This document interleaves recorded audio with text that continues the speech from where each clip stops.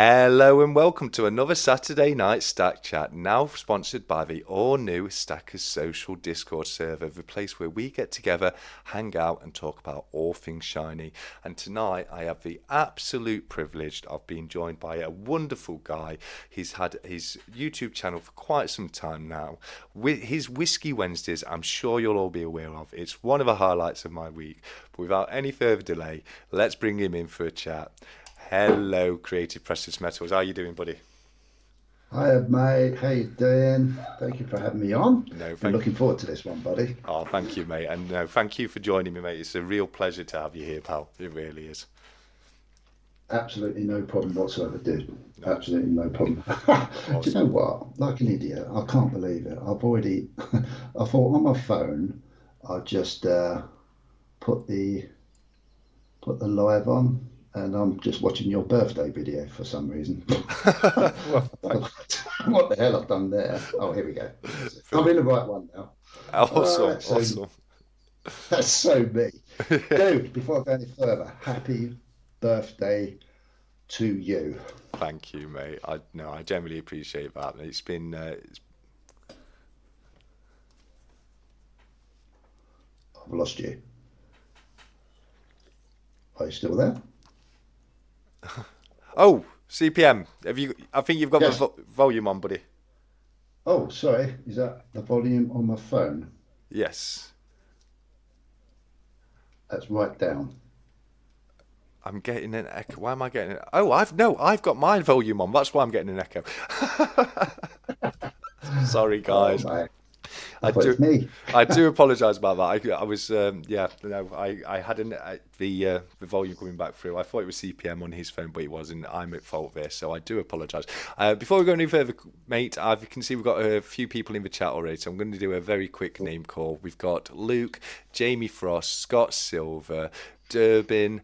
Creative Precious Metals in the chat as well. CY Oh, Sterling's wow. here. Seven Stacks is here. Nerd UK and Darth Precious Metals. So, guys, thank you so much for coming across and joining us tonight. We've got a lot of happy birthday wishes coming in through the live chat. So, I just want to say thank you so much. 365 Days of Silver's just popped up to say two of my favourite people, and that is a Yeah, wonderfully kind thing to say. 365, mate. that's It's really fantastic to have you all here, and thank you so much for joining us. And oh, Coin Noob and James Elliott's just popped up too, so thank you very much for joining us, guys. It's as I say, it's just wonderful to have each and every single one of you here. And we've got a happy birthday CPM coming through, so happy birthday to you too, CPM. oh, thank you very much. I don't know if your birthday's coming up anytime soon, but yeah, Uh, my, no. my, my birthday was 2 weeks ago, Oh, two what's two or it? 3 weeks ago, something like Oh that. well, if I'd have known that, I'd definitely have got a card over to you. So no need to have retracted the message, CY. It's close enough to give you birthday Yeah. wishes to CPM actually. But yeah, no, thank you to everyone. Thank you for the wonderful statements there for the happy birthdays. No, it's a pleasure. It's a pleasure to have you here, buddy. I'm loving this setup today. I absolutely love the game of chess and the Monopoly board with the banknotes in the background, and you've got, you know, this is what I like about your channel. I know 365 said this before, but it's it's in your name, Creative Precious Metals, because I don't. I'm going to guess. I don't know if this is the case, but is that to symbolise that life is a bit of a monopoly and a game of chess with strategy and things like that, and you've got the hints to crypto and silver on there as well. Is that what you were going for? 100%, Oh, brilliant! 100%. In one of my early Whiskey Wednesdays, I introduced the chessboard and Monopoly board, Yeah, and I was just basically talking about how I see life generally how I see life.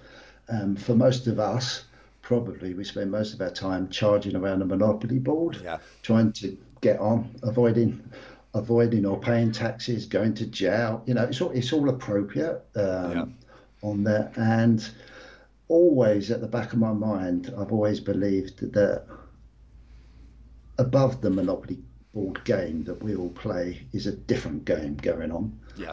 And the greatest way I could depict that is by using a chessboard. Yes, yeah. I think it's brilliant. I really do. I remember the video you were just describing, and I do remember watching that probably a few months ago now, wasn't it? Oh, crikey!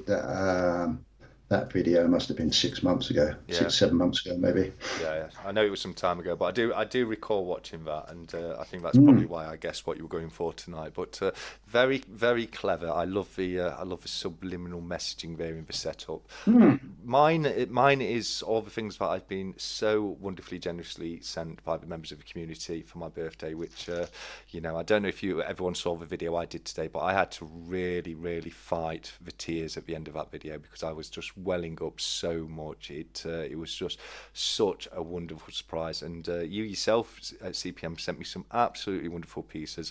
I was so glad to get one of the Bull Mint bars, the Phoenix bars, because I can remember when I saw that on your channel just after you came back from the World Coin Fair, which is something that I really want to go into detail about. But I remember that video, and I thought to myself at the time, oh, that Phoenix just looks incredible. So yeah, no, thank you so much for sending that across, buddy. It really does mean a lot to me, my friend. But speaking of a World Coin Fair, if anyone wasn't aware, CPM had the opportunity to go across to the World Coin Fair, and you were able to meet up with a couple of great creators, weren't you? Backyard Bullying and Cobra Stacker as well.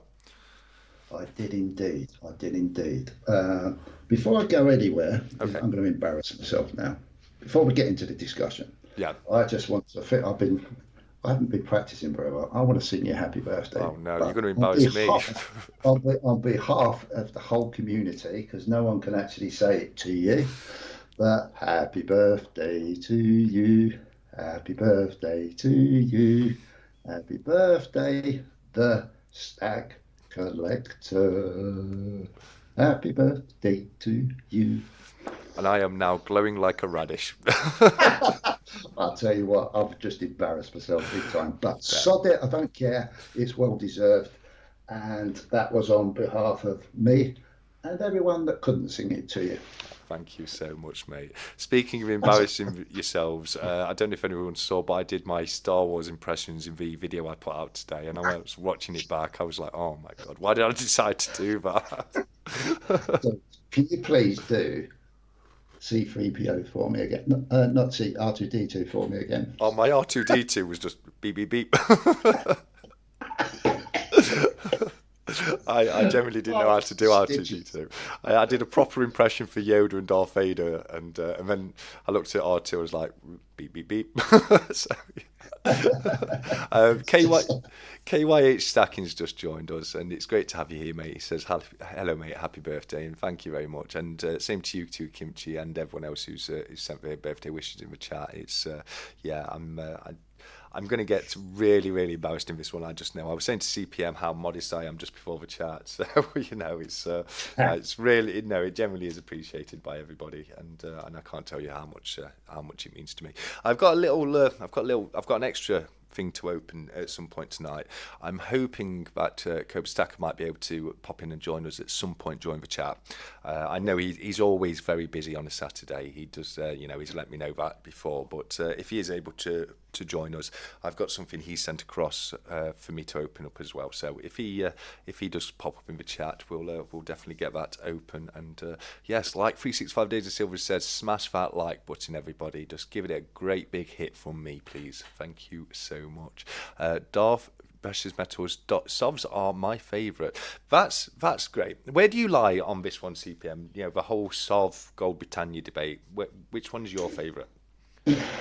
oh man, that's a great question.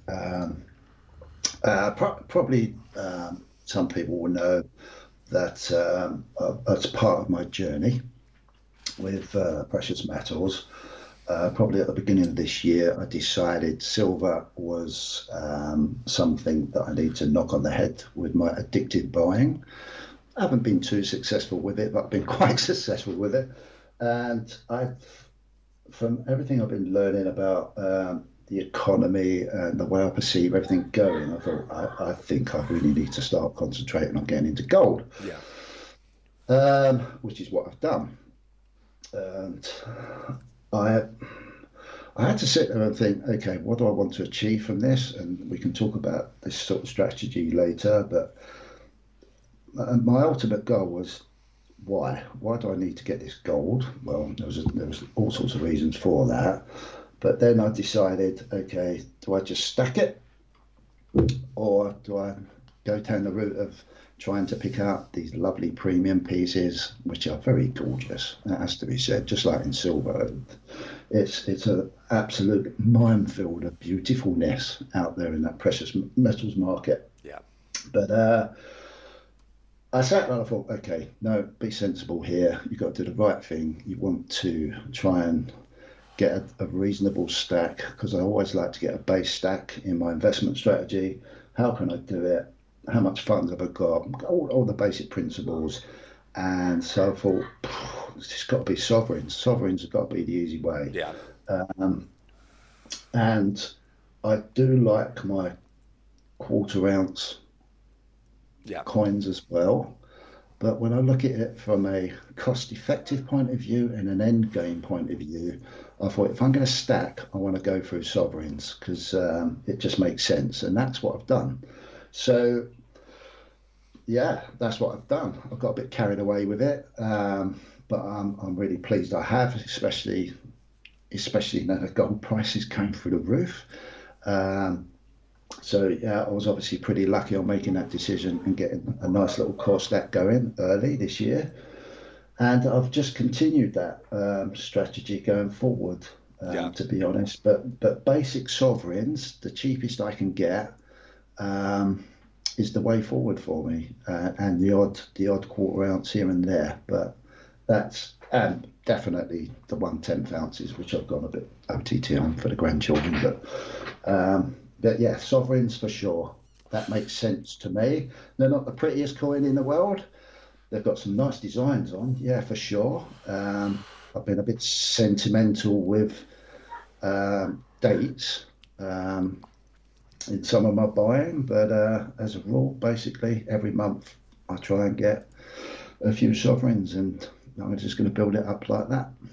Yeah, great answer, mate. That is a great answer. I just want to address some of the comments we've had. I had a great Yoda impression from Kimchi in the chat. Blistering Barnacles has joined us now, so it's great to have you here, buddy. Thank you so much for joining us. KY Stacking has sent a quick message to you, and he says thank you again for the copper 5 Oz bar that you sent across to him. He's also said that he wants to send me a little something over for my birthday. And KY, please don't feel obliged to do that, buddy. But if you do send anything, I will, of course, open it on a Saturday video for you. I don't even mind waiting till when you're on with me if you'd like to, buddy, because KYH is going to be joining me for a chat in a few weeks' time, which is going to be absolutely incredible. I'm really looking forward to having a good old chat with him. That's going to be great. And Kimchi said, Sovs are beautiful, core ounce Brits are stunning in my opinion, both winners. Silver is lagging and very easy to pick up now to stack for hay while the sun shines.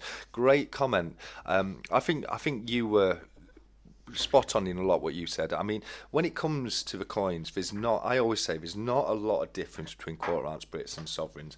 I'm a sovereign guy. I make that very, very clear on the channel, but I would never criticise anybody for going for a quarter ounce Brit, because you've got a very similar size coin, very similar value, very similar gold content. I did sit down and do the maths, and the sovereign does work out just a little bit better value for money per gram of gold in there. One thing to remember with the sovereigns is, although it's not fine gold, you will always get, when you take them back to the dealer to cash them in, you'll always get paid on the fine gold value of the sovereign. So it wouldn't, it doesn't make, there's no negative aspect to him in that respect. I always think, for me, the reason because I was originally going to go down the quarter ounce Brit route, but what did it for me is you get the added history in the sovereigns, and look at that there. That's beautiful piece that is, mate. What's that, a 2010? That's a 2010 Britannia. It is beautiful. They're just. I mean, I think I was a bit lucky with that, because that and I've got another quarter ounce. I think they're proofs, and I don't think the local coin shop knew they were proofs. Okay. Brilliant. They weren't boxed or anything like that, and I've got them at a really reasonable price. Yeah. And it wasn't until I got home I looked at them, I thought, a little bit different to the other one that I've got. And I obviously found out they are, but they're just beautiful, absolutely beautiful. Yeah, brilliant. But they're banging on the door for nearly £500 now if you go for Atkinson's or whatever. Yeah. And I'm sure they're going to go up even more. Yes, over time, definitely, 100%. We've had a question about sovereigns, which is a great question from Scott Silver. He said, Do you like older or new ones? Which is your preference on that? Oh, great question.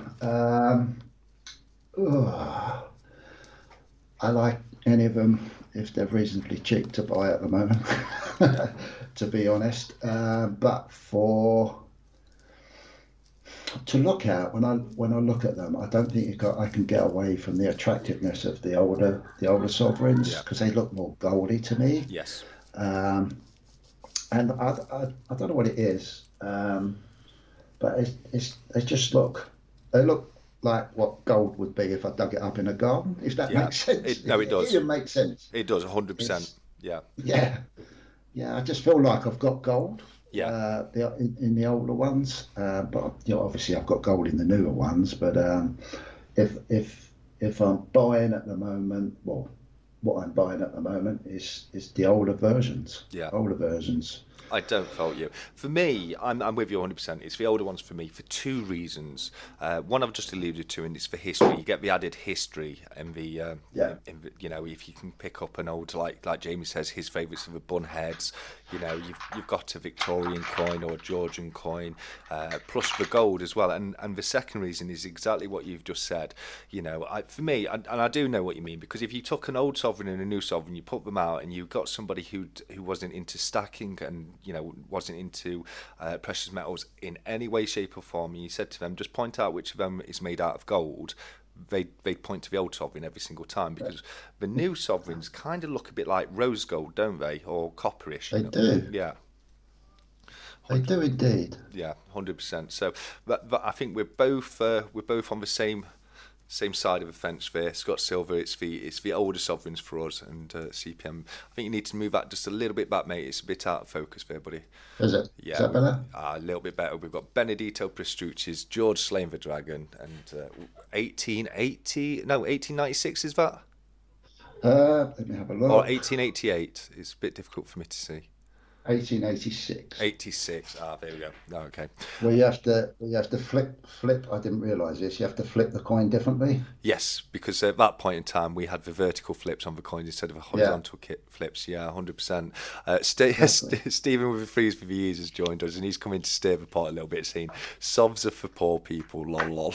And I'm not sure I can agree with that, Stephen. I love a sovereign. I think they're great. I really do think And they're great. that's why he secretly got loads of them. Yes, probably. I don't know.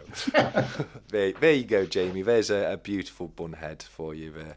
And yeah, I'm probably a little bit behind. I think I'm looking at the chat on YouTube rather than my own OBS studio. So I'll move back over to OBS so I can be a bit more up to date with the chat as it comes through. Lucas said, "Kind of wish I started with Sovs in, instead, haha, still love my Brits, but going to be selfish from now on." Yeah, no, I mean, at the end of the day, I would like to pick up a few quarter ounce Brits over time. It's like I say, I've got nothing against the quarter ounce Brits. They're great coins, they really are. But you just don't get that history with them. And that's, for me personally, that's what tips the balance. I mean, I'm kind of a little bit more collector centric than I am stacker centric. So I love to stack silver and gold, but I try and find collectible pieces as well, so like series coins and different coins from around the world, that kind of thing. So it's completely personal preference on that kind of thing, and I can't I could never criticise anyone for preferring a Brit over a sovereign. I know my good friend Future Investments. He's got a great channel. He's much more in line with the Brits. He likes the fact that they're modern. He likes the fact that they're 3 9s 4 9s gold rather than 22 carat, which is completely understandable.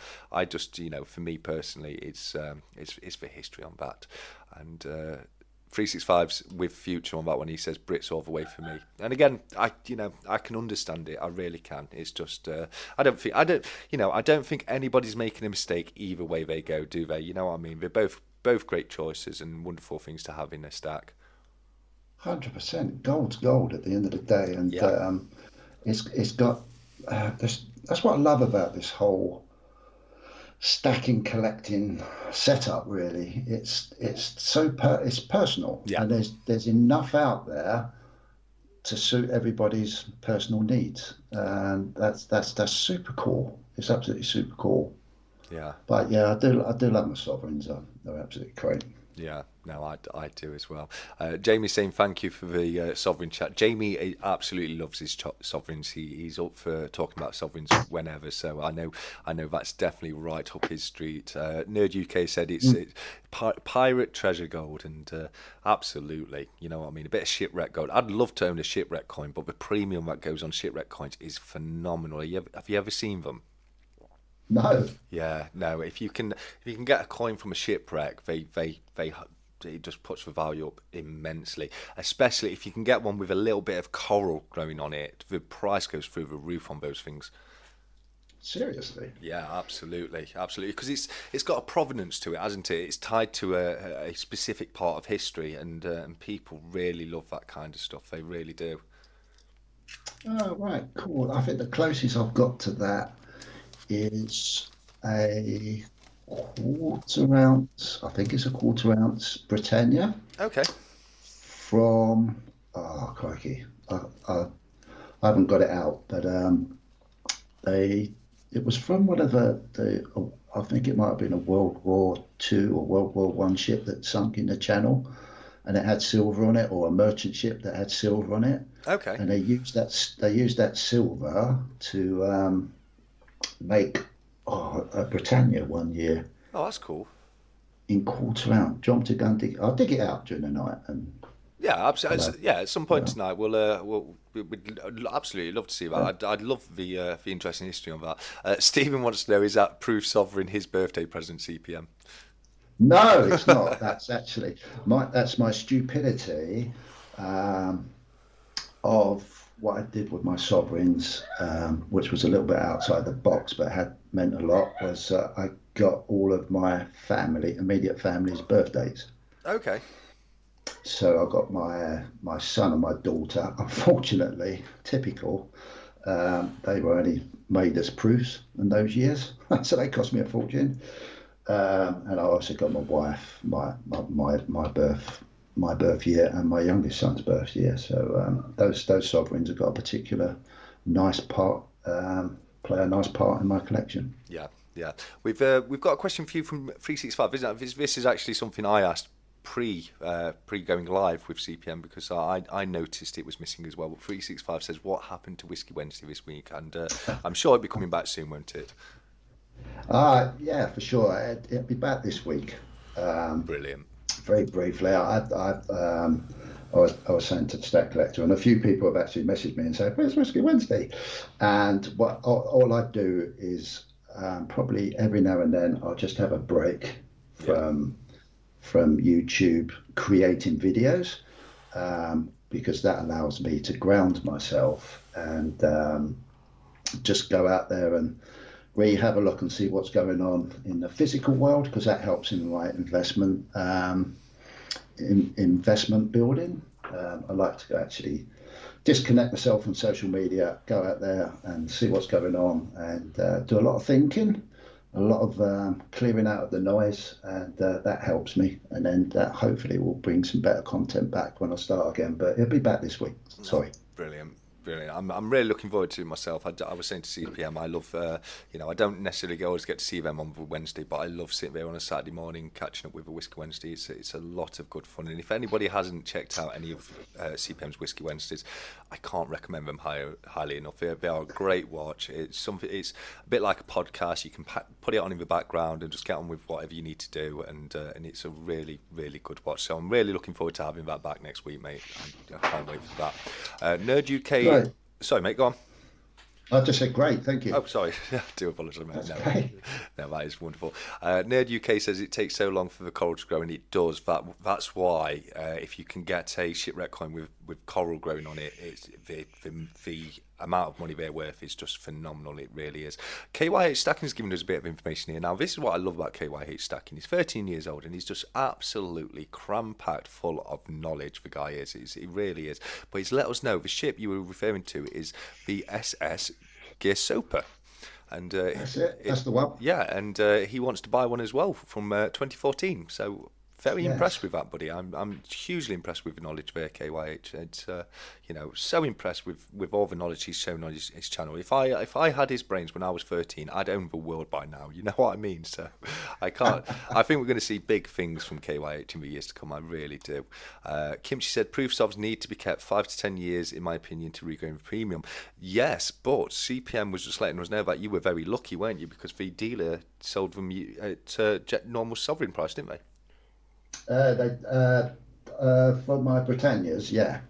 Oh, That sorry, Britannia I Yeah, showed, yeah, it sorry. was the Britannia. Yeah, The actual sovereigns, the proof sovereigns, I got from shards, and yeah, I paid a good premium on those. But that's just very sentimental for the stack. Not going yeah, to go anywhere.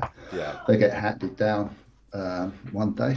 yeah. Well, So this is something I say. Not everything has to be an investment. Some things you just want to own, and it enriches your life. And there's nothing wrong with that at all. You know what I mean? It's absolutely wonderful. I've got some pieces that I've got silly high premiums on them, but I love having them, and it's great to have them in my stack slash collection. We've got Cybus Soundman, a great friend of the channel and a fellow co-founder of Stackers Social here with us tonight. So Cy, thank you so much for joining us. It really is great to have you here. Stephen with Freeze Reviews has said, "Is this Cider Saturday?" I think that's a great name, but no, it's Whiskey Saturday actually tonight, isn't it? CPM. I just wait for the shot in a minute. This is dedicated to sight. Brilliant. When it comes up, you'll see a bottle appear. Yeah, I'm looking forward to find out what tipple you've gone for tonight. Actually. Yeah, Aberfeldy it is. Oh, nice, very nice. Yeah, Oh, you can't really see it. Sorry. I was just saying to CPM actually before the. Here we go. Very nice, very very nice. Here you go. That's what CPM's enjoying tonight. For me, I've just finished the caramel latte, so I'm now on to the backup, which is the standard mango loco monster, which is that's my vice these days. I was saying to CPM just before the chat, it's pretty much exactly 2 years to the day since I had my last drop of alcohol. I've been teetotal for the last couple of years. I know Stephen's teetotal as well, so yeah, I'm very very jealous. I would love to have a drink tonight, but I can't, because the second I do it, even if it was just a very small drink, I've lost that accolade. And I wouldn't be able to say it anymore. And I love being, it motivates me to know that I've done something and stuck to something like that. You know what I mean? So, yeah, it's as I say, it's been a while since I've had a whiskey. I've still got my hip flask collection. I used to use them, but they don't get used anymore, unfortunately. Yeah. KYH Stacking has said, when I was at KYH has been to a Georgian manor today. He was letting me know earlier, but when he was at the Georgian manor earlier, I bought a very small leather notebook. It's nice, but absolutely nothing on size. Well, of course, I don't think there's anybody out there who can touch on the fantastic work that we see from Carduous leather goods. I mean, absolutely incredible. They really are. Luke is on the spiced rum. I used to enjoy a nice spiced rum, something like an old Sea Dog or a Kraken. I did used to like that. Durban is drinking Highland Park for this evening. Very nice. Thank you Oh, very much. very nice indeed. Absolutely. Oh, Jamie's answered a question I was going to ask him actually, because he's let us know that he splashed out and got a bottle of Gentleman Jack to celebrate TSC's birthday. That's great news, mate. I really did like a Gentleman Jack back in the day, which is a type of Jack Daniels, but it's a more refined malt than the than the standard number 7 that you'd normally got. Stephen's on Iron Brew. That's great. I used to love Iron Brew as a kid. I really did. I think Iron Brew is a great drink. Sai saying thank you to KY. It's very kind of him today, but absolutely kind, but very well deserved. A very honest, true side, because your work really is very very good. It's absolutely phenomenal. It's the guy makes leather art pieces, and I'm just so impressed with everything I see that he does.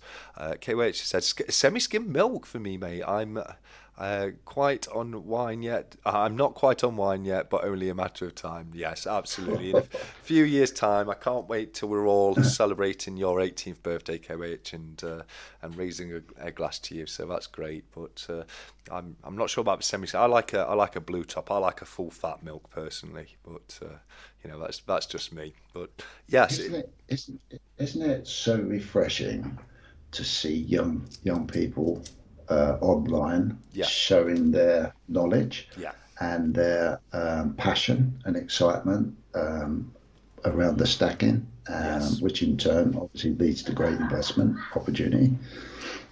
Absolutely, absolutely. I love it. I truly do love it, which is why I was so glad that KYH started his channel.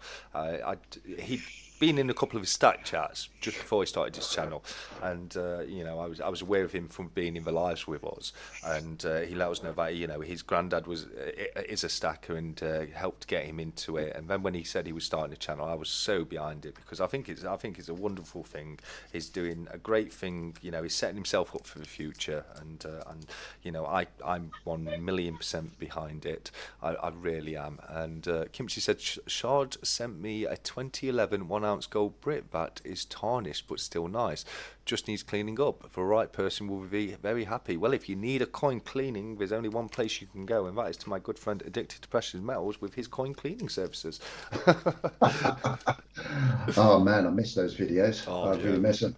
me too, me too. I mean, I'm gonna have to get APM back on for a chat sometime soon. I think it's been far too long since he's been on one of these chats with us. I think the last time he was on was when we did the Christmas special, and it's always a pleasure to have him on. Yeah, He's a great guy, he really is. yeah.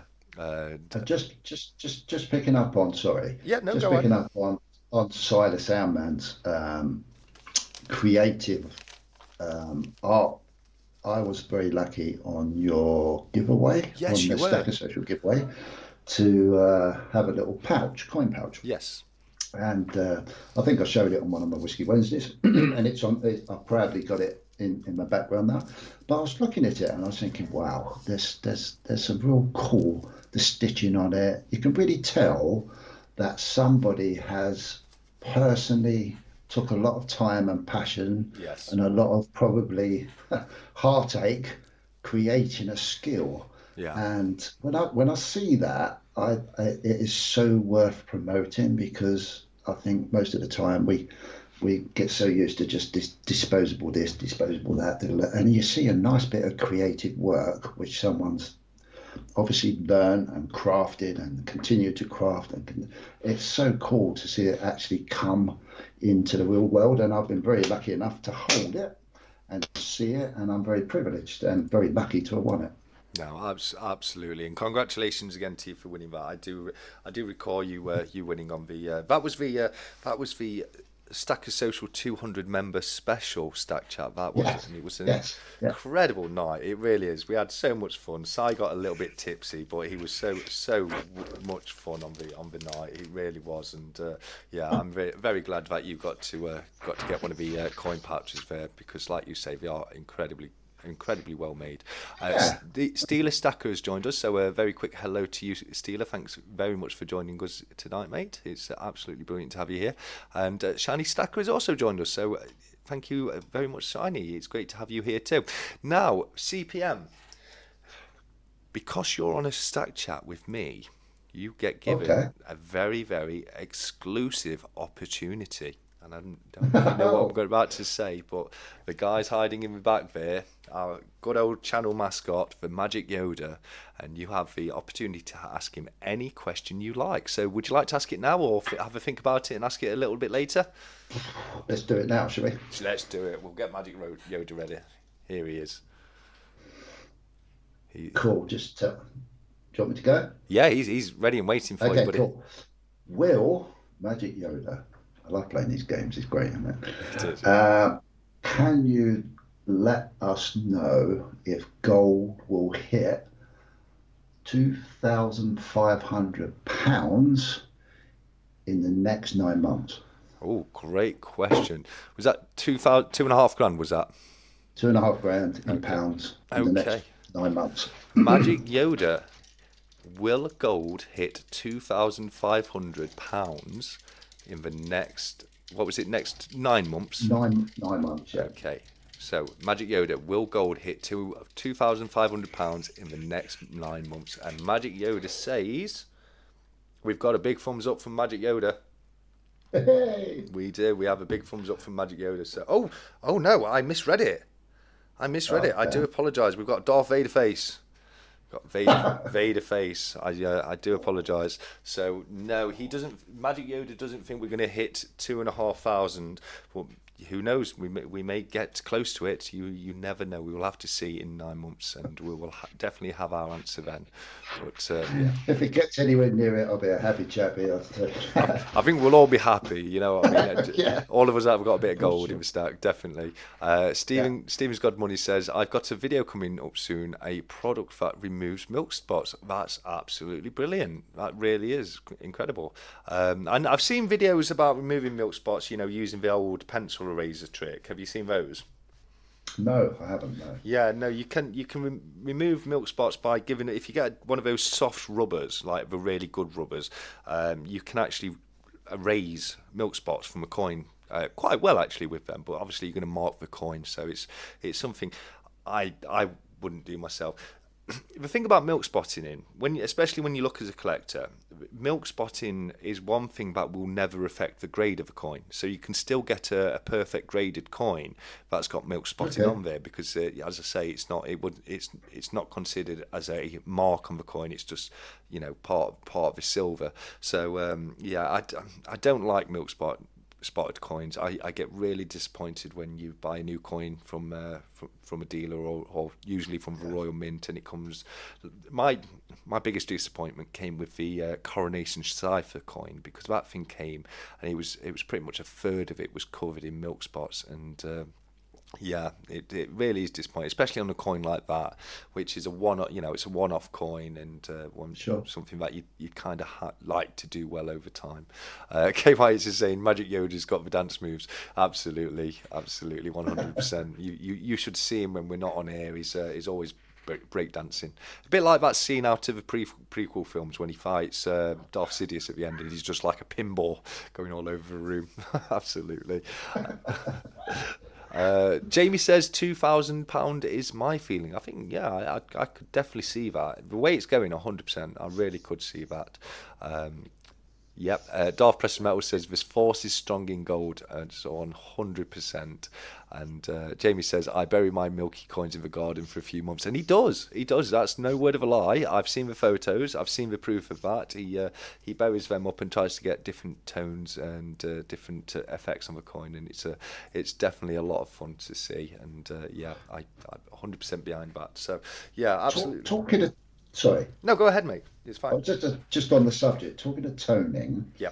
somebody sent you was it a bar Oh yes, that V8. looked absolutely beautiful? It does, doesn't it? It says tungsten. No, not tungsten. What do I mean? Titanium. That's it. And it was sent to me Okay. very generously by McDonald Bullion for my birthday. And doesn't it Oh, just right. look incredible? Yeah, that's amazing. It really does. As soon as I saw it, I thought, "Wow, that thing looks beautiful." It truly does. And yeah, the rainbow toning on that is just fantastic. I love the bar. I love the alien face on there and the whole style of the bar. I think it's absolutely right up my street. I'm sure we'll be talking about that kind of thing a little bit later on in the chat. But Yeah. yeah, 100%. Stephen, How, do you know how that's done? Sorry. um, I don't know 100% of that. I know a couple of methods used to get the rainbow effect. I mean, sometimes you can apply different chemicals to the bar. That will do it. You can heat treat the bar. Sometimes, depending on the metal, that will give you a bit of a rainbow effect.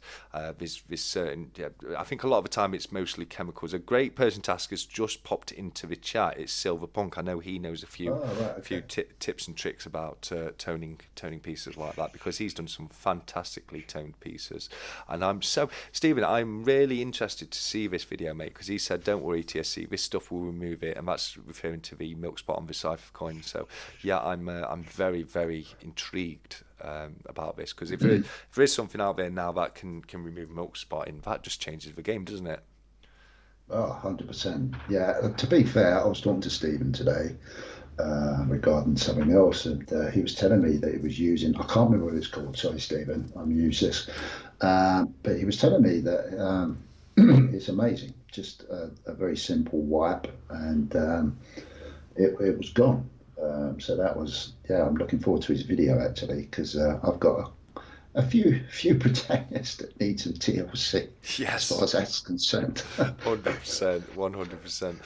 KYH has said, I've got my stack of social poker chip in my coin pouch, as that's really how I won the pouch. Oh, that's wonderful. Yeah, I made sure to pop him a stack of social. I mean, anyone who wins anything on these stack chats will get a stack of social sticker and poker chip, as well as one of my own personal TSC poker chips. So that's wonderful. I'm very glad that you got that through. And as I say, Silverpunk's joined us, so thanks for joining us, Punk mate. It's awesome to have you, and also thank you for the.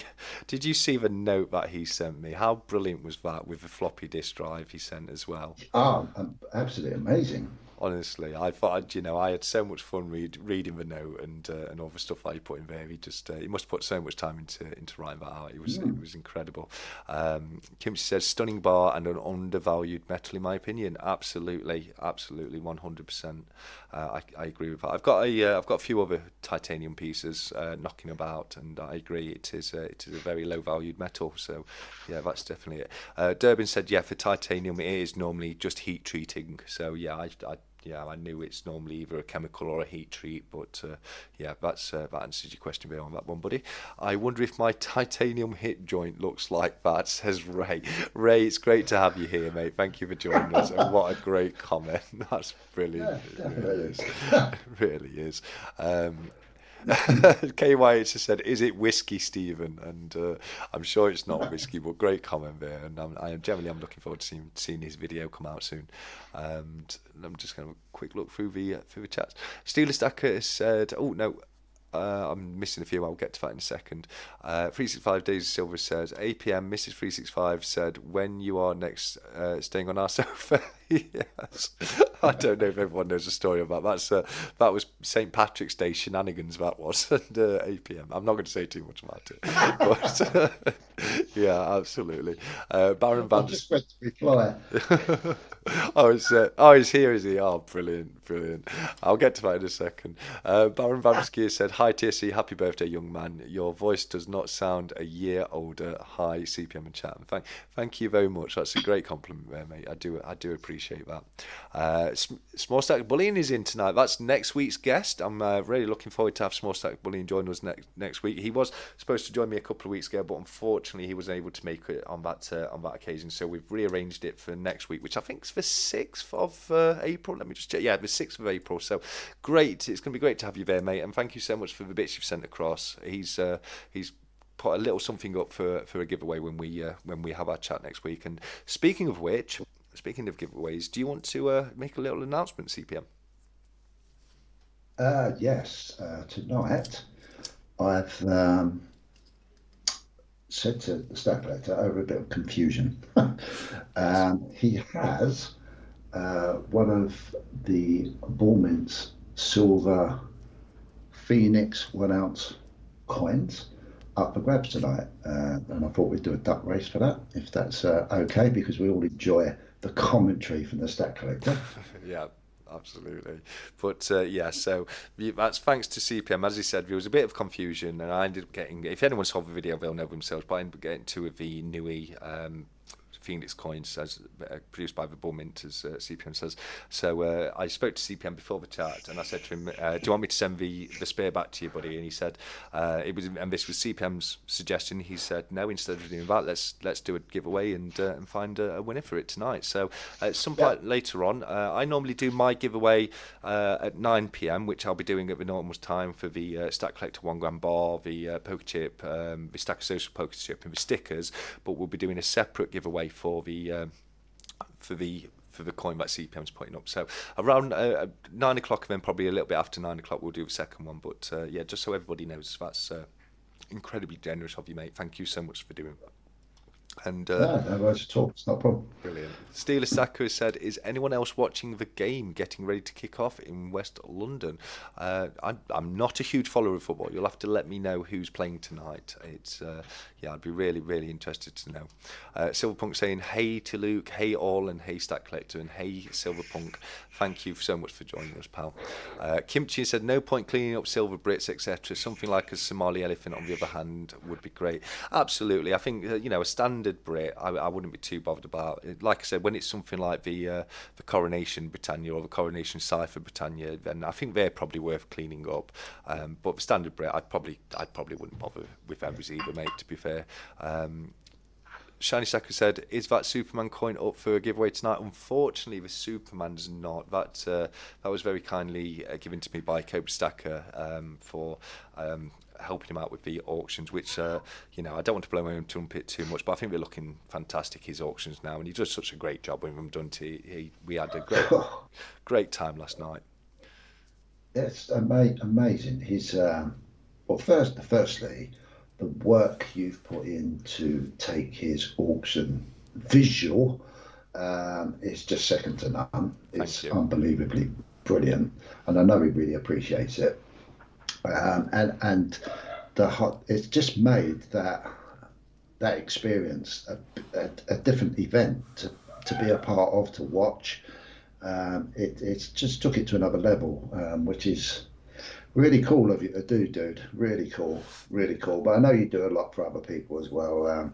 And I said this to you offline, and I've messaged you before.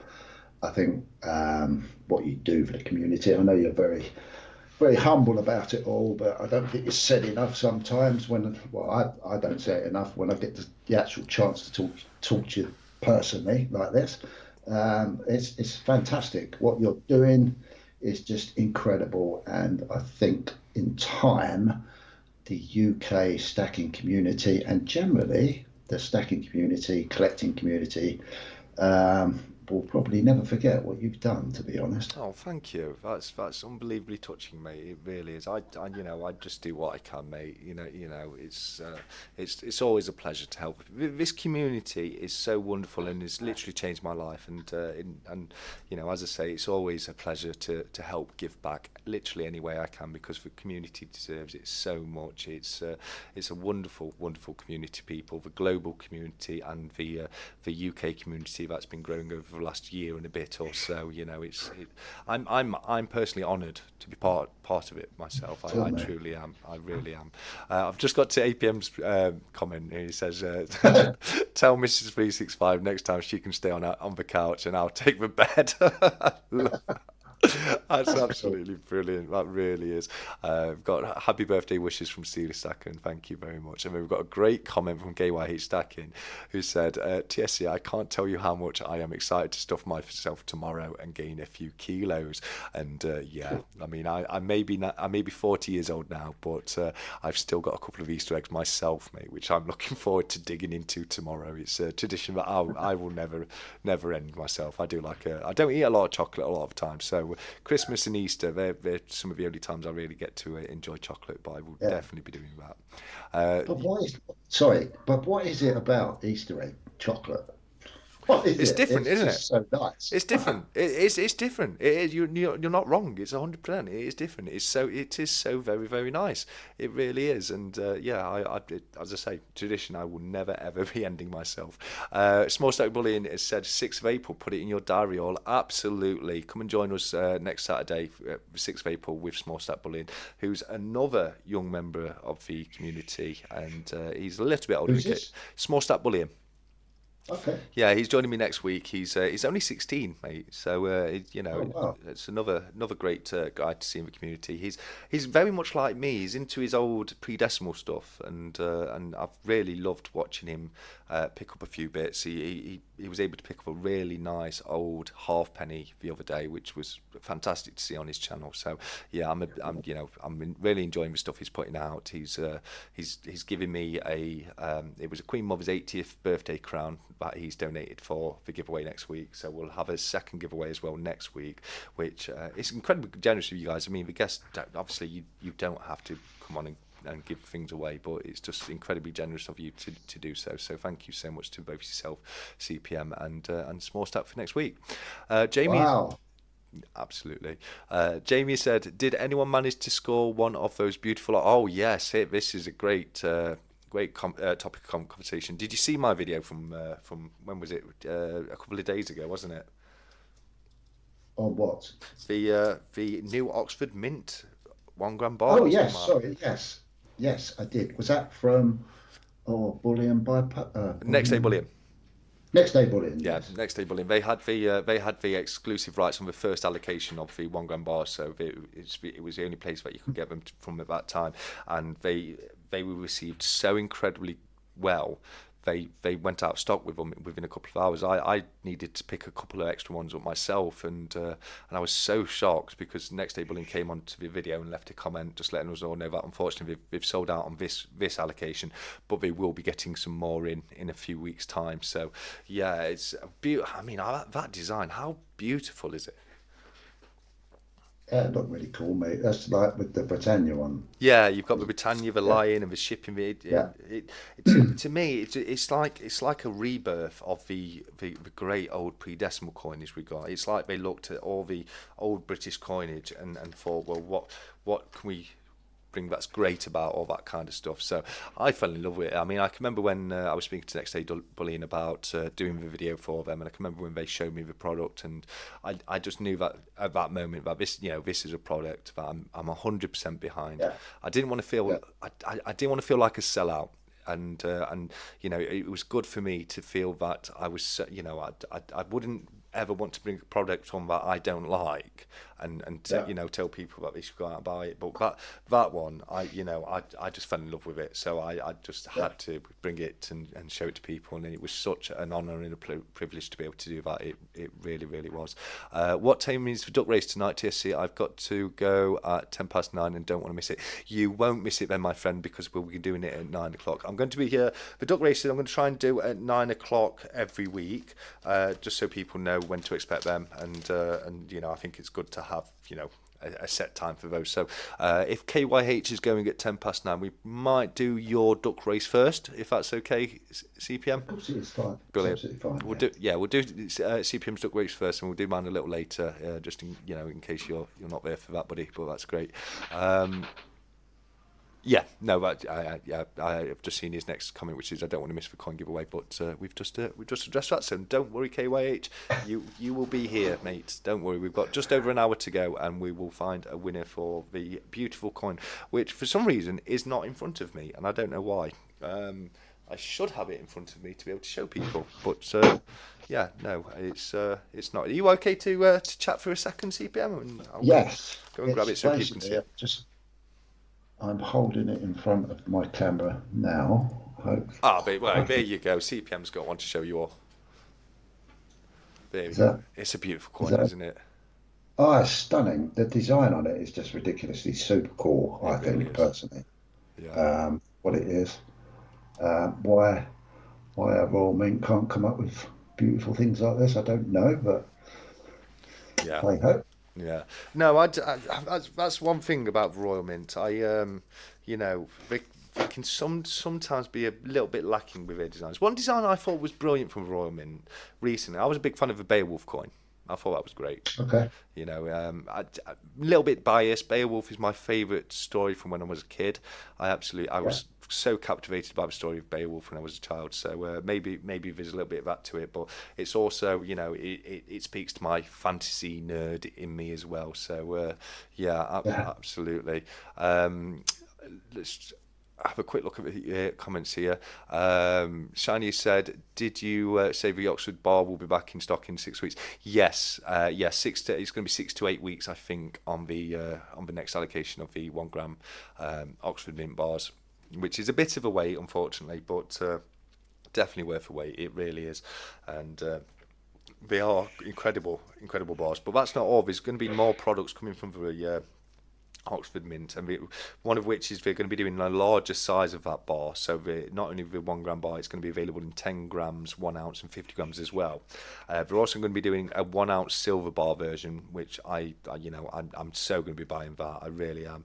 They're also Wow. they're going to be producing their own sovereign, and we're going to have for the first time in about 70 years, we're going to have a silver crown on sale in the UK. which is Oh, fantastic. You know, they're going to be, crikey. yeah, they're going to be re bringing out the silver crown, and yeah, there's some exciting products to come out from the Oxford Mint. I think it's a name to definitely keep an eye on, because I can see big things coming out from them. I really can, based on what I've seen from them already. KYH has said those little bars look great. It'd be all my birthday money gone when I reach my birthday and want to buy custom poker chips, so might have to miss out on those beautiful bars.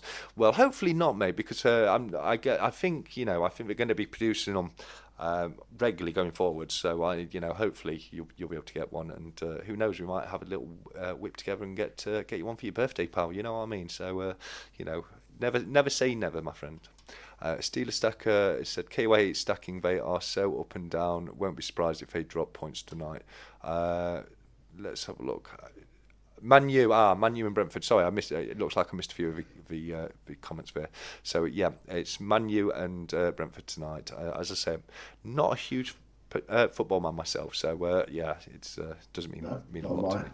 No, I've always been the same. I used to love playing sports when I was younger, but I've never really been one Yeah. for watching them. No, me neither, really, to be fair. I do like a game of rugby. Yeah, Used to play a bit of rugby when I was younger. My yeah, son was, my oldest boy, was really interested with rugby, did very well with it as well. So, yeah, that was always cool. Football just wore off me probably 20 years ago, maybe. But other than that, I do like watching the darts, find that absolutely crazy and exciting. yeah. But no, other than that, no, Oh, don't do a lot of sport. I've Very been boring. I've been shamed, CPM. Go on. I've been shamed. Silverpunk has shamed me, saying What? Stephen God's money. It was a black screen fix last time. I made an error. I made an error on the duck race, and I was commentating a duck race that nobody could see because I accidentally faded to black on the live stream.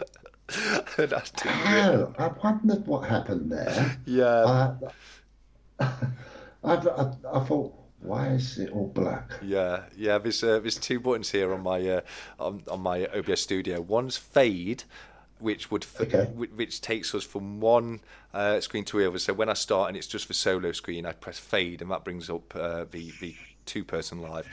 Just below that, there's another one that says fade to black, and I accidentally pressed the fade to black one and made it all go black, and nobody got to see what happened. So we had to rerun. Yeah, we had to rerun the duck race, but it's we kept. Stephen refused fees. He's still going to get the bits that he won, which are the stack of social pieces, because the other pieces he's already got because I've mail called them to him. But Cranky also put on a Morgan dollar, which was won by a lady, I think it was called L Armst, and yeah, it was great to have done the second giveaway. So I can only apologise about that, guys. It definitely won't be happening tonight. I promise you that. Absolutely. Baron Vamsky said the Cobra Star Wars items were auctioned last night was, oh my, so nice. They were, weren't they? Those Death Star balls. They were incredible. Ah, crikey. I was so tempted. I'm not a Star Wars, well, I'm a Star Wars fan, film wise, because it means a lot to me from being a kid. But I haven't been a massive Star Wars premium silver PC collector Hmm. star thing.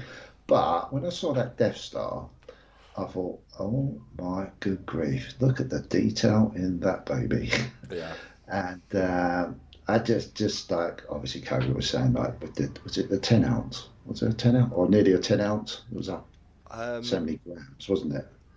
I'm not sure. I was saying to CPM So, earlier, it took me so long to edit my video of that part today. I had the Cobra auction on my phone next to me. I was sat here on my computer with my headphones on, trying to watch it whilst editing. So I did miss a few bits, yeah. but yeah, there was. I mean, there was a few bits that really called out to me yesterday. I had to resist on the Lord of the Rings piece. I know Future in the Oh, chat, he said he had my name all over it, and I was like, "Don't say that, yeah, please, don't say yeah, that." I yeah, have to resist. But then when the Dungeons and Dragons came out, the editing just like that went to the back burner. It's like, hello, Dungeons and Dragons. So yeah, exactly. I had to grab that one. But you're right. Like this, I mean, this is one of the best things about Kobe's auction. He gets some cool stuff in those auctions, doesn't he? He really does. absolutely amazing stuff. What's really cool as well is if you Oh, I'm a bit speak of a go devil. on. Speak of a devil. Is he in? He's driving, but he's listening. All right, cool. Oh Yeah. yeah. Hey Cobra, great to have you here, mate. That's fantastic. Sorry, buddy, what were you saying? I have no idea. No worries. Well, Oh yes, ah, yeah, Cobra's auction and the pieces. yes, Yeah, I love window shopping. I'm addicted to this bloody stuff, and I have to be really careful. But quite often I go window shopping across the internet, different mints, different yeah, dealers, da da da, and you see all this stuff just in a format on a screen. But what he's actually brought it away from the screen and he's sticking it into sort of almost a real live event, yeah. and that's it's just absolutely amazing. And I think, well, obviously he's doing very well as it's growing at the moment. But it's just brilliant because some of the stuff here, we get on very well, me and Cobra, and like you do with him. But he'd text me and say, you up, or can you talk? Yes. And he says, oh, look what I've got. And I go on, show me, and he's turned it over on WhatsApp. And I look at it and go, where the hell did you find that? Yes. That is stunning. Yeah. It is absolutely amazing. And his contacts. I had the privilege of being over at the Money Fair, as you mentioned earlier. Yeah. The man doesn't stop working He doesn't. to build those contacts. He just doesn't stop. He's He like a doesn't. robot. It He's doesn't matter what literally he's like a doing. robot. It doesn't matter what Yeah. he's doing. The guy, he does not do things by halves. If he does something, he does it 100%, 150%. You know, I've said that to Cobra myself, and he's such an approachable guy. I know he's always talking to people in the community, and you Yeah. know, he's always there to help and support people, just like so many other creators are. This is one of the things that Yeah. I love about this community. Really touching comment here from KYH. It says, TSC mate, without you there would be no KYH stacking, as I wouldn't have commented on the first stack chat. And that's very touching to know, mate. And I generally, like I said earlier, I'm so glad that you did start your channel. It's wonderful to have you in the community with us, and he's adopted himself a nickname of the Grogu of the community, hasn't he? You know, which is Yeah. fantastic. I really do think that is fantastic. Steeler stackers. Can I just say, Oh yeah, of course you can. sorry, No, just go. before this disappears out the chat, I'm just looking at. I've just got the chat running on my phone Yeah. next to my computer, and I just loving looking at people's names. I've just seen Vamsky. Baron Bamsky. What Yeah. a great name that is. Brilliant Baron name, isn't Bamsky. it? Always stands out to me. His name does, because it is brilliant. Yes. You know, it reminds me of one of my friends. He has the nickname of the Baron. It's someone I talk Yeah. about every now and again on the channel. He's the guy that has the military collection and collects all military era goods. And he popped round, and he's one of the reasons why it took me so long to edit my video yesterday, because when I just started editing, I looked over and I had this face at my window, and it was my friend. Because it's what he does. He just comes to my window and knocks on the window rather than the door. And Sure. I looked over and was like, oh, he's here. So I went to and see him, and he brought me a wonderful antique officer's sword for my birthday present, which was absolutely Oh, nice. so nice of him. It really was. It's a beautiful piece, really is a beautiful piece, and I was so very grateful for that. I really was. But while we know Cobra's here, shall we? I've got a little something I need to open. Shall we do it now? Yes. Okay. Yeah. Brilliant. Well, I think he's driving, isn't he? So He's driving, so he can hear. He'll be able to hear my reaction, but he won't be able Cool. to see it. But right here, we have a package that Cobra Stacker sent me across for my birthday, because the things, the bits that you saw me unboxing the video today, as I said, he sent them as a thank you for helping him with the auction. And I'm going to be honest. Yeah. I said to Cobra, I said, okay, don't send me anything from birthday. You've done any, Cobra being the guy he is, he was like, no. Yeah. Still send me something across. So I've got a little something here. I'm just going to pop it open, and we'll have a look what he sent across, which is just unbelievably generous of him. It really is. And in true Cobra fashion, he's wrapped it up very very very well. And okay, I'm just gonna have to grab a knife. 1 second. Here we go. I'm back. Okay, so I'm going to just going to get this package open, and thank you very much for being with me, guys. It won't take me No worries, mate. 2 moments. Here we I'm go. excited. I'm very excited to find out what Uh, he's sent across. Cobra's just said he's pulling over. LOL. I can Okay. see you. Brilliant. Well, we've got, oh wow, we've got a box full of stuff here, but we've got a little note. So I'm going to open the note first and have a read of that. As I always like to do the cards and the notes before we actually Yeah. I've got another Cobra Stacker sticker there, so we'll pop that at the back next to Magic Yoda. And we've got, just have a quick, yeah, okay.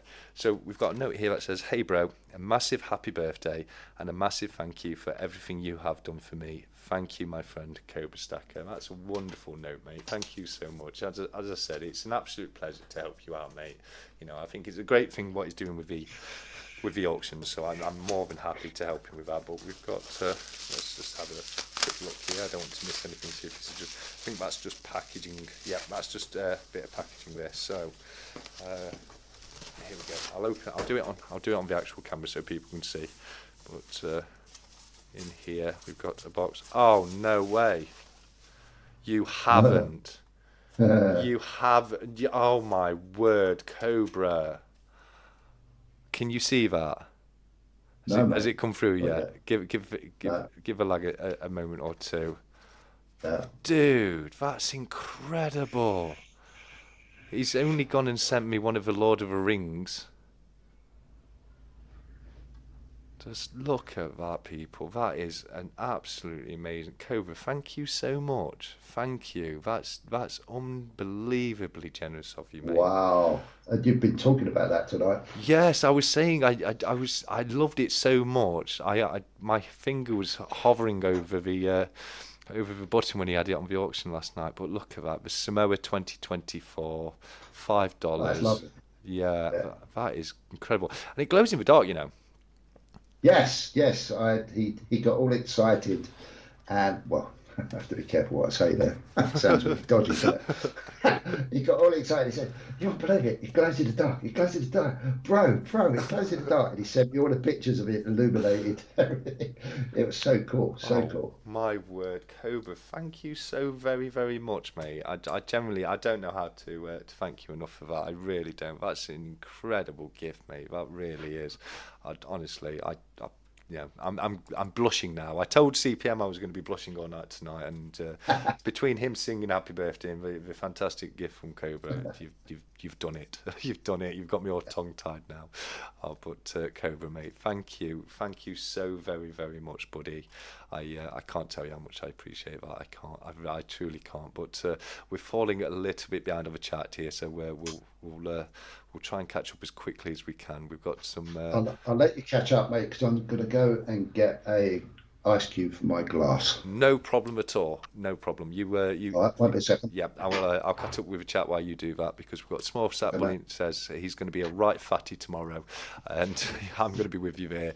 Steeler Stacker has said chocolate needed a holiday, so the Easter Bunny delivered. I love it. I love it. And what else we got? I got an Oxford bar. Well done, Durban. Well done indeed. That's great work. And let me just mute CPM there so we can't hear what's going on in the background. No worries, mate. It's nice to give to the community from Small Stat Bullying, and you're 100% right, mate. It really is. But that was very, very nice of you to send something across for the giveaway next week. Addicted Preston Metal says, "Love the setups. Thank you very much. Mine's out of focus, as it always is on a Saturday night, because I have an absolutely rubbish webcam. I'm going to have to sort out swapping it over so I can use my phone, because the phone camera's just so much better. But thank you very much, buddy. Shiny Stacker, okay, we've done that one. Okay, right, let me come down a little bit. Steeler Stacker says, "Sexy silver, always. I love a bit of sexy silver, 100%.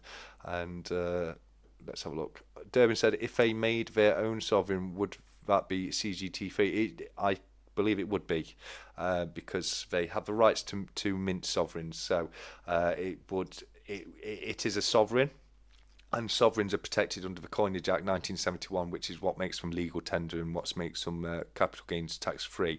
It's the legal tender status that makes coins CGT3. So I do believe that both the Crown and the Sovereign that the Oxford Mint will produce will be CGT3. But I will have to do a little bit more research on that and give you a definite answer. But to my knowledge, yes, they will, because they are both protected coins under the Coinage Act. And it sounds like CPM's back with us now, so I'll just unmute him there. And I'm back. Sorry. no problem at all. Stephen says, I hope you're getting a fee for these ads, TSC. Oh, well, yeah, what can I say? Silverpunk says, the duck race that never was. Yeah, absolutely. I'm not going to live that one down. I'm really not going to live that one down. I'm No. not. Nerd UK says, my weekend has been wrecked again by my beloved Everton. We've got the football chat going. Means nothing to me. I'm assuming Everton played and it sounds like they lost, unfortunately. So I'm sorry to hear that, Nerd UK, mate. KH says, nice Monopoly board, CPM. And we're going to be talking about that a little bit later, because it ties into something that we love to talk about on the channel quite a bit. Stephen says, duck race conspiracy. Absolutely, 100%. Oh yes, absolutely. Fade to Black is a great Metallica song, but a terrible duck race. Couldn't agree with you more. Really couldn't. It is a great Metallica song. I love that. Metallica was one of the first rock bands I ever listened to that got me into rock, and I love the Black Album. I thought it was a great album, and that's the Metallica album. It's just got pure plain black cover on it, and it is absolutely great. Darth Precious Metals and TSC still said about the race, it was not fixed. Please, lol, lol, lol. It wasn't fixed. It was generally it was duck number 10, Donald Trump duck, that one. I remember it vividly. I remembered because it was Trump duck, and I like Trump duck. Is one of my faves. But I mean, was it Wiggy who won the other one? I think Wiggy came through once again. My favourite duck of all. Stephen says, no Star Wars. Well, this is what I mean, Stephen. I definitely gave you a shout out on my video today, because not only did I had a Star Wars coin that was a 50p, which I know are two things that you absolutely love. He doesn't. He really doesn't. Darth says, Stephen, behave. Baron Vansky says, yep, the Death Star was 300 grams and 100 grams. Yeah, no, I had 3 ounces in my head, but I'm probably getting it mixed up for the 300 grams. But they were beautiful, beautiful pieces. K. White Steckin says, Silverpunk, my little brother has commissioned you to make a Captain Rex Star Wars poured bar. Oh, that would be great. Would be great if you could pour one. Captain Rex is one of my favourite characters. He's from the prequel saga. He's one of the clone troopers, not a stormtrooper, a clone trooper, and a great character. So what a great commission that is, mate. It would be. The KH said, my little brother is only 9, but may be featuring on. Oh, that's wow. Okay, that's dead cute. So cute. How cool's that? KYH doesn't want to be the youngest in the community anymore, so he's roping his 9-year-old brother in there. I like your thinking, KYH. I love it. Absolutely. Silverpunker says, KYH stacking now. Then that sounds interesting. I will be doing more Star Wars stuff soon. I shall have a look and see what I can do. Yeah, I'm sure you'll do it. I mean, seeing what he did with the bison, aka the American buffalo. Yeah, great work. Well done. I mean, I didn't know how he was going to do that. When I saw it, I was like, that's an impossible pour. How are you going to do that? And the guy came through. He knows his stuff when it comes to pouring. He knows Silverpunk does. Wow. And big props to you for doing that one, mate. Thanks, Silverpunk and TSC. You're very welcome, KYH, buddy. Luke says, now you've got a sword to protect your stack, TSC. Well, I've got 3 swords now, buddy. That's my 3rd sword. I've got a rapier. I've got a Punisher replica sword from the movies, and I've got the officer's sword, circa the 18th century. So yeah, no, I've got a few, and I've just got to be pulling over so I can see you and Cobra, mate. I honestly, I can't tell you how blown away I am at that. That's just insane. That's an insane gift, and thank you so very, very much. I honestly, you've blown me away with that one, Cobra. You really have, and I was more than happy enough. You didn't even have to send me the bits that you sent me before that. So yeah, I don't know. Yeah, if you ever need anything doing on your auctions, mate, just call me, because yeah, you've sorted yourself out for life here, buddy. I've got you back. 100%. And Bless. we're getting a lot of wows, and that's amazing. So I'm assuming that's for the Lord of the Rings thing there. And then Cobra says, Yeah. "Bro, you deserve this. I was praying you wouldn't bid on the other one." Oh, I can imagine. I was so close as well. I was so close. My finger was hovering, but I knew there was some other bits, and the D&D one, I couldn't resist. I had to do that, and yeah, no, I can completely understand that. But mate, thank you again so much. I'm just blown away, just completely blown away. Shiny Stacker says my birthday is in June, Cobra. I love it. I love it. That's great. Oh, so cool. Yeah, 100%. That's so cool. No, APM said so generous with Cobra, and it was. Stephen said, "Cobra, you big softy, great gift champion." And he has got a soft side to him. Cobra has. He's a man. Oh, massive. He's a man mountain. He's someone that you'd never want to tussle with. You just don't want to go on his bad side. But if you're on his good side, he's such a lovely guy. He really is. November for me, Cobra from Nerd UK. Absolutely. Jamie said, "TSC, you were almost lost for words." I know. You guys are pulling off miracles, and you're making me lost for words. And verbal diarrhea that comes out of my mouth. I don't know how you do it. So well done indeed. Lucas said, "Cobra, you're a good and mate." He really, really is. He truly is.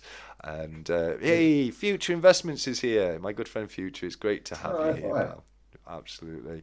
Oh my Cobra, yes, could nearly have had to. Yeah, I know. But yeah, I'm so glad I didn't now, because especially when Future came up in the auction, he said, "TSC, you've got your name all over it." I was like, oh, resist. But yeah, no, I was literally very, very close. Kimsey No, said, "Oh, sorry, mate, go on." I was just gonna jump in and just say, Future already knows this, but what a stunning couple of last videos he's done. I The last two he's done. The last two, literally, I've not a chance to watch them Yeah, yet. I'm going to be yeah, watching them. Probably not tonight, because it might be a bit late when I finish the stat chat, but it'll yeah, definitely be tomorrow. And I'm looking forward to catching them up, because again, I want to watch them properly. So I'm yeah, really looking forward to watching it. A couple of very interesting titles there, but all of his videos are yeah. great. Very interesting. Yeah, yeah. Very interesting. Yeah, he knows I've been speaking to him, so I just wanted to say that. Sorry. Brilliant. Scott Silver said Mermaid Duck is the best, and I can understand why you would say that, Scott. I really can understand. It was Mermaid Duck that won Scott Silver the gold Brit, the 1/10 gold Brit from the Stacker Social 200 member giveaway. So Yeah, I can understand that, but for me, it's Wiggy. I love Wiggy. He's my yeah. favourite. Scott Silver has been really lucky with the winning stuff, hasn't he?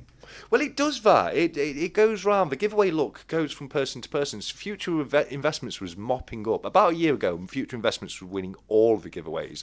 Yeah, I think it was it Serpent Silver around Christmas time. He was mopping up, yeah, and now Scott Silver's got that. I think it gets passed around from person to person. yeah, But yeah, it's wonderful to see. It really is. KY is yeah. saying, "I'm So, late July Cobra. Get that noted down." I love it. I really do. Um, it is. hey, Future Investment. He's been a busy laddie, and now I've got some more calves that need rehomed. Oh, brilliant! I've got mine. Mine's right over there. I've got a little pile. Well, not pile. I've got a little area with things that I'm giving from the community, and one of them is the Angus cow that Scott Silver sent across to me, which was wonderful, and Yeah, that came from that. He sent that not long after he joined me for a stack chat, which was a great night. It really was. KYH has said, "TSC, did you see the poor Silver Punk sent me? It's a prized possession now." I'm pretty sure I did. I definitely did. Yeah, I did see that. I can't quite recall what it was, but I did watch that video, it was quite recently, wasn't it, that you put that on, maybe a week or so ago. well, It's on the tip of my tongue. I'll get it. I'll get it shortly. I will. don't know. No, I definitely saw the video. I just can't think of what it was right now. But I've had so much going off this week. It's been one of those weeks, unfortunately.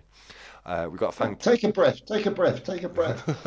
I'm trying to get caught up on the comments, mate. They're coming through Oh so no, thick you're and doing fast. really bloody well. They are coming through so thick and fast right now. Do you want to do a few? Oh, mate, I can't really read the screen. It's Ah, too small. no worries, no worries. Well, Overly. we've got a thank you to you from Futures who said, "Oh, thanks, CPM. No pressure for the next ones going forward." Then, 100%. Oh, You've set, absolutely. yeah, you set the bar very high for yourself, Future Investments, mate. We expect Oh, nothing but yeah, good things from you, definitely. buddy. Definitely. Definitely. 100%. Jamie said, "Sorry, back to sovereigns." Here we go. We're back on the sovereigns for Jamie. But do you guys display them obverse or reverse side up? It depends. It depends. I like to do. I kind of like to do the date side up, so you can see the date. But sometimes, depending on the year of a sovereign, the date's either on the obverse or the reverse. So it can depend. I do like. I like to see the Benedetto Petrucci, George Slane the Dragon. Yeah, I don't. It doesn't really. I don't know. It's a good question, Jamie. What about yourself, mate? Go on, say that again. Sorry. Which way do you like to display your sovereigns? Do you like to see the George and the Dragon or the Monarch? Oh, Heads or bloody tails, hell. basically. What a good question that is. Um, God, poor. I'll be honest with you, my sovereigns were all packed away and hidden away most of the time for obvious reasons. But when I get them out and have a quick look, and when I buy some, because I put them all in date order, Hmm. I do have all of the, what would you call the Jordan Dragon side? That's the reverse. The reverse is always facing forward. Yeah, Always. yeah, yeah. So you can see the Always. date. Yeah, Yeah, exactly. Yeah. absolutely, absolutely. Yeah, as I've just said. I mean, some of them depend if depending on the year, some of them were do have the date on the obverse, and it's like you say, if you're doing the date one like I like to do, I only get one per year. I like to see the date. So yeah, I get that. But what about you, Jamie? Are you a heads or a tails guy? I would love to know. Futurist said, haha, made me chuckle, Scots. Love the Highland, thank you. And Stephen said, I like the Trump duck as it upsets all the lefty types. And yeah, I do like the Trump duck myself. Few of those around. Yeah, 100%. I do like the way that Trump duck stirs the pot a little bit. I'm not going to lie, maybe a little bit. Uh, Mhm. Future investment saying hello to off. Durban, I'm notoriously bad at winning things, so if you could fix the duck race for me, that would be great. I love that, Durban. I'm the same, mate. I'm the same. I'm known for my lack of winning anything. The only thing I've ever won is the members giveaway for the 365 days of Silver Channel. So that's the only giveaway I've ever won myself. So I'm there with you, my friend. I'm not very good at winning things myself either, but it's one of those things, and unfortunately I cannot rig the race. It's it happens live. It's all down to the ducks who wins, not me, Yeah. unfortunately. But I know. Scott Silver's got his eye on my 500 subscriber giveaway prize. I bet he has. You've got a fantastic giveaway prize. We're definitely going to be talking about that. We Yeah. might as well bring it up now because what CPM's done for his 500 subscriber giveaway, you put £100 in Bitcoin, didn't you? Back in October last Yeah, year. Yeah. and it's not £100 anymore, is it?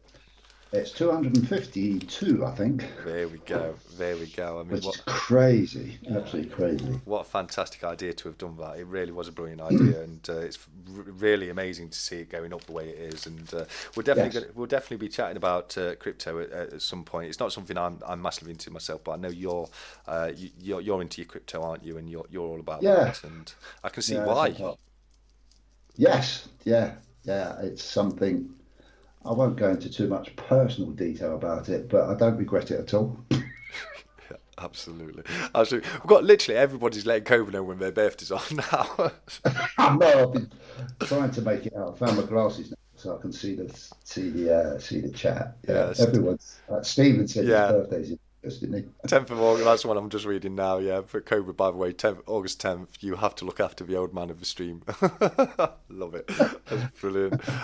Scott Silver said, I just realised the other day that I got my son to join Stacker Social to get it to 200 members, and I won the 200 member goal. Now there's a conspiracy for you, 100%. I hope, did you give it to your son, though? No, I bet you didn't, and I wouldn't either, so that's 100%. Oh yeah, we've got a question from the future. We had someone pop this on in the chat earlier, mate, who got the 1 gram Oxford Gold bars, and he's going to get some next time they're out. And I can't fault you, mate. I really can't. There's, well done to everyone who got one, and they are wonderfully beautiful bars, and I can't wait to see the other products coming out as well. It's going to be great. Especially that bar. It's the same design for the 1 ounce silver bar as was on the 1 gram bar, and it's just a beautiful design. And it's probably going to be another silver bar that I get a few of. There's a couple. There's the original Una in the line, the Vortex bar that I bought. Normally I stick to one per item. But bars like that, I think I'll get a few of extra ones of those. KYH has said I've had 6 unboxing videos in a row and another one for tomorrow. I'm having a great week and Easter tomorrow. Well, that's wonderful. It's been great seeing you do the unboxings this week. He has had a load of unboxings to do this week. Yeah. One of them was the Silver Punk item, which is why I know I watched it, because I've been following his week of unboxings. But Yeah. absolutely awesome, that is, mate. Did you see the one that GTS sent him? Yes. Gold. Wow. Oh man. I was incredibly generous with GTS. It really was. It really It was. was opening stuff and opening stuff. And do you know what was really cool, mate? Was to hear someone excited Yeah. and expressing that excitement at what a lot of people go, oh, it's just a piece of silver. But it means more. It means more than just a piece sometimes. And to see that and see that expressed through that video from KYH was, I sat there and just thought, oh, this is like listening to my kids when they were a lot younger, opening their presents and really appreciating it. Yeah. And I thought, fair play, this is really refreshing to see. So yeah, well done, bud. Awesome. Absolutely. 100%. Coin Noob has said this is referring to sovereigns. He's only got the crowned one, so it's showing the car enough. And I can't fault him with it. With the crowned Martin Jennings depiction, I'd probably show that obverse actually, because you've got the crowned King Charles on there, and I can completely understand that. We're almost at the end of the comments, buddy. Here we go. Last few. Brian Kerr's here. How is everybody doing tonight? We're doing fine, mate. How are you? It's great to have you here, buddy. John Francis said just sub to CPM. Great to hear that, John. Thank you so much. Dude. If there's anybody else Yeah, in the chat that hasn't done so yet, go across, give CPM a bit of love and subscribe, because he's got, he's a great guy with some great content. He really is. Now I'm going to pass this over to you in a moment, for CPM, but I'll say my little 2 cents worth first. But Future Investments says, CPM, should I put £1,000 into Bitcoin? Is that not enough? Someone said to me I need at least 5-6k in there for it to be worth it. And I can't tell you, I'm going to be honest with you, Future mate, I completely, wholeheartedly disagree with that. It doesn't, you put whatever you can afford into it. You know what I mean? There's no limit that it says it has to be £5,000, it has to be £6,000. If £1,000 what you've got to put in there, invest that, you're still going to see the same percentage rise on the investment. But what about you CPM? How do you feel about that? Oh, I see a lot of these comments, and okay, I'm going to be brutal here. Go ahead. I'm going to be brutal. If somebody needs to ask me how much, or if I should, then practically they haven't done enough research.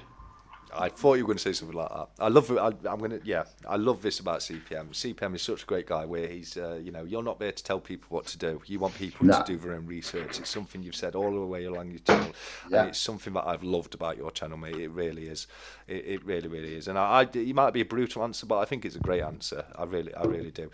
Obviously, the more you can put in, the more benefit you're going to get from that investment. But if you've got $5-6 to spare and you've done your research in Bitcoin and you believe that value is going to go up, then why not? But I'm like you. I would never tell somebody what to invest in or where to put their money. Yeah. But when it comes to investments, a general rule of thumb is obviously the more you can invest, the more returns you will get from your investments. But never be off put by putting money in an investment, because I do the £50 a month on the ISA, and that's got that's getting some good returns on it, and that's just £50 a month. Sure. So yeah, exactly.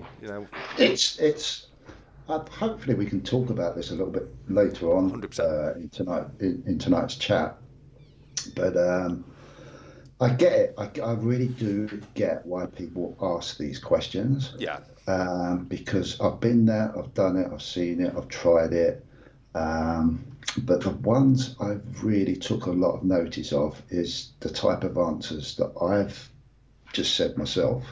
And I sit there and I think, oh God, oh bloody hell. I remember Cobra saying, oh, what's this about Bitcoin? Let me know, let me know, He's let me know. he's just And he's expressed this so many times he's just popped himself. something in the comments actually about along these lines, buddy. Yeah, Yeah.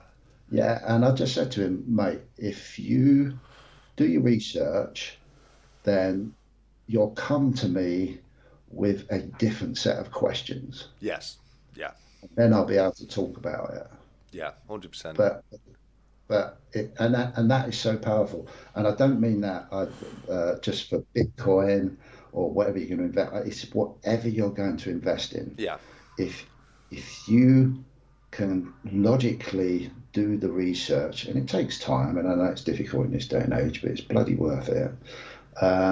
If you can logically do that research, then with that research, it will uncover a totally different set of questions that someone that may be able to give you a bit more guidance on. Yes. But when it comes to how much, it's such, who am I to say, oh, £1,000 is good, or £100 is good, or £100,000 is good, or £1,000,000 is, who am I to say that? I know nothing about anybody. Yeah.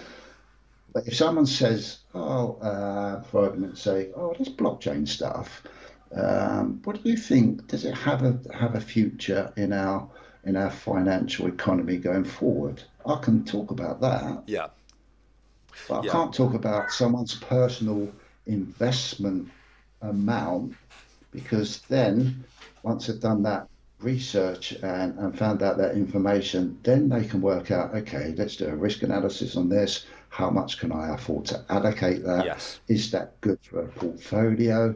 How am I spreading my money? There's so many questions, but when you do that deep down research in any commodity or any investment, because the answers are all pretty similar, then you can start to go down a very different angle indeed, Very for well sure. said. Very well said. I think where I was coming, the approach I was making, because it's like you said there, it's very personal when we're talking about amounts. But say, on the hypothetical that someone's gone out there, they've done the research, they love Bitcoin, they think, yeah, this is where I want to put my money, and all they've got is £1,000 to invest. But somebody said to Yeah, them, it's not, £1,000 not enough. You need at least £5,000, £6,000. If you've done research and you believe in that investment vehicle, then as I say, the amount you can invest is down to every single individual. It's on a personal sure. basis. If £1,000, what you don't, if you love the asset and you want to invest to it, don't be put off in investing into it because you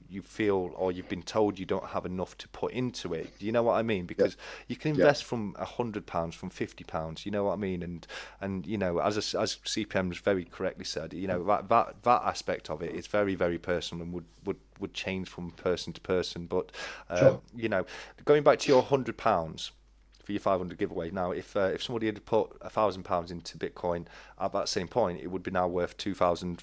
What was it? 231 or something? 2,500, yeah. Yeah, it'd be worth 2.5 grand now. So that's a very good return. You know what I mean? So it's not, don't. It's massive, but logically, it's just as good as 258 because the percentage is the same, Yeah. but it's relevant to what you can afford. Absolutely, absolutely, and and that's it. And don't be put off because you don't feel like you've got enough to put into there. Any amount Yeah, can start yeah, making you profit. There's some people out there that can literally only afford to put £100 into it, and if that's what you can afford and you want to invest in that vehicle, then do your research. Like CPM says, do your research. Make sure you understand what you're putting your money into before you put your money into anything. That's something I definitely say for myself. I wanted to get into stocks and shares many years ago, and I spent about yeah, 2 years researching before I even put a penny into any stock or share because it scared me. yeah, My understanding of the market was based on day trading and CFDs and people yeah, losing all their money, in a split second. So yeah. I had to make sure that I understood the stock market and how it operates before I put any money into it.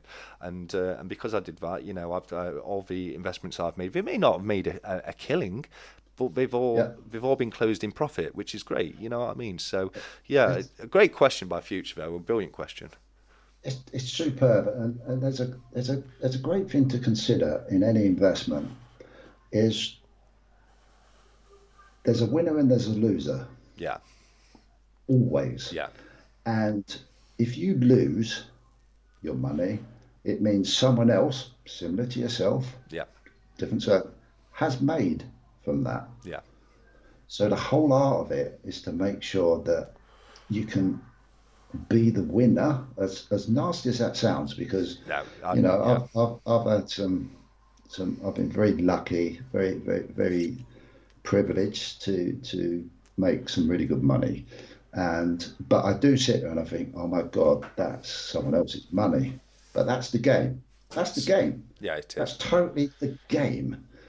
And it's my game to do as much research to make it not someone else's money Yeah, as much as possible. And that's not something that, well, you can obviously go to a race course or a greyhound race or do whatever and take a punt, but money's valuable nowadays. Your time and energy is incredibly valuable if you value it.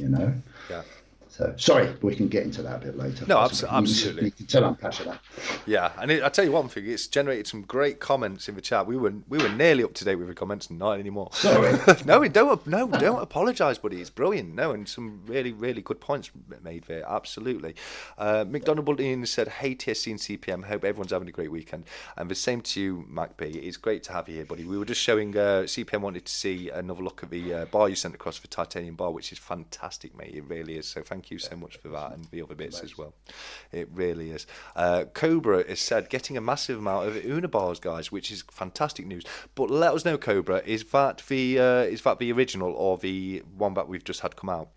Because I'd be really interested to know which Una bar that is now, because obviously we've got I think it's the new one, the mate. new one, which is great news because I want to get a couple more of those as well. I've got the one in the assay card, so I want at least one other one because I like to have my bars in capsules, but I don't take them out the assay card if it's in the assay card. So at least one of them has got my name on it, Cobra. I can promise you that, buddy. Pure Metal Stacker. I just bought 10, lol. I can't fault you, mate. I really can't. A very good looking bar. I mean, I personally, this is personal preference, but I just prefer the original, but the new one is a great design too. It really is. What's your thoughts on it, buddy? Sorry, On the, I'll sidetrack there. the I'm new. trying to read the comments at the same time. That's No, very rude of me. Sorry. no, What did don't. you say? No, it's fine. It's fine. What's your thoughts on the design of the new Una bar? Oh, great. That's a good question. Now, up until when I was collecting all my Britannias, the date run, I one of them is very similar. I can't remember what year date. I'm terrible for this. Someone in the comments will probably know. This is very much like a Una and the Lion design. I don't know what date it is. And I remember, I can't remember where I got it from. It might have been from one of Cobra's auctions. I had a Una and the Lion bar, and I did the two. When I did a review on the Britannia coin, I thought, that'd be cool. I can put the bar next to it.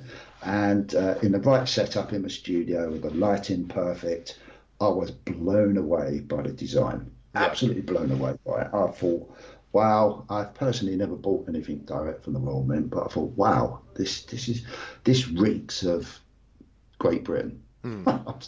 It just reeks of it. And I thought, wow, they've really nailed this design. It's beautiful. It's presented beautifully, and in the right light, it was a photographer's dream, really, to be honest. So that in turn has, because of you, Stack Collector, thank you very much. I've spent miles too much money, and I've been really collecting bars. Yeah, well, I apologise. Because of you, it ain't because of anyone else. It's because of you, because you show all this lovely stuff, and I think, oh my God, that's really nice. And yeah, I've been on a bar run secretly. Yeah.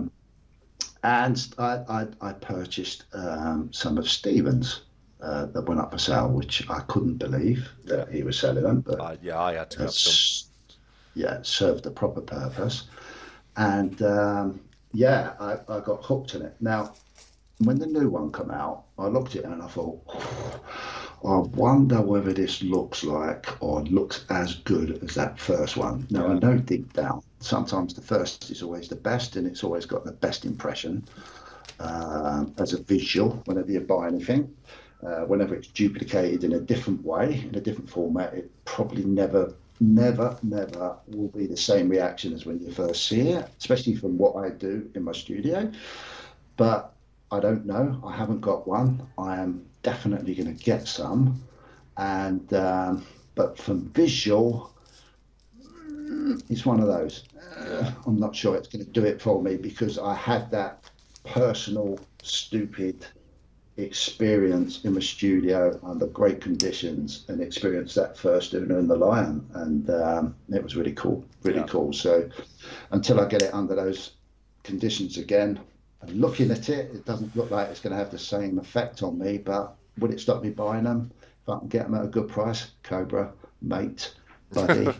Uh, uh, then yeah, I'll probably get them just for the states, uh, just for the just for the stacking point of Now, view, you know. now CPM. So, CPM, you just yeah, go brought on, mate. something to mind, mate. You were talking about your photography, which I know you're a big Yeah. fan of. Am I right in saying that were responsible for starting the Silver Tower Challenge? Didn't you do that? So were you Um, doing some photos for a bullion dealer or something? And I then, did, yeah, yes. They asked me to. I did. Oh, I think it was last summer. I did a very short video. I was out on the patio, I was sitting on the furniture, probably having a drink, with thinking, "Oh my God, how can I be creative here with some Britannias?" I believe, and I just stacked them in a certain way, and I did a short on it, and 365 picked it up, and he started off that challenge. But in between that, the local coin shop that I use every now and then to get my nice cheap pieces of gold because they don't know any better. Um, love it. they said to me, I was talking to them, and they said, "Oh, would you come in because we've got a client that's buying £1 million worth of gold Britannias." And I thought, oh, Jesus Christ, man. But he said, like, before we sell them to her, would you mind coming in and building a tower and taking some pictures and video? And they were doing it for their oh God, what do they call it? Oh, no, name me a social media site. Oh God. Facebook, No, it wasn't Facebook. Instagram. Yeah, they do it. Yeah, Instagram. Okay. Yeah, they do a lot of Instagram stuff and TikTok stuff and bits and pieces like that. And so I said, yeah, no worries, mate. That'd be really an honour because I actually handled 100 ounces of gold, brand new gold, 1 ounce Britannias, which was amazing experience. So yeah, I did that, and then 365 picked up on it, and yeah, he sent it around everywhere, so which was really cool. Yeah, no, he did Just a it. bit of creativity, really. And it flew round the community. It did. I mean, back then I barely had any bullying. I really did have hardly any bullying. But I went outside the box and I thought, you know what? How can I get my tower bigger? And so I started off with the bullying. Then I started putting my crown coins on there, then my half crowns, and my florins, and I did a mixed silver coin tower. That's it. Yeah, Yeah, and it was yeah. a lot of fun. It was a lot of fun, but I thought it would. I thought I could remember it was you that started that, mate. I really could. So yeah, we're getting some incredible comments tonight, guys. He's gonna. Excellent. I'm gonna really struggle to keep up with everything today because I do want to. There's a few things I want to chat with TPM about as well. So, That's cool. you know, Got plenty of time, mate. So absolutely, we really have. I saw a great one earlier. Where was it? Here we go. Brian Vansky said, when I invest in crypto, I was asked the same from others how much to invest. I told them to invest what you could afford to lose. That's a brilliant statement. Only ever invest money that you can afford to lose. And that's something yeah, I've always said, that's not coming from me. That's something I learned, when I first started looking into investments, that kind of thing. And it's a great way to look at it. You should only ever invest money that you can afford to lose. That's not to say you're going to lose it. And you should, no, you should always hope to make money off your investments. But just worst case scenario, just in case, don't ever invest money that you can't afford to lose, because if you do lose it, it can put you in a very, very difficult situation. I always say that investment's not necessarily a way to make money. It's something to do with it's a thing that you do with the money you've already made, if you know what I mean. I mean, obviously investment does make money, and I understand, that probably sounds a little bit counterintuitive, but it all falls back into the don't invest money you can't afford to lose. It's not a medium of generating income. Investment isn't. You have to have that money to be able to invest into it, and it has to be money that you can afford to invest into it. But that's a great comment there, Baron Vansky. Scott Silver, 100%. yeah, really was, wasn't it? Scott Silver said, my first sov was a 2010 quarter sovereign proof I picked up in the second Cobra Stacker auction. I knew nothing about coins back then, but trusted what Cobra and BYB were saying about it. Pays 115 quid back then. Well, if you love it, mate, that's what matters more than anything, isn't it? You know what I mean? So that's fantastic. KYH has said, half my stack is just from gifts. So thank you so much to anyone who sent me something. That's wonderful. That really is. And I'm loving watching your collection start growing. I really am. You've got some great pieces. For me, the thing I love most about KYH's is he's into his antique silver, and I know not everyone is, and I know a lot of stockers aren't, but I don't know if you can see over in the pyramid at the top left of my screen, that's got a load of antique silver in it. There's cigarette cases, a silver bookmark, a few old silver ingots, a spoon and a fork, some pocket watches, etc. And I was going to say to KYH, one thing I would love, because you mentioned it on your channel a few times, he's got, I don't know if everyone's aware, but he's got a cabinet at his local antiques dealer where he puts pieces of antique silver up for sale. I'd love for you to do a bit of footage about that, maybe do a video about the pieces that you've got in that cabinet, and who knows, you might even get a few sales out of it. I might even look to pick something up from you, but I would be I'd be really interested to see what's in your cabinet of the antique KYH, mate. So if you can share that, please do. Luke said he chucked 50 quid into Bitcoin last year just to see what if. And why not? Exactly, why not? If that's what you can afford, then go for it, mate. I'm all about that. The best amount, here we go, Nerd UK said the best amount to invest is the amount you can afford to lose, 100%. Coin Noob, great to have you here, buddy. It's ridiculous to say something isn't enough, but even if it's silver, you can make a stack with 2 coins. And I'm behind that 100%. Well, that's why I've only got the very bare minimal showing tonight. It's not about loads. It's about what you do. Yeah. Totally. Yeah, and don't get caught up in other people as well. Everyone's different, and that's fine. It's no problem at all. I said from the very first day I started my channel, I said I am the champion of slow and steady wins a race. Get what you can when you can. Don't spend more than what you can afford on it, because if you don't spend more than what you can afford, then you don't have to sell it again, and it will only ever grow, and it will grow over time. And that's a great few comments there. Some real pearl nuggets of information, so thank you so very much. A little bit of something is better than a little bit of nothing, said by Luke, and that's 100% right. It really is.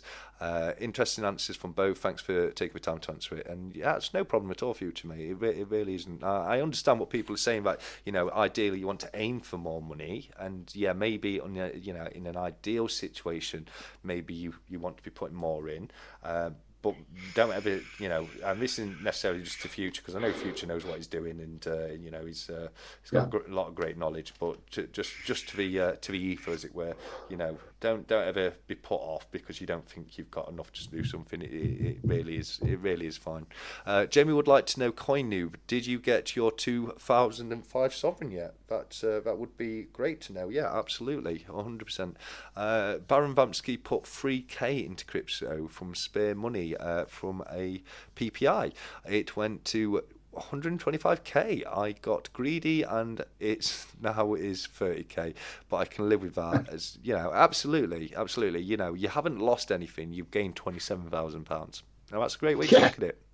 You know, 100%, 100%. Baron, 10 times your money is very nice. 100%, absolutely. You know, that's, Yeah, I can understand, a lot of people would get caught up because, I got to 125, I should have. You never, there's no crystal ball that tells you exactly when to take out. And as long as you're making good profit, and that is great profit, you've still won there 100%. Cobra's confirmed it's the new Una. He's getting 1 Oz and 10 Oz, and I'm definitely going to get a couple of them off you, buddy. I can promise you that now. Durbin sold 4 Bitcoin a few years ago, bought a car with it. Love the car, but in hindsight, wish he'd kept it in Bitcoin. Yeah, hindsight's a beautiful thing. It's always 2020, it but is. it is what it is. At least you got good profit out of it. That's the way to look at it. I mean, I've said on the channel before, I like, if I hit 10%, I've got different kind of trains for different kind of. There's horses for courses, as the saying goes, and my short time trades, I'd like to just take that guaranteed profit, put into something else, get guaranteed profit, put into something else, get guaranteed profit, then sit there going, oh, come on, it kind of feels like a horse race, doesn't it? When you're there going, come on, a bit more, a bit more, a bit more. You know what I mean? And then unfortunately, and then at some point your horse trips over and you've lost the lot. So if you can understand the analogy. And I'm happy enough to just take those smaller.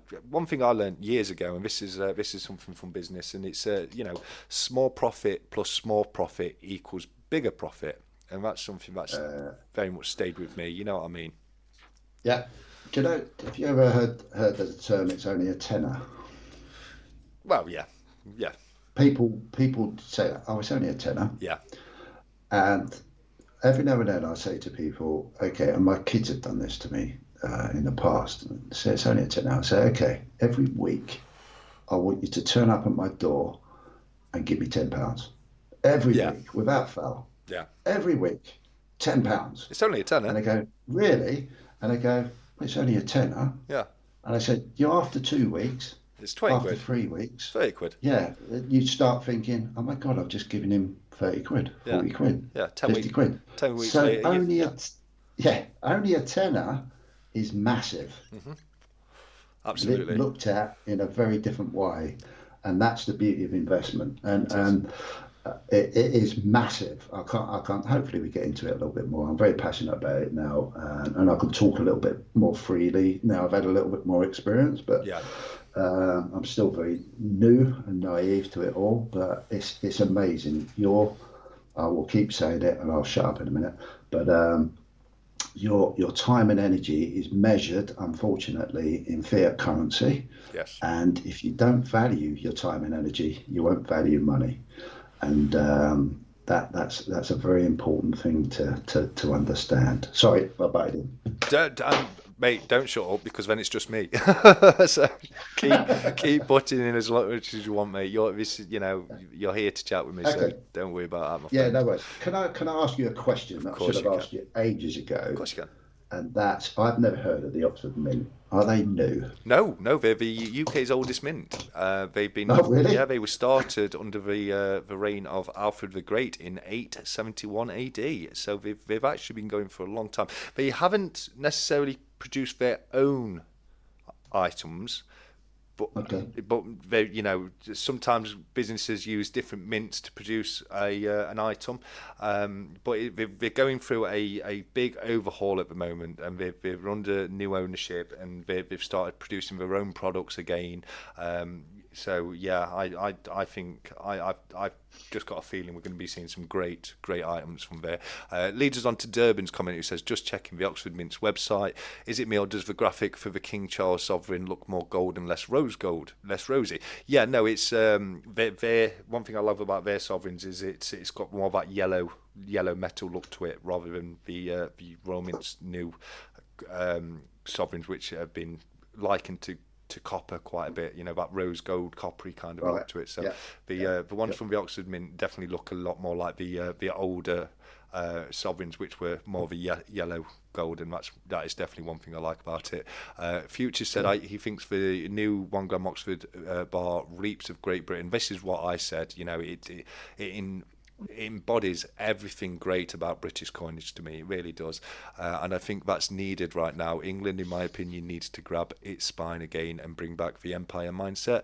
May offend some people, but dot dot dot. I get what you're saying there. I know what you're saying about maybe not the empire mindset, because that that kind of gives connotations of empire building and taking over different countries, but definitely the mindset of making Great Britain great again.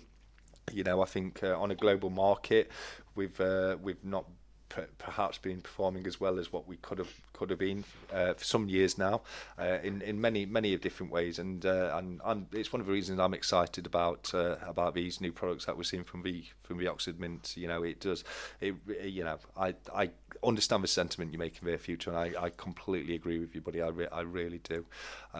Luke agrees as well. Do you think, if we can just maybe just jump into the Royal Mint thing, Yep.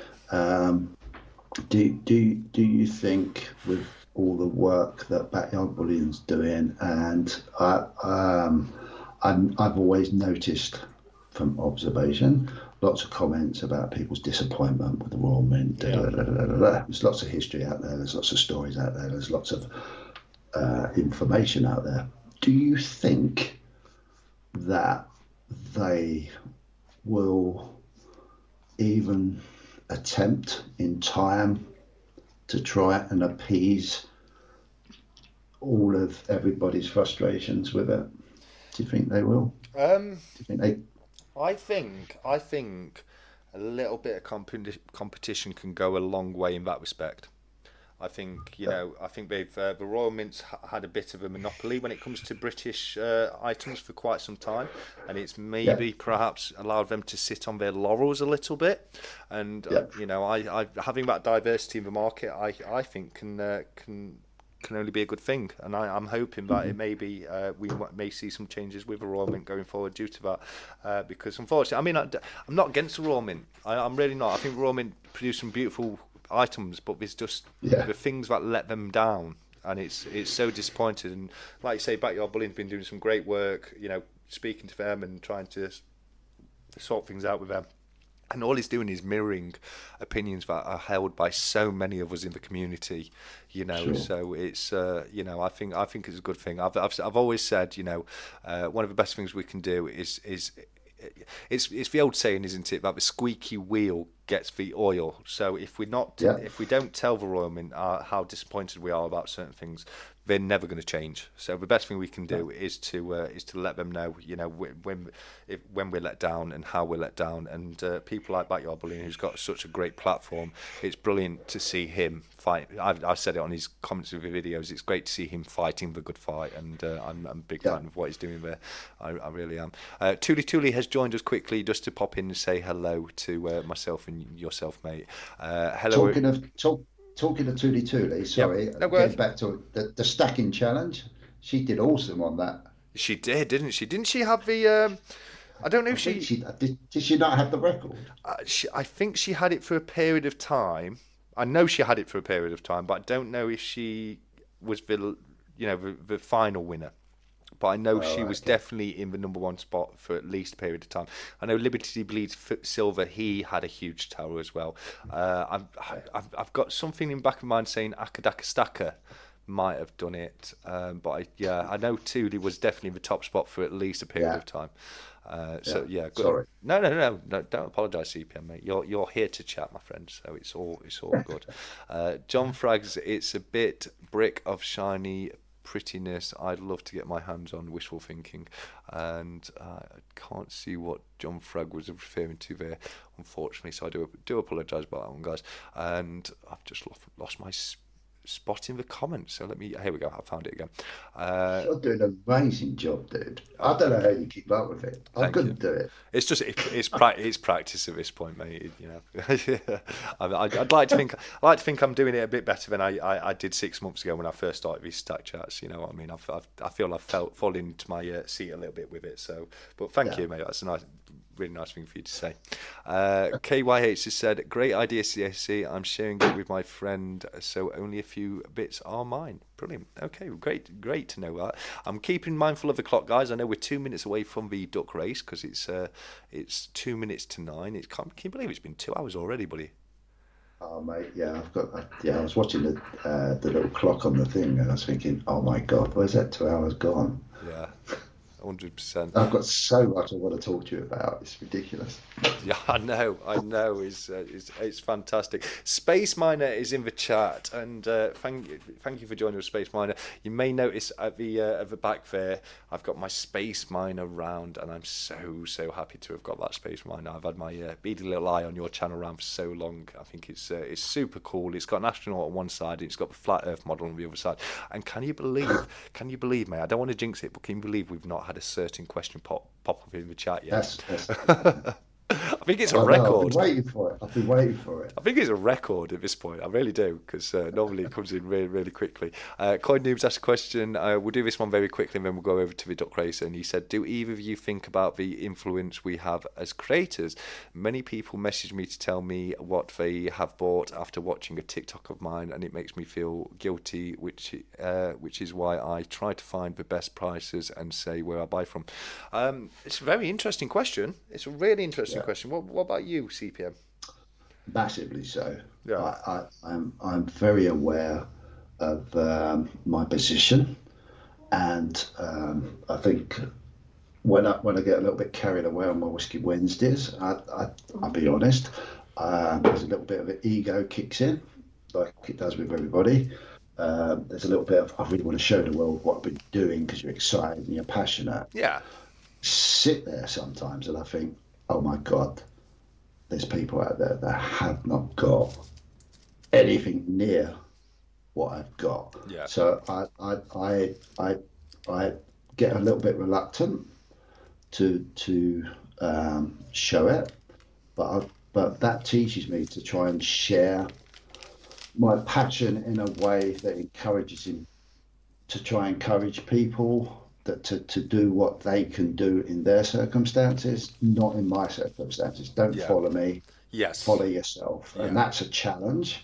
But that's how I find it. But yeah, I do believe we are very influential, and going forward, I believe in the times that we are slowly progressing into, that I think will become much more important than what it's been like.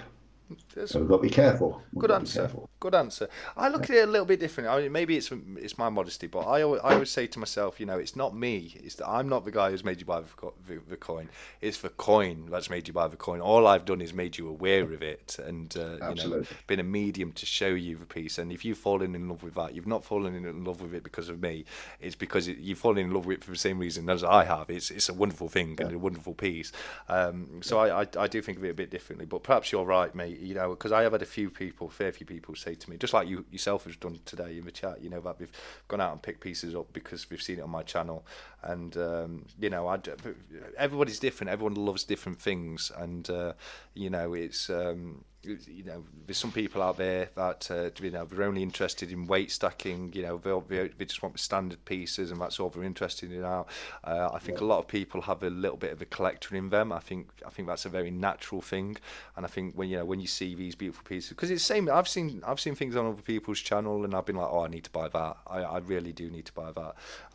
But I think same as saying, most of the time, I think it's the item. That's selling itself, you know what I mean? But fantastic question, Coin Noob. Really was a great question.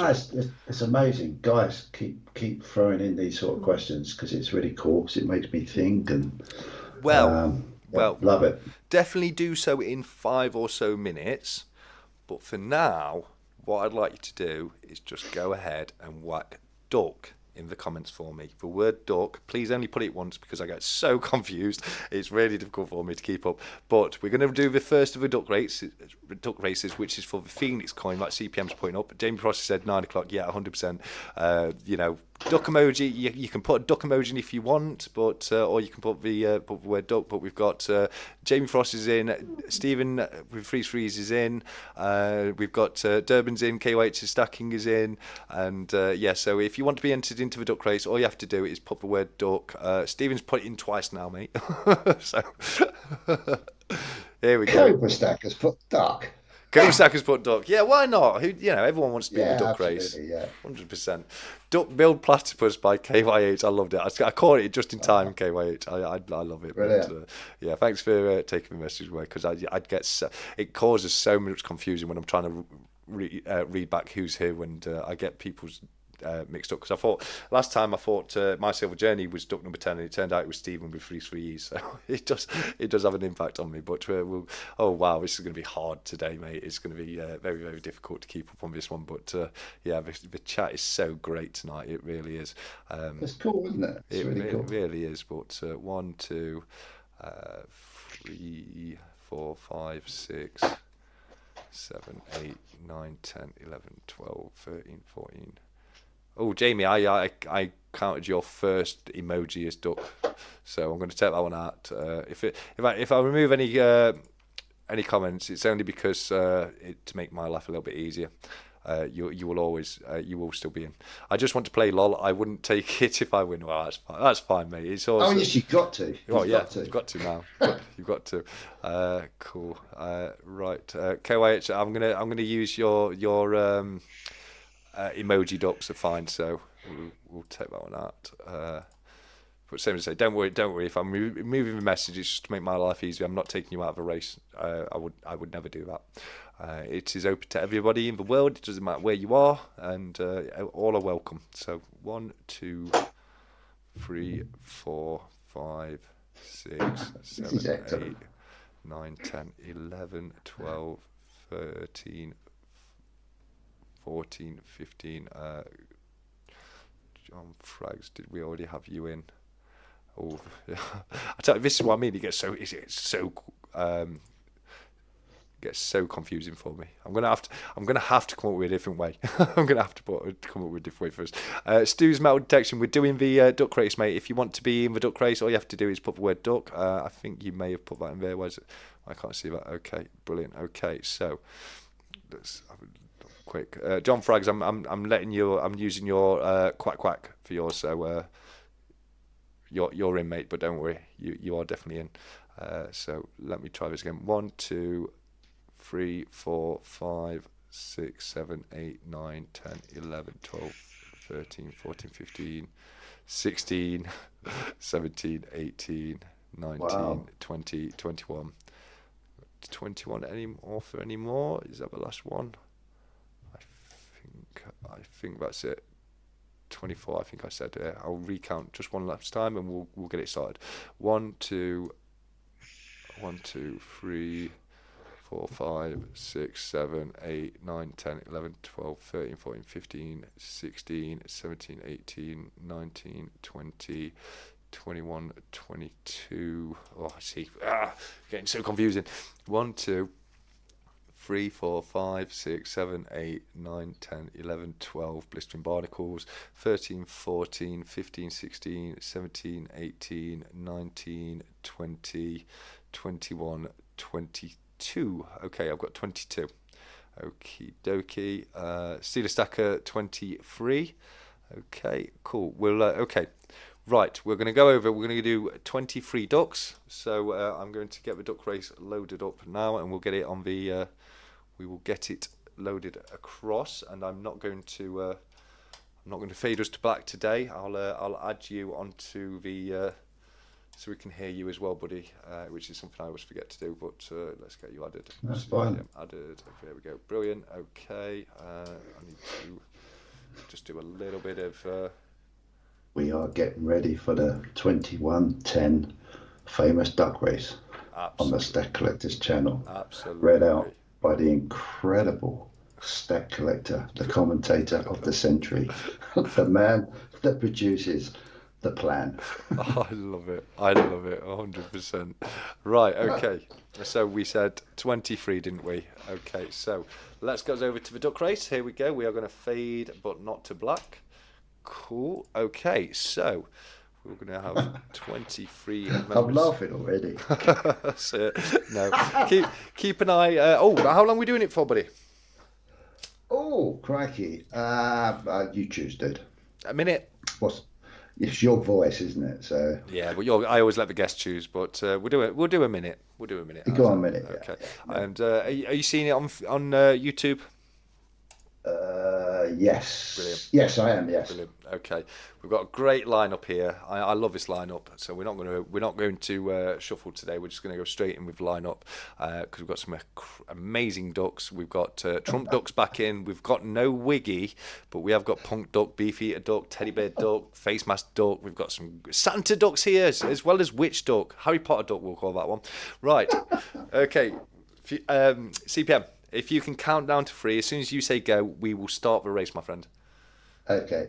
3, 2, 1, go! And they're off, and straight away it's Spider-Man Duck and Plain Duck at the top there. That's getting the early lead. But Teddy Bear Duck is coming out. Number 3, Teddy Bear Duck has got the early lead right now. And with 10 seconds of race gone, it's Teddy Bear Duck. Oh, Teddy Bear Duck is losing his legs and he's falling back. And now it's Stripey Duck number 10 with Donald Trump Duck looking straight behind him. And it's now neck and neck of the front between Face Mask Duck number 1. Oh no, it's Face Mask Duck has just got the lead, just very slightly there. King Duck is falling back, but Plain Duck 23 at the top there, and we're halfway through the race, and Duck number 17 is flying forward. Is he going to take over from Face Mask Duck number 1? No, he hasn't. He has not got the legs to do it, but Love Hard Duck might just do that. Duck number 4. Oh no, we're coming up to the final 15 seconds. It is all changed, but Face Mask Duck is still in the lead, but looks to be pulling back just very... Oh, there we go. Face Mask Duck has fallen to the back with the final 10 seconds to go with Standard Duck number 8 at the front. Oh no, Donald Trump Duck, what are you doing? Is he going to take? He is number 12. Trump Duck is tuck it again. Oh my word. Oh my word, Donald Trump Duck. Well done, my friend. So let's get us back over. Oh, yep, we've done it. So, yeah, sure. Dude, do you know the amazing thing? What's that, buddy? It's still running on YouTube. Is it? Yeah, it's still like 6 seconds, 5 seconds, 4 seconds, Oh 3 yeah, seconds, yeah. 2 seconds. There's a One. there's a bit of a lag for you, but it will be synced up for everybody who's watching it. Shut the hell up, Duck. Quacking in my ear. It was so funny because I went 3, 2, 1, go. Yeah. And you started commentating. I'm watching my screen, and there's nothing's happening. They're just sitting there. It's really funny. That's brilliant. That is brilliant. Stop laughing. Oh, that's fantastic. Right, so let's go through on the chat. We've got. It looked like it was James Elliott there, so let me just come back down. So Jamie Frost number 1, Stephen's God's Money number 2, Durban number 3, KYH number 4, Stephen. No, we've already had you, so let's take that one out. Remove. There we go. Start again. 1, 2, 3, 4, 5, 6, 7, 8, 9, 10, 11, 12. I've got that as James Elliott. So if anyone wants to double check, it's Jamie Frost number 1, Stephen God's Money number 2, Durban number 3, KYH number 4, Small Stack Bullion number 5, Shiny Stacker number 6, Cobra number 7, Baron Vansky number 8, Steeler Stacker number 9, Small Stack Bullion number 10, Blistering Barnacles Invention number 11, and James Elliott number 12. James Elliott, congratulations, Well done. my friend. Very well done. And that is 2 weeks in a row for Trump Duck. He's flying it. Is this a prediction for this year's election? I don't know. Wow. But Trump Duck is really flying right now. So maybe that's a little bit of a foreshadowing to what's going to happen later in this year. But well done Trump Duck, and well done James Elliott. I tripped on my tongue a few times there, but yeah, absolutely. Amazing. We're great.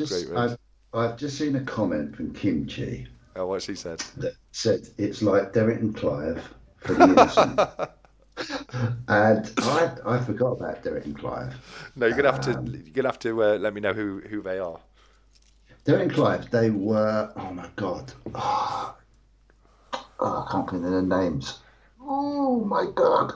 Who was the guy in remember 10, the film, I think it was 10 with Bo Derek.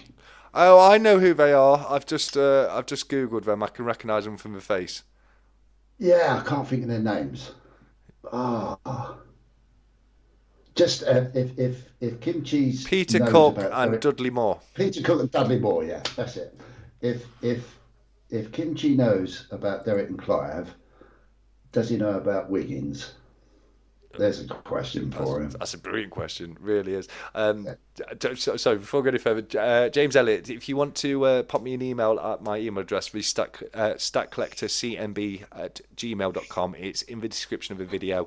We'll get your address sorted and we'll get that beautiful coin out to you guys. But don't forget, people, we are going to be running another race for the Stack Collector items, which is the Stack Collector 1 gram custom backyard bullion bar, the Stack Collector sticker and poker chip, and the Stacker Social sticker and poker chip. So it's still another chance to win if you're still with us. But yeah, well done. That was a great race, and thank you very much to CPM for putting the wonderful item up. It's very, very generous of you, my friend.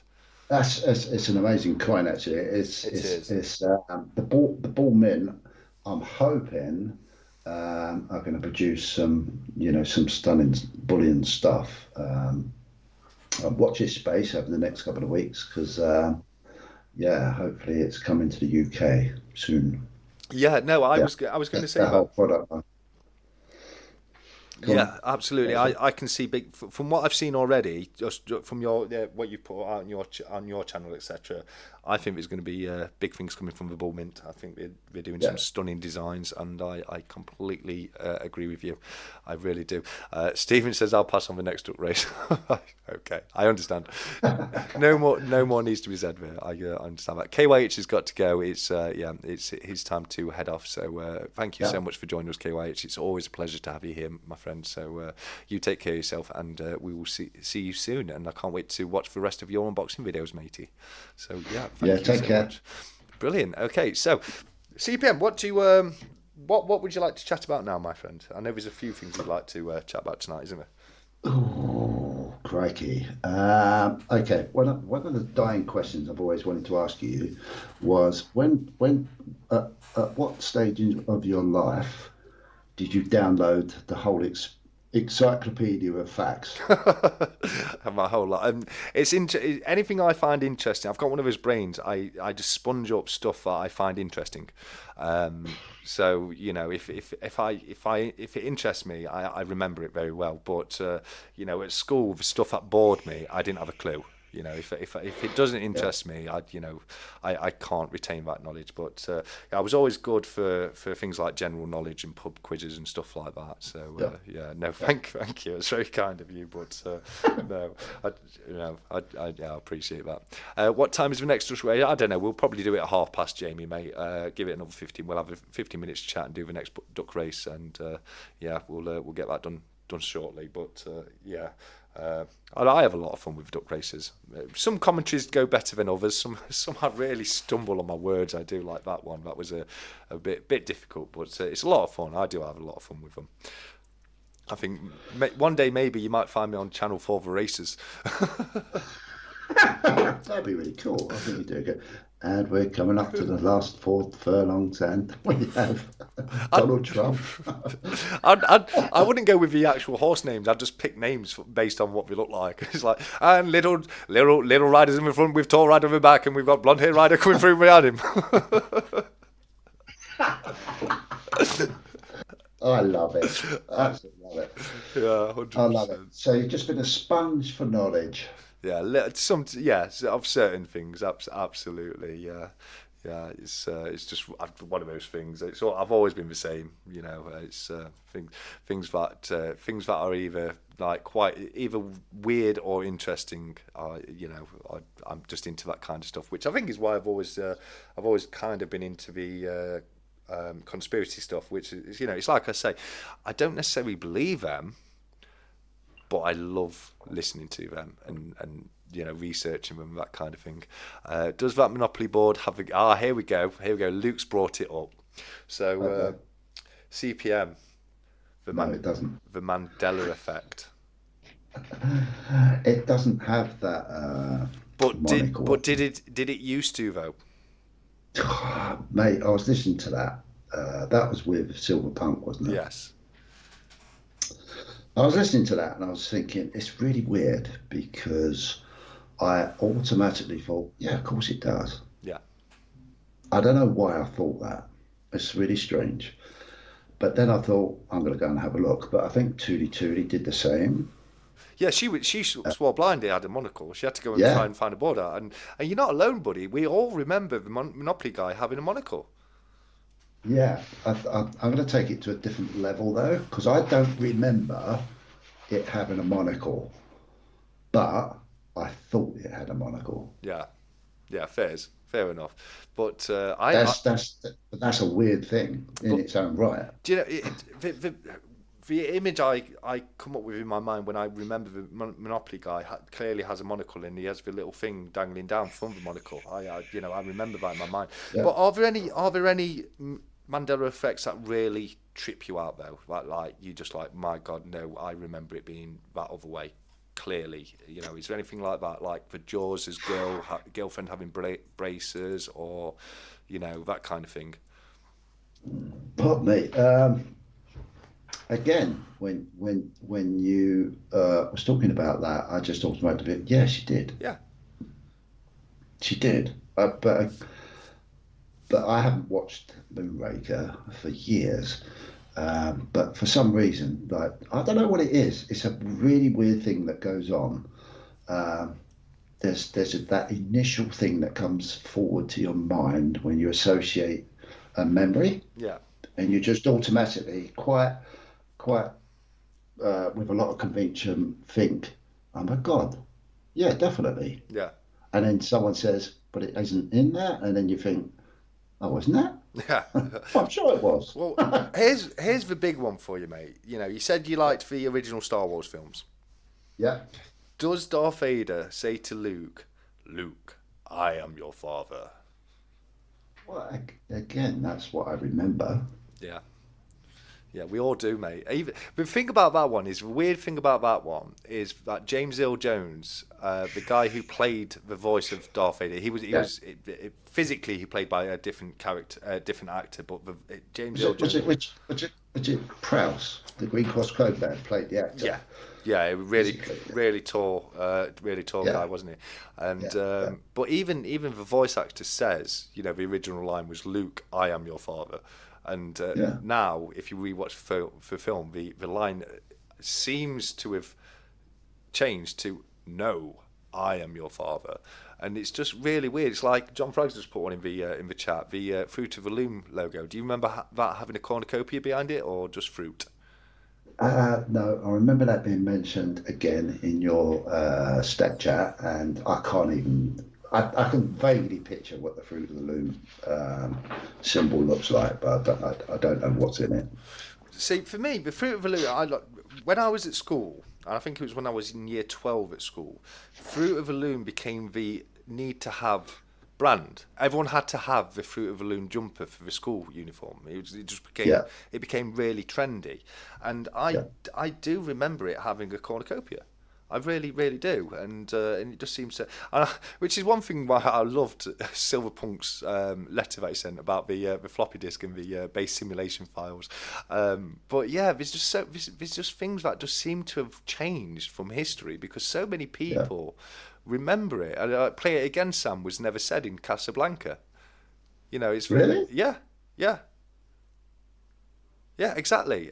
You think you're 100% sure about it, and then like, I remember the first time somebody ever mentioned the Mandela effect to me, and the one that was given to me was it was Morpheus when he sat in that big leather armchair, and he leans forward and then says to Neo, "What if I told you everything you know is just a lie?" And it's in the scene just before he offers him the red and blue pill. And I remembered it Yeah, vividly. And he was like, "No, it's not in the movie." And it spun me out. I went out, I had the original VHS up in the attic. I had to get that out, play that. And I was like, it really messed with my mind a little bit. But this somehow, I mean, I was talking to APM about this a couple of days ago. And some, you're a bit like, well, I think it did, like you just said, I think it did, but I'm not 100% sure. But then there's others where, you have a vivid memory of it and you just think, well, Yeah. no, I vividly remember it being that way. And how is it not? That's absolutely crazy. Did Mickey Mouse wear suspenders? Another good one. Another good one. Yeah. Jesus, really? Yeah. Well, it's Mickey from Steamboat Willie days, but yeah, I remember him having suspenders, 100%. Really? Yeah, yeah, I remember him walking down, pulling his suspenders out as he's walking Okay, across, black and white. Yeah, I've got a great question for you, but I need to go to the toilet first no worries. on this subject, Yeah, if no, that's go on, okay. go on. Give me 5 seconds. Now, Luke's just put a great one in there because I will tell you the full line. It's like, Mama used to tell me, life is like a box of chocolates. You never quite know what you're gonna get, and that's the full line. And so, life's like a box of chocolate, not being in Forrest Gump. Now, don't even comment me with that one because 100%, 100%. I know Cobra, but I do. I remember him wearing braces and walking along, and in the Steamboat Willie, and he's pulling on his braces, and I vividly remember it. I do vividly remember it, and it's absolutely it's incredible. And yeah, no, it's like it's the line from Forrest Gump. It's like that is the most iconic line, and I remember from the film. Like I say, the full line is, "Mama used to tell me, life is like a box of chocolates. You never quite know what you're gonna get." And that was the line. And I know for a fact that line was in that film. I know for a fact it was. So it's so bizarre. It really is truly bizarre. John Sprague said, "I swear it did." Yeah, 100%, 100%. That is the most iconic line out of that whole film, and for that not to be in there anymore, and yeah, I fully remember him saying it. Yeah, absolutely, absolutely. CPM, you just missed one there, buddy. Like, in Forrest Gump, did he not say the line, "Life is like a box of chocolates"? Mm, that sounds very familiar. Yeah, I mean, I've just said I'll say it for you. It's like the full line. Well, I vividly remember from the film. The full line was, "Mama always told me, life is like a box of chocolates. You never quite know what you're going to get." And, Yeah. and I fully remember that line being in the film. So there's something to the Mandela effect. There is really something to the Mandela effect. Kobe said, "I was sure Forrest said that. I can't be wrong." LMAO. Yeah, no, I'm sure. I'm sure he said it a million percent. Like, I was that is one of the Mandela effects that messes with my mind because I can remember him saying it so vividly. I really can. Ninja Wingnut said we used to quote that line in school. Yeah, everyone did. We all, absolutely. It's the most, apart from the other one that I really remember from that is when when Bubba's listing off all the different types of shrimp. I love that scene. Yeah, Bubba's there, like, he's telling Forrest that he's gonna open his own shrimp shop, like a restaurant kind of thing, when he gets out of the military. Yeah, I love that line. I've been to Bubba Gump's actually in America. It's a great little restaurant. They have a little gift shop there. We can buy a load of stuff from the film. And yeah, no, Very it cool. messes me. But what was one you wanted So to the say? question is, what do you think's going on here? Well, with Mandela effect, just a couple Yeah. of things. What Couple do of you think's going on? I mean, I don't know. Don't get me wrong. I don't know. But a couple of things that's come to mind is like, uh, they started happening. The Mandela effect started happening around about the same time, or just after the Large Hadron Collider in CERN was turned on, and Okay. they're doing weird things there. Yeah. Trying to recreate the God particle, aka the Higgs boson. They're trying to do some really high metaphysics stuff there. So I don't know. Maybe that's done something. Yeah, APM's just said in the chat, CERN. Maybe, So yeah, 100%. With what we're doing at CERN, we don't know what that's causing. Another one is, we talk about the simulation theory, and if we are living in a simulation, it could be a patch update. It could be, it could be a glitch in the Matrix or something like that. But I don't know, mate. It's so weird because it just affects reality, and I don't want to sound I don't want to sound like a crazy person or a conspiracy nut or anything like that, but it wrecks my mind. It really does, and I think Yeah. I think there should be a lot more research done into the Mandela effect and the different Mandela effects that are out there and what's causing this, because Yeah. either we're forgetting, we're misremembering things en masse. And I mean real, like millions of people vividly remember one thing happening one way, and then it turns out it never happened that way. What is causing that? Is it some form of pareidolia? I don't know. I wouldn't like to say. Don't get too tech with the words, Steve, because I have no idea what Well, you're saying. pareidolia is when your brain makes things up. So Okay. it organises patterns that the most famous example of pareidolia is the face on Mars. And they say that Sure. it's not actual face, it's just a rock formation that your brain picks up as a face because it's trained to recognize certain things in certain ways. So that's what pareidolia is. So maybe it's some form of that, but I just don't know. I mean, Luke said, have you guys seen the Shiva the Destroyer statue outside CERN?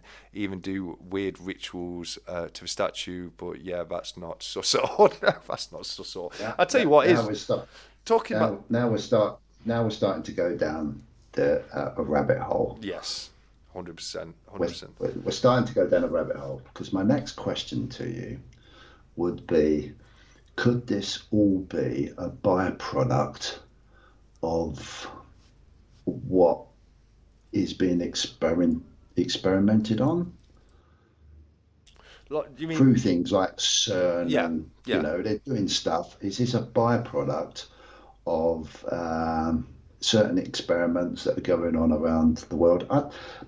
It's really weird that CERN's come up because I watched a video this morning. Yeah. I don't know why, Oh, sorry, but CPM, mate. Sorry, I go just on. want to say No, that's fine. before you carry on, I just want to say a quick goodbye to Small Stat Bully, and he's letting us know that he's jumping off, mate. All right, cool. See you later. So Yeah, you're watching a yeah. video on Sorry, CERN. I was watching a video. I don't know why it just come up onto my YouTube feed, and I was laying in bed being a lazy git because everyone was out of work and I wasn't at work today. And I thought, oh, I'll watch this.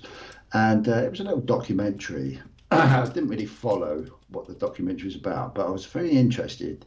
I've never seen the major construction or the video pictures of what's 100 meters up or 100 feet under the earth where CERN was built. Hmm.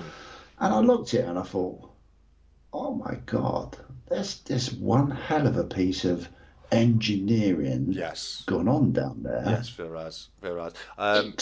Small Stacks Bullying's Extremely yes. massive. Sorry, mate. Just very quickly, Small Stack Bullying has said, rightfully so. Don't forget, he's doing his 100 subscriber giveaway tomorrow as a live duck race. So definitely one to watch out for tomorrow. But yeah, no. Well, as you were saying, a lot. Can I just quickly ask about Smalls, Yes, just so I know yeah, of who course he you can. is? It is a he, isn't it? Yes, yes, it is. Yeah, Yeah. Is that the guy that initially set up his videos against a piece of skirting board? he still does. I love it. All right, cool. Yeah, I know exactly who you mean. I'll check him out tomorrow. yeah, 100%. Yeah, great call. That's cool. Yeah. Thank you. No worries, no worries. No, but you're right because a lot of people don't understand just how big CERN is. CERN is like has something like a 2 mile diameter. Like it uses it doesn't run all the time. They turn it on at at certain intervals, and they have to prepare to turn it on every time they do. And when they turn it on, it uses the same amount of electricity as a small city. It's an Yep. incredible piece of engineering, as you were saying. It really is. It looks very sci-fi to me. Yeah. You look at it and you think, oh my God, that's really been constructed under under the earth, out of sight, obviously. What the hell are they doing? Yes. And I have no idea what they're doing because I'm not qualified and I'm not in that situation. But it always makes me think when you hear about certain things going on in the world and exploration and people's theories on dimensions and, space and time and, unfolding space and time and looking at all sorts of different things, you think, is there something to all this Yeah. that sometimes anomalies pop up that aren't explainable, and it's the effect of what a certain privileged people are getting up to in the world. I think it could be. And yeah, Yeah, I generally it's think it could be. interesting. Just to answer Shiny Stacker's question, CERN is the name of the Large Hadron Collider.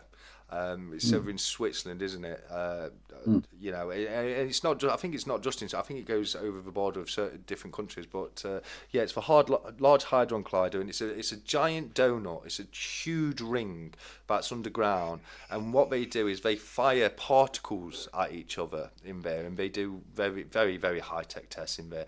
As I say, based upon metaphysics and quantum entanglement and all that kind of thing. So.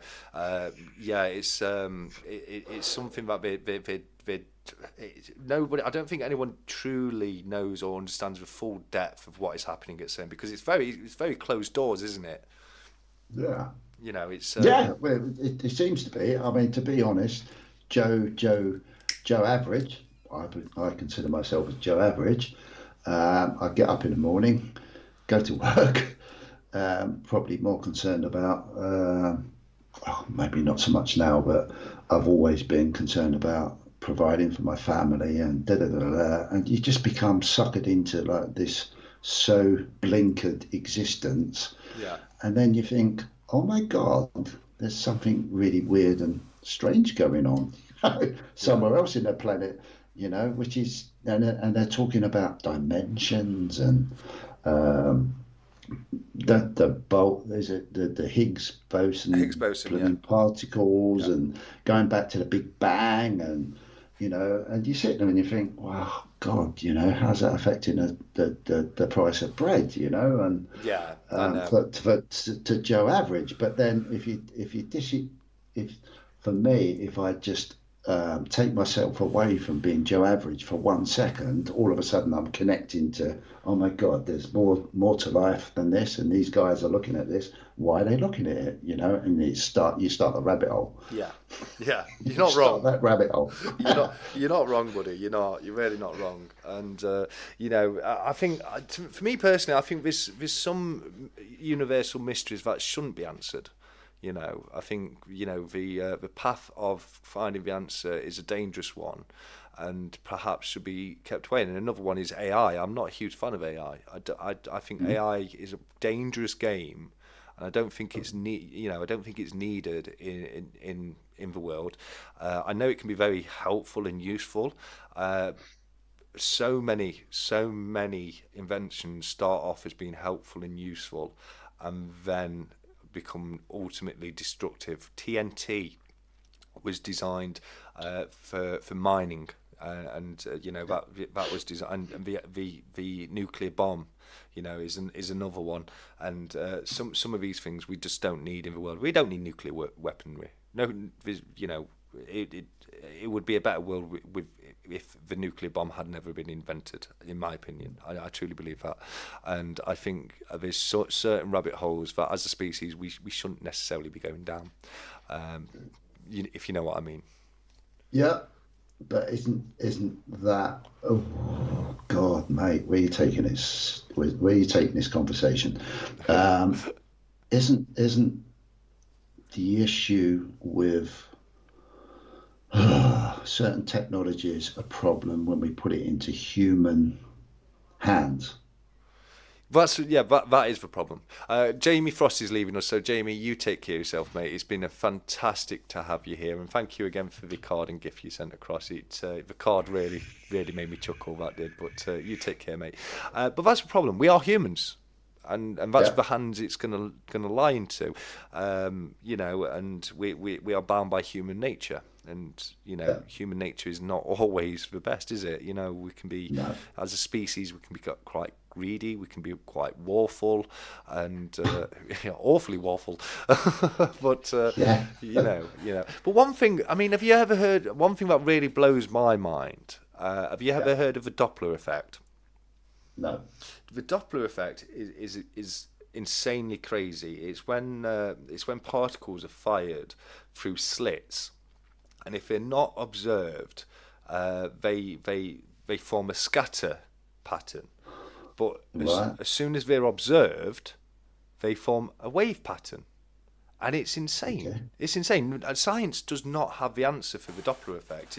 That's a rabbit hole that you can get really, really lost into, because there's no logical explanation to it. There's literally no logical explanation. Why would a particle react differently just because it's being observed? Think about it. How do you mean? Why would, if, okay, you know about dimensions, yeah? Yeah. Well, to an 3D, extent. 4D, Yeah. 5, 3D, 4D, 5D, whatever. Yeah. I'm no expert at this. Now, we live in a very three-dimensional existence to a degree. Yeah. We're back. Yeah. 2D, 3D. Yeah. We are Yeah, three-dimensional beings. Yeah. a lot of what we observe through our senses is our day-to-day life. Yeah. Okay, if we was to shut off some of those senses, okay, does the same thing happen because we see it or we don't see it? So if we've got our eyes opened or our eyes I, closed, I is it get possible? I get what you're Yeah, saying. With the Doppler effect, it's not necessarily it's being observed by a human. It's sure. it can be observed by sensors or Yeah, anyway it's observed. But these are the way that part. This is like base physics. These are particles yeah, acting differently. And then there's things like quantum entanglement, which is where if two particles are entangled, and you yeah, change one particle, the entangled particle will immediately change, which can happen faster than the speed of light. And the yeah, universe is limited to the speed of light. Things can't yeah, travel faster than the speed of light, apart from quantum entanglement, because yeah. the particles will change faster, a lot faster than light can get to it. You could take an entangled particle and put it on literally the other side of the galaxy. It would take thousands of years for light to travel that far, but it would Sure. it would change immediately. This question, these things. I mean, I so far above my pay grade. I mean, people with infinitely more intelligence than me Yeah, have been perplexed on these things. You know what I mean? It's just it's yeah. absolutely I'm reading a book, and it's a super interesting book. If anyone's into this kind of thing, it's called The Divine Matrix, and it's about metaphysics, and it goes into Okay. detail about all this stuff, and it's mind-boggling. It really is mind-boggling. I mean, I Yeah, sometimes put the book down and I'm just like, what dimension am I in again? It's yeah, yeah. it's insane. It really is. But I know I do know what you're saying, because another thing is, like you said, we're three-dimensional beings, and Yeah. we can only observe things in up to the third dimension. So a fourth dimensional being could be right next to me right now, and I wouldn't be able to observe it because I'm limited to the third dimension. It's But also what's your definition of observe it? Well, I wouldn't be able to interact with it. I wouldn't be able to recognize it. I wouldn't be able to. To me, it wouldn't exist because I'm not able to perceive the fourth dimension. Just like a Okay. just like if it was if it was something in the second dimension, they wouldn't be able to. They can't perceive the third dimension. It's above their state of being, if you know what I mean. Like, but Mm. they wouldn't be able to see that third dimension. They're limited to the second dimension, and us being free, being in the third dimension, we're not able to perceive things outside above that dimension. So there could be fourth, fifth, sixth dimensional beings all around us, and we just wouldn't know about that. Okay. So oh, okay. So if a medium, yeah, Yeah. in the definition of sensitive person, how do they detect what we can't detect at a 3D level? Explain that. Sorry, mate. I'm not sure Okay, what you. so when you say about another being of another dimension, which we could call a ghost. Unfortunately, we can put that as a label, Yeah, can't we? you Ghost, could. Yeah, I understand for the ghost, argument. Yeah, whatever a ghost is. There is apparently some people that are mediums. We know what the definition of medium is. yeah, absolutely. That can sense that dimensional being, whatever you want to call it, ghost, whatever. Yeah. So, do we really live in a 3D world, or have we forgotten how to live in a multi-dimensional world? Well, yeah. Okay. So Sorry. yeah, no, I I said I'd understand. take you down a rabbit hole. No, yeah, no. I'm very glad you did, mate. I understand exactly what you're saying. The thing is, because our perception is limited to the third dimension, doesn't mean we don't exist in the fourth dimension. So a fourth dimension being would be able to perceive us and would be able to interact with us, but it wouldn't work the other way around. Fun fact: my auntie was a medium. She, Yeah, I know. that's Oh, it. sorry. I can't believe I said I know. No, it's fine. That's weird. No, it's fine. No problem. But yeah, no, it's so I get what you're saying, and I understand what you're saying. Maybe we've lost that ability to be, because the fourth dimension is very often related to time. And Yeah, one way Einstein described the fourth dimension is, and this is quite mind-boggling as well. So say if you got a mountain, yeah, and the mountain moves at a constant rate, so like the Earth's revolving, and that mountain is moving at a constant. So, but the other thing about that is the bottom of the mountain is actually moving slower than the top of the mountain yeah, because the top of the mountain is traveling on a larger circumference. But although the top and the bottom of that mountain, it's like runners in a race. If you're in the inside lane, you've got the advantage, haven't you? Because you're running less track as a person yeah. in the outside race, which is why on a staggered start they all eventually come into the same track to make it equal. Sure. Yeah, But so if you've got a large enough structure, the top of that structure is actually travelling through time at a faster pace than the bottom of the structure, even though they're both travelling at a constant, if you know what I mean. So yeah, yeah. it's. I mean, I'm not the best person to explain this kind of stuff because, as I say, a lot of it is over my head, mate. It really is. It is mine. It is mine as well. It's just really weird. It's weird, but every now and then I'm quite deep into the practice of meditation, Mm. Yeah, and that has brought to me personally many a question, um, and that has obviously produced another question and produced another question and yeah, produced another question. But I find it so fascinating, and I'm going to bring this into a different type of conversation in a minute.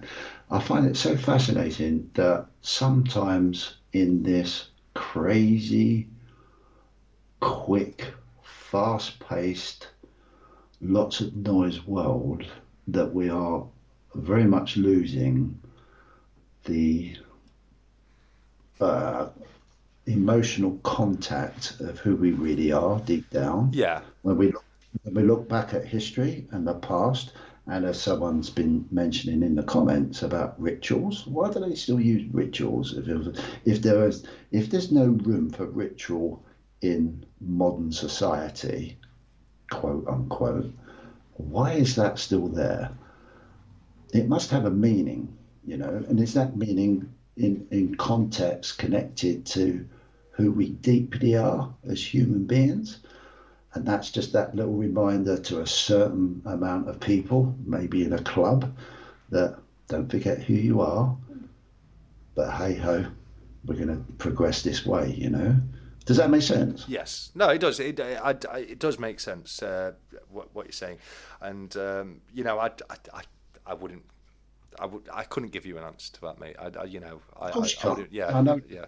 no one can. No, exactly. But it's a great thing to ponder, isn't it? You know what I mean? It's a great thing to think about. It really is, and I'm seeing we've got some great comments in the chat right here. Space Miners put, I would argue our ability to understand dimensionality is evidence of said dimensions. Prey doesn't fear the tiger in the grass before it sees the tiger first. I think that's a great comment right there. Durbin said, if you try, I love this, if you try and open your mind too much, your brain will fall out. I used to get stoned and theorise about all sorts of things. Now I've done lots of research, everything explainable and boring. Not everything is. That's the thing, Durbin. Not everything is explainable. I've given a couple of examples myself. You know, the Doppler effect is one of the mysteries of science. Like the greatest minds on the planet are perplexed by it. Nobody understands about it. It's far from boring, and you know, it's very thought provoking. And another one is quantum entanglement. They're two of the biggest mysteries of science, and they're unexplainable. And we are so far away from understanding what they are. And another one is gravity. We don't know what gravity is. Nobody knows what gravity is. We can observe the effects of gravity, but there's not a single person on the planet that knows what gravity is, or why it works, or how it works, which are some of the best, you know, some of the great questions out there that are, there's a lot of things that's you know, that's left unanswered. So you know, it's I know what you're saying. You know, a lot of things have now been explained away, and science has come leaps and bounds even over just the last few decades. But yeah, there's definitely some you know, really great subjects out there which are still mysteries of the universe. You know, absolutely. It's freaking fascinating. It is. It's absolutely fascinating because quite often and it's just my observation personally, is what I love about life is that everyone has an experience to live life. Yeah, I like absolutely. That. I like that. Everyone has that experience to live life. Yeah. And quite often, when I get a bit confused and a bit egotistical and a bit, oh, I'm right, you're wrong, or my method makes sense, you need to understand it, I quite often sit there now in this ripe old wisdomable age, possibly. I don't know. My kids say I'm an old fart most of the time, but I quite often sit there and think, okay, if everyone was to shut their eyes, stop talking, and go silent, all of a sudden we're all equal. There's nothing else, but there is something. But what is that something? Yeah. And I love that. I love that it's a mystery. I think life would be very boring if there was no mysteries left. I agree with that, and I think that's very well put. One thing I used to like to say is there's not one planet Earth. There's a million of them, and what I mean by that is this planet is so different depending on the experience you're living upon it. To some people, it's a luscious green planet that's full of nature. To other people, it's a smoggy cityscape. Some people live the life of a rich person. Some people live in poverty. And these are completely different experiences and different ways that the Earth is perceived, or the planet that we live in is perceived, if you understand what I mean. And I think that's kind of like ties in a little bit to what you said, you know, whereas, you know, it's so different depending on who you are and what your experiences are, and, you know, the way you've lived on the Earth. Because if you think about it, you know, look at Papua New Guinea, where you've still got the actual tribes, you know, and places like what's it called, that island?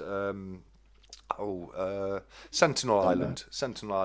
Okay. You know, you've still got people there that you know, Sentinel Island. It's a place where no one's allowed to go, because if you go there, they're cannibalistic and they kill you. And yeah, it's they're still living like people did thousands of years ago.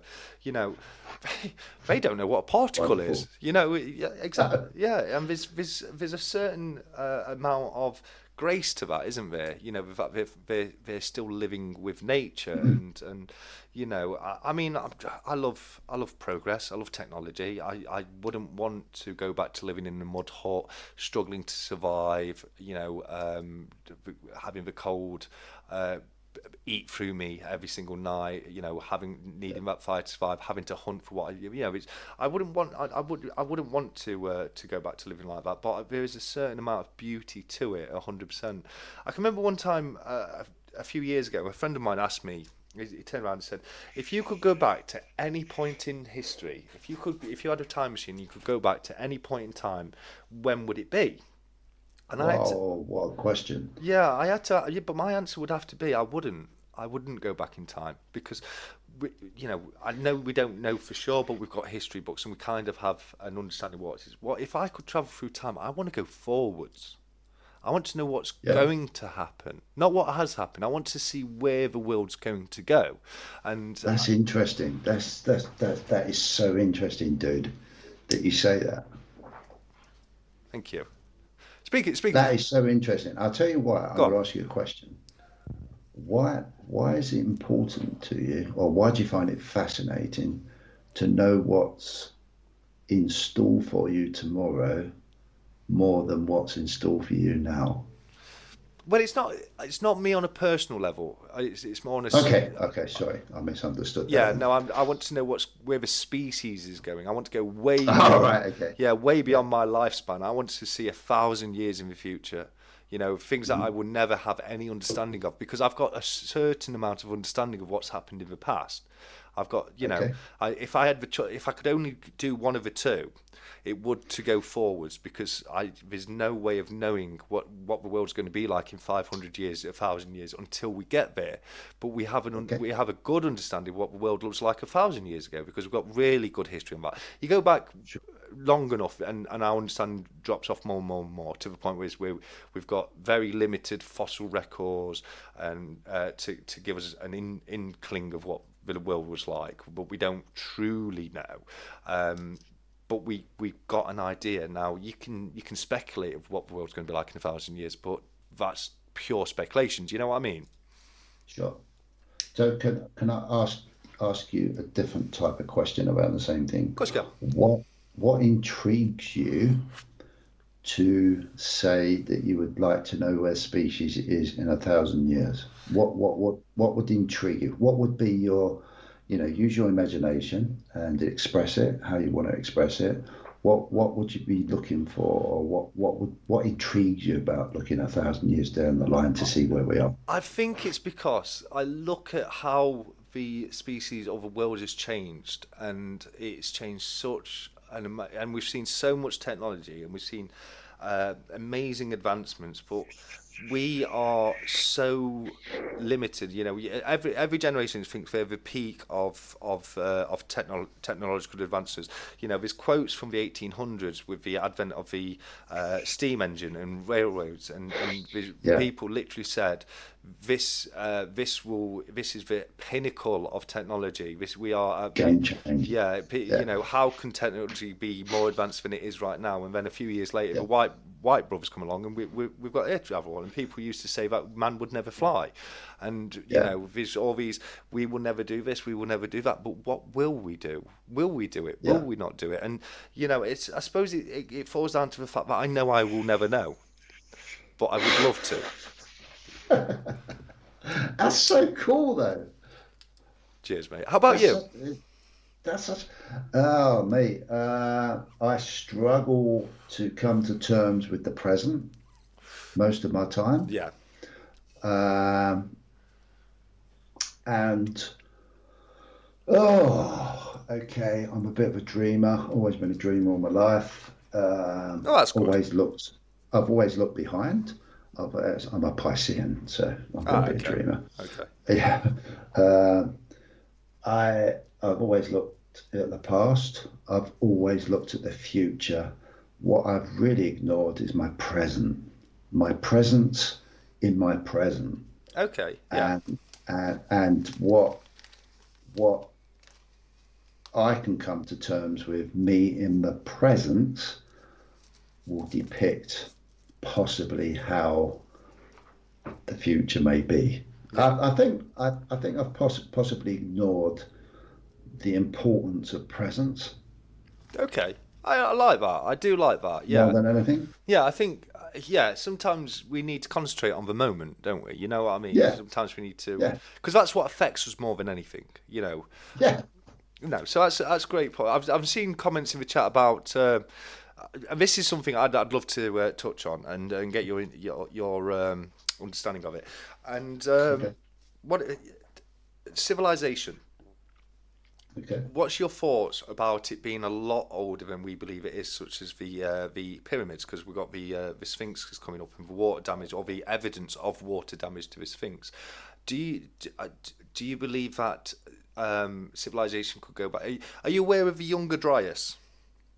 No, not at all. The Younger Dryas is a period of history about. This is why I find your channel so fascinating for me. Thank you, mate. But the Younger Dryas is a period of history that happened about 13,000 years ago, and a lot of weird stuff happens. There's a lot of evidence now that a meteorite landed somewhere in the region of Greenland, and there was a lot of mass flooding, which science initially believed happened over hundreds, if not thousands, of years, and now there's evidence to suggest that it could have happened in as much of 24 hours. And you've got places like Dogger's Land. Dogger's Land is a real place. It's off of the coast in the North Sea, and there's Dogger's Land Bank, which is a sandbank below the water level now. But that was once a place where people used to inhabit, but it was taken over by water very, very, very quickly. And there's a belief out there that the pyramids might not be 6,000 years old and may have not been created by the ancient Egyptians, but rather adopted by the ancient Egyptians. And it falls into things like Atlantis and things like that, whereas civilization could have been a lot more advanced thousands, maybe not as advanced as we are, but a lot more advanced than we believe it to have been. And then this massive cataclysm happened, which basically bottlenecked the human race and effectively put us back into the Stone Age. And there's a lot of evidence about, there's a lot of scientific and theistic evidence regarding that. One of which is the story of Noah's Ark. Now, the story of Noah's Ark and the Great Flooding is not limited to Christianity. It's it falls under pretty much every single civilization on this planet has a great flood tale or a mythology relating to it. It's in ancient China, South America. There's so many of them, and there's so much evidence that and there's always, in a lot of them, there's a being, like in Noah's Ark it's Noah, but there's there's a ship, some sort of ship, and a figure that is able to come and save people. And it's truly interesting. It really is. Space Minder says it really is time for your new Conspiracies channel. But I'm sure many of us would be happy to join you in. I'm considering it big time, like just setting up a channel which is just purely about this kind of stuff. But I'm very open to to this prospect that civilization could have been advanced, as I say, maybe not to this level, but a far more advanced than we believe it was, and then due to some sort of cataclysm, we were pushed back.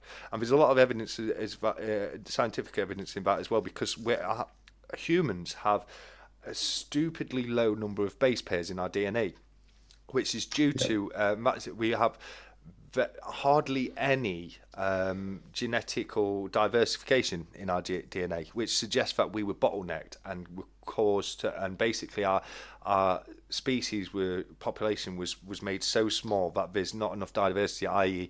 there weren't enough unrelated people to carry on the species, and so bloodlines are mixed, which causes us to have less genetical diversity. And that's another thing that is known by science, and suggests that something happened which brought us basically to the brink of extinction.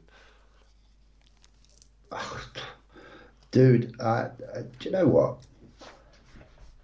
There's what I love about the internet, and days before the internet, which I can remember, unfortunately, being nearly 60, being brought up on encyclopedias and all sorts of books and bits and pieces. It's there's an immense amount of information out there. Yeah. And over my lifetime, not that I'm really old, but I'm getting on a little bit compared to some, and I've always looked at everything as a story. Yeah, that's great. total story, and I either read the story and it has an effect on me in an emotional way, or in a theoretical way, a physical way, or whatever. I haven't realised this until later on in life, but they're all just stories. Now, I don't believe them or I don't disbelieve them. Coming up to the present day, I always look at it and think, okay, what relevance have I got with any of these stories in my present life? And how will it make me, for whatever reason I'm living this life on this planet, a better person or not a better person or whatever? And I probably, as I've got older, I've really struggled to not disrespect the stories, but just use the stories to help me realize who I am, whoever I am. If it's really out there, it's something that's really become evident to me a little bit later in my life, and I didn't really recognize about myself, a little bit Yeah. earlier on in life, if that makes sense. Um, it's a hard one. It sounds really spiritual. It sounds really weird. Um, there's a great ethic for me personally. I quite often wonder who I am, where I'm from, what I'm all about. If I disassociate myself away from the what I'm told who I am Yeah. and what I'm told I'm supposed to be, I like to be free thinking, and I like to explore all sorts of possibilities of who I can be and what I can be and where I'm from. And that is something I find very exciting if I neutralize the thought that I've got to follow a certain pattern of thought, if that makes sense. Sorry, I told you I'd take it down a deep That's hole fine, of mate. thinking. It's fine. It's fine. It's all good. No, I. Yeah, it's really interesting. Quite often, I often sit there in a quiet time away from all the noise of everyday noise and all the shit that we go through, whether we're, whatever situation. When I quieten myself down, I often think, oh my God, who am I really? Yeah. Where am I from? Yeah. What's the possibilities? What's the true possibilities? How does it feel? What connection have I got? Is there a connection? Is there a connection with the stars? Is there a connection with, we're all built of atoms, which makes me just as connected to Mars, the galaxy, the galaxies, the universe. What's that connection? But it Yeah. isn't until like I've got a little bit older and I can just shut off myself a little bit sometimes Yeah. that you can actually evaluate those thought processes, which is a little bit out there and it's a little bit difficult probably for me to understand when I was running around like a fucking blue ass. Sorry, I swore, but it's after 10 o'clock. It does fine. Um, when you're running around in a busy life, providing for your family and sorting out whatever, you don't get that ultimate time to think about things. Yeah. Yeah, it's interesting stuff. I think Sorry. I think the best thing about that is that you're asking questions. I love that. Yeah, I love that. I think 100%. never take anything for granted. You know what I mean? Just it's important to ask to query things and not necessarily take things for granted. Which is why I've got time for people who believe that the Earth is flat. They're questioning it. They're not taking science for granted because mainstream science gets things wrong all the time. And one thing Yeah, mainstream science hates is to accept that things aren't how they say they were. And there's so yeah, many examples of scientists having their careers destroyed because yeah, they oppose mainstream science, but only later to be proven to be correct. yeah, And I think it's a wonderful thing to question the universe we live in. I think it's a wonderful thing, like you say, to ponder these things and not necessarily think and ask that wonderful three-letter word, why? yeah. You know, why is the sky Massive. blue? why does grow? Massive. Yeah, I think it's so important, and I think that's what advances us as a species more than anything else. We'll get things wrong. We'll get things wrong from time to time, and that's Yeah, fine. You know what I mean? yeah, But the important thing is, and the brilliant thing about that is like you're looking beyond yourself. You're looking at the universe as a bigger thing, and I think that's how it needs to be looked at. You know what I mean? And I think that's, and I'm with you 100%. And again, just like you, I don't do it as much now than I used to when I was younger. yeah, Um, a lot of times you're 100% right. The older you get, you've got other things in your life and other things that they're mundane, but they're more important to you as a person, such as making sure sure, your family's okay and sure. things like that. But I truly believe it's a wonderful thing to look at something and want to know why. I do truly believe that. So I understand exactly what you're saying, mate. I really do. It's Yeah. but I think that's important, and I think it's something we should never lose as a species, and we should always look to try and answer these things, even if they can't be answered. Now, I know I said earlier in the chat that there's some things that maybe we shouldn't go down. I think there will always be certain routes which perhaps aren't the ones to go down, such as nuclear technology and AI Yeah, being very questionable, things like that. But that's not. I wouldn't say we have to accept everything, and we have yeah, to just live in a world, because it brings to mind like drones, doesn't it? Going through their day-to-day life, not questioning anything, doing what they're yeah, told to do, acting how they're told to yeah. act. And I've never appreciated that kind of thing. I love the fact that we have individuals and we have people out there that are striving to get these answers. I think it's absolutely brilliant. I really do. Yeah, well, it's one of the most important thing is to remember as an individual you're a free thinker. Yes. You're totally a free thinker, and if you can go through life, and I've learned this very late in my life, but if you can go through life free thinking without judgment, Yeah. you become totally open to your presence in a day-to-day basis. And I'm going to bring this into the which what lots of guys like to listen to about investment and bits and pieces on finance. It's a game changer. Yeah. It's a massive game changer. But I get it because when I look back over my last Jesus, I started working back in '81, and probably the best part of, oh God, where are we? 35 years. You're just on that hamster wheel of the narrative Yeah. of what you're brought up with Yeah. and what you believe in Yeah. and what you're influenced by your environment in, Yeah. and you become that environment.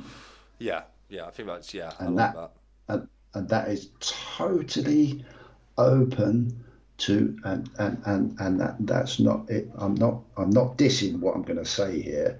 You're totally open to a complete narrative of how you should live, Yeah. and it Yes. and it bec- and it can become very easy and convenient to accept that narrative.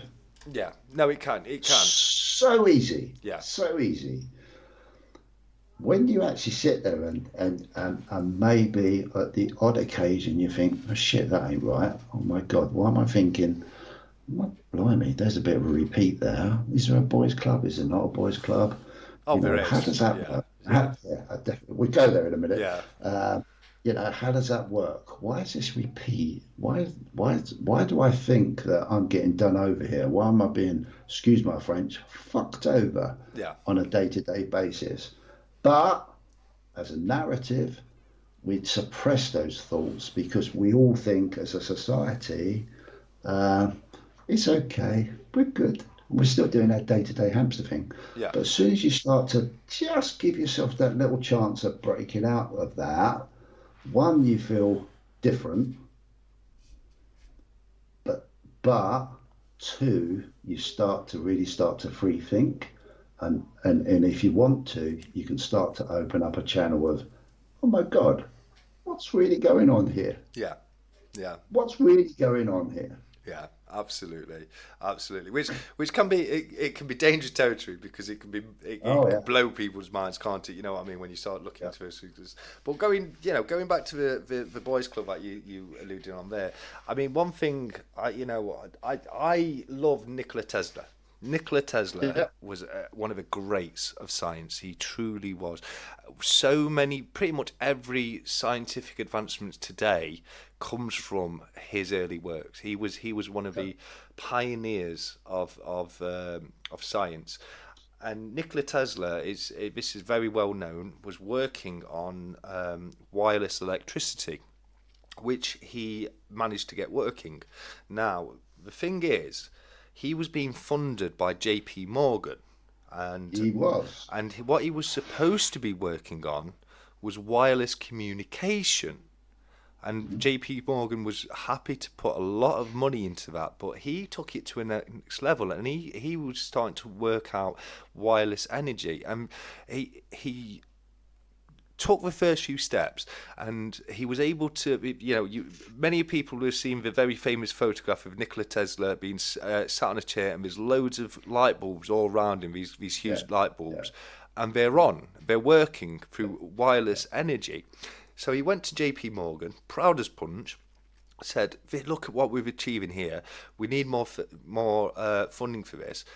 Unfortunately, JP Morgan had made millions of pounds through the energy industry, through the fact yeah, that he owned copper mines. He also owned factories that turned that copper into wiring, and yeah. it would have cost him a lot of money. So JP Morgan not only removed all his funding, he blacklisted Nikola Tesla to the point where he couldn't get funding from anybody else.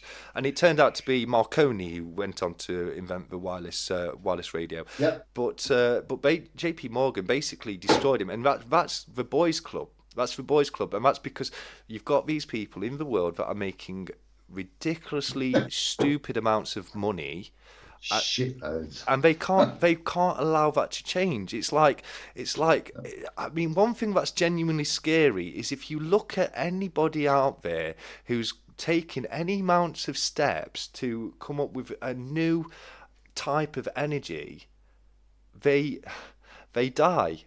They get broken into and murdered in a breaking in their house, or they go missing. Yeah, And it's so sus. yeah. They've been it's quite clear they've been taken out by the people who are making money off of fossil fuels and the way we run energy right now. And it's like look at electric cars. Electric cars aren't the be all and end all. What do they run No, on? Electricity. Where does that come from? Fossil fuels. yeah, So it's still a fossil fuel fueling that car. It's one yeah, step removed. You're not putting actual petrol or diesel into your car.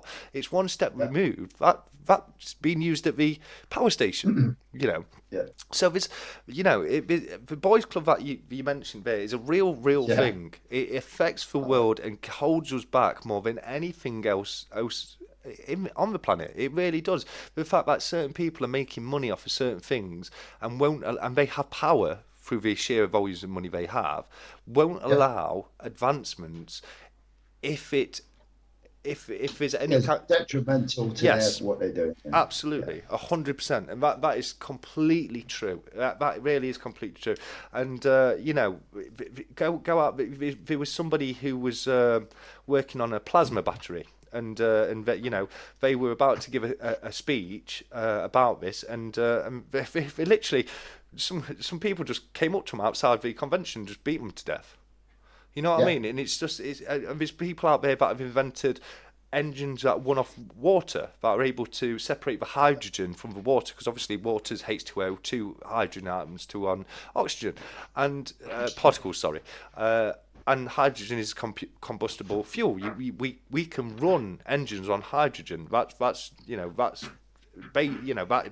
based in science. That's 100%. But people have invented engines that can separate the hydrogen from the water and basically run on water, and they go missing. absolutely. They go missing, or they I go know. get locked up, or It's crazy.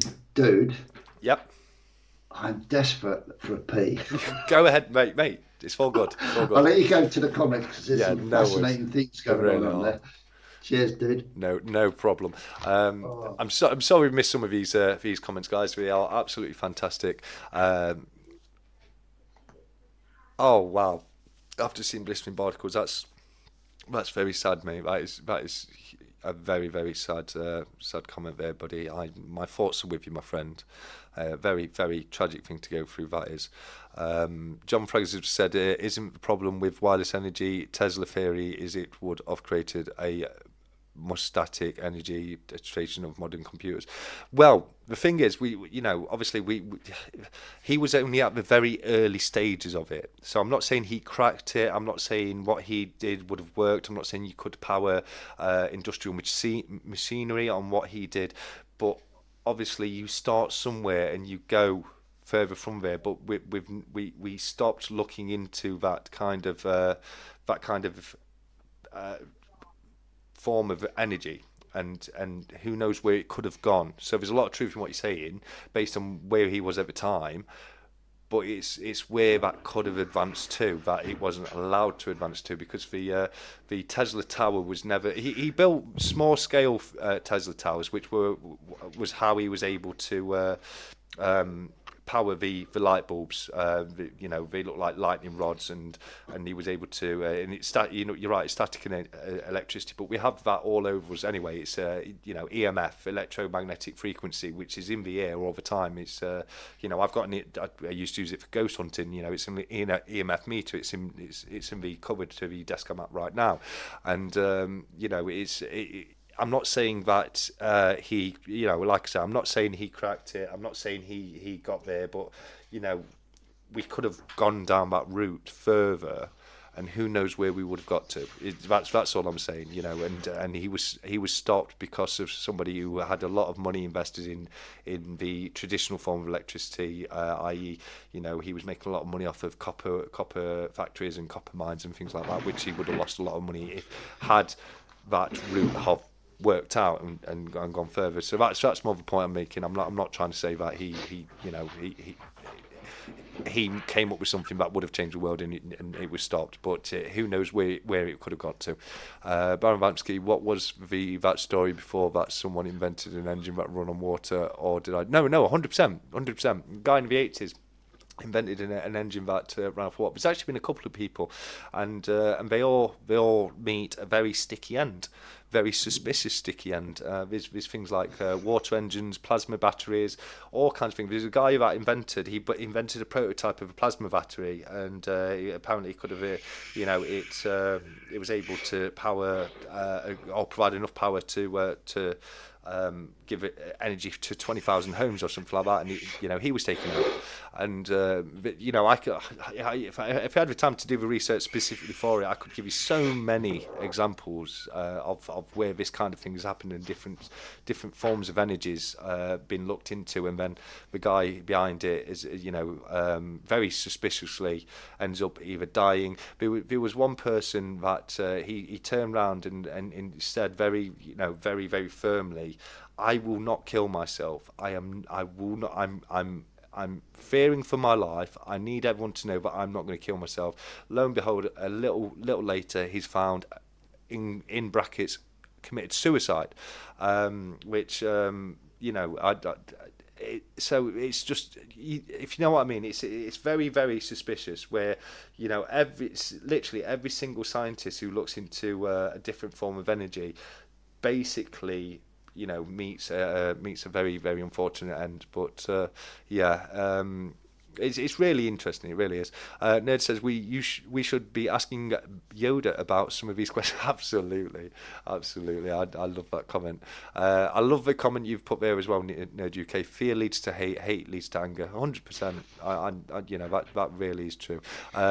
Blistering Barnacles, I can't wait. You need to let us all know in 3 years and 4 months when you're able to comment on Elon Musk's socials, because I can remember you saying that you have to be, I can remember you saying in one of our stat chats recently that you have to be a subscriber to Elon Musk for so many years before you can even leave a comment on it. So that was fascinating when you told me that. Luke said, "Love the wisdom. Hearing these stack charts, you lot here always get my mind going and always get me thinking from a different point." That's perfect. That's what I'm all about. It's amazing. Yeah, no, I love like looking at things from a different aspect, from a different point of view, and just asking those questions.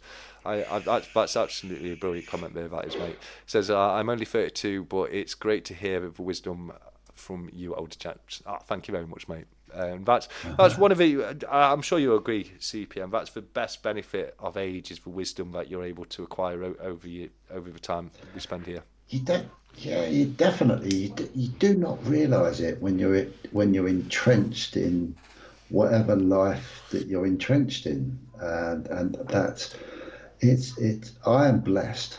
I am blessed to be at an age now which allows me to be able to be free thinking and to allow myself a bit of time. I'm so lucky, so lucky, and I don't take that for granted, because I know a lot of people can't.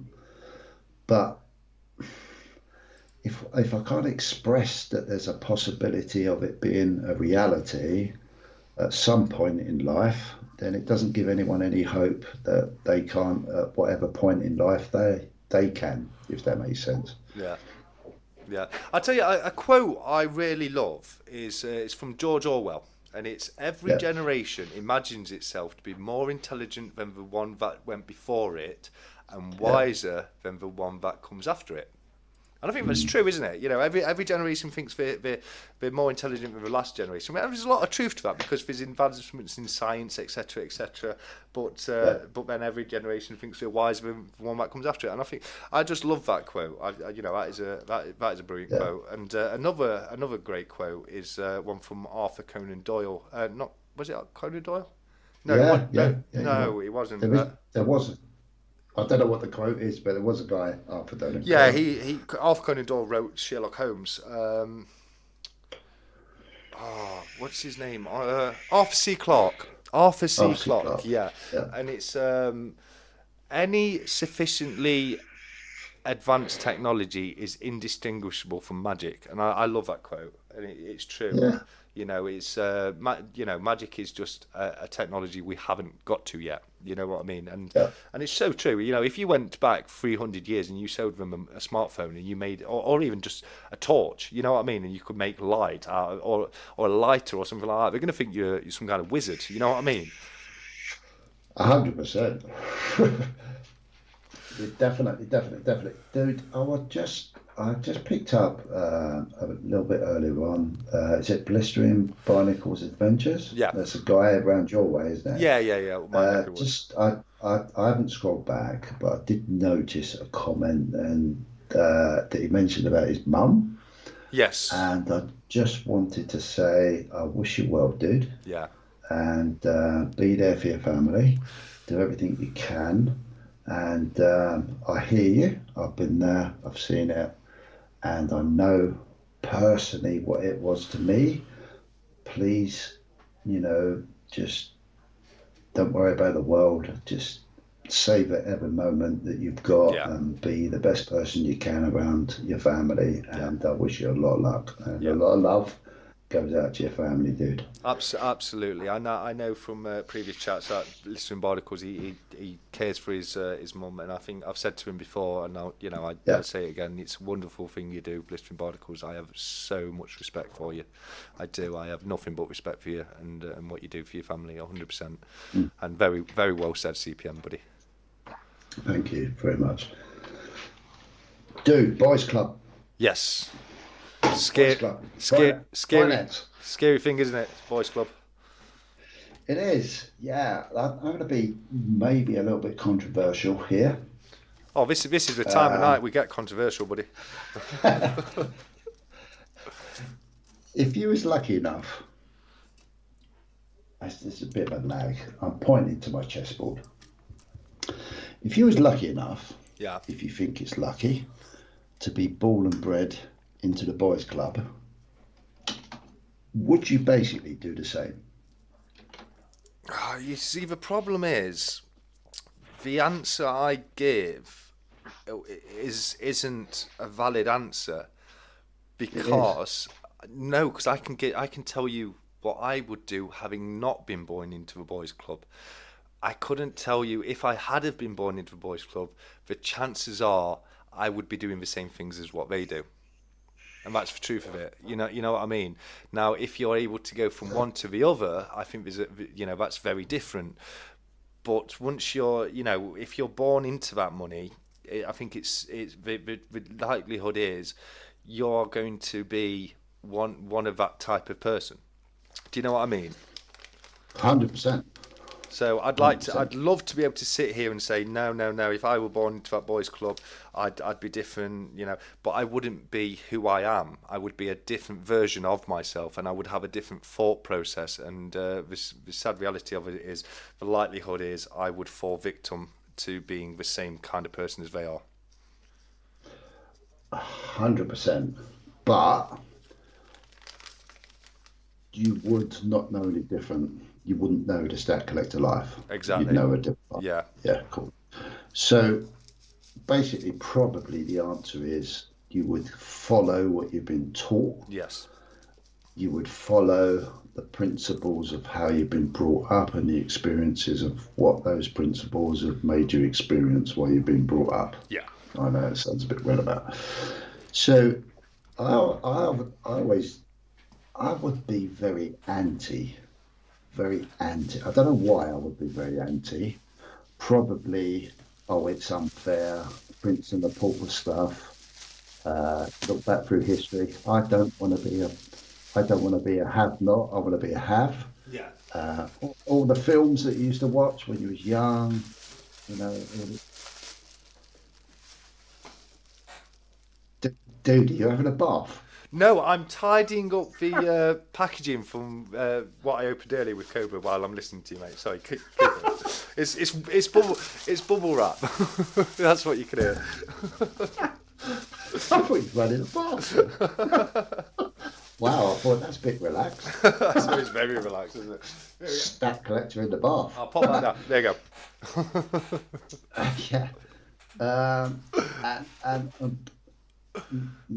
maybe because of the way I brought up and the situation I was in on this Monopoly board in front of us, um, I've been very sort of anti-establishment, not Yes. really understanding why establishment's there. So, what am I trying to say here? Ever since I've understood and accepted that there is a difference in that boys' club, Yeah. it does exist. Once I've accepted it does exist, my whole thought process is okay. I'm not a part of that, but I'm a part of the whole dimensional life that we live. Yeah. How can I, how can I use an investment strategy to work out what they do, why they do it, and how does that affect me at my level in life, and how can I improve that and make that a possibly a difference because we all value whatever everyone looks at value as. Um, that's changed my thought process on everything, and that's made a difference, a real big difference to my um, outlook on investment, because that's what basically a lot of us like to do. Strategy will be.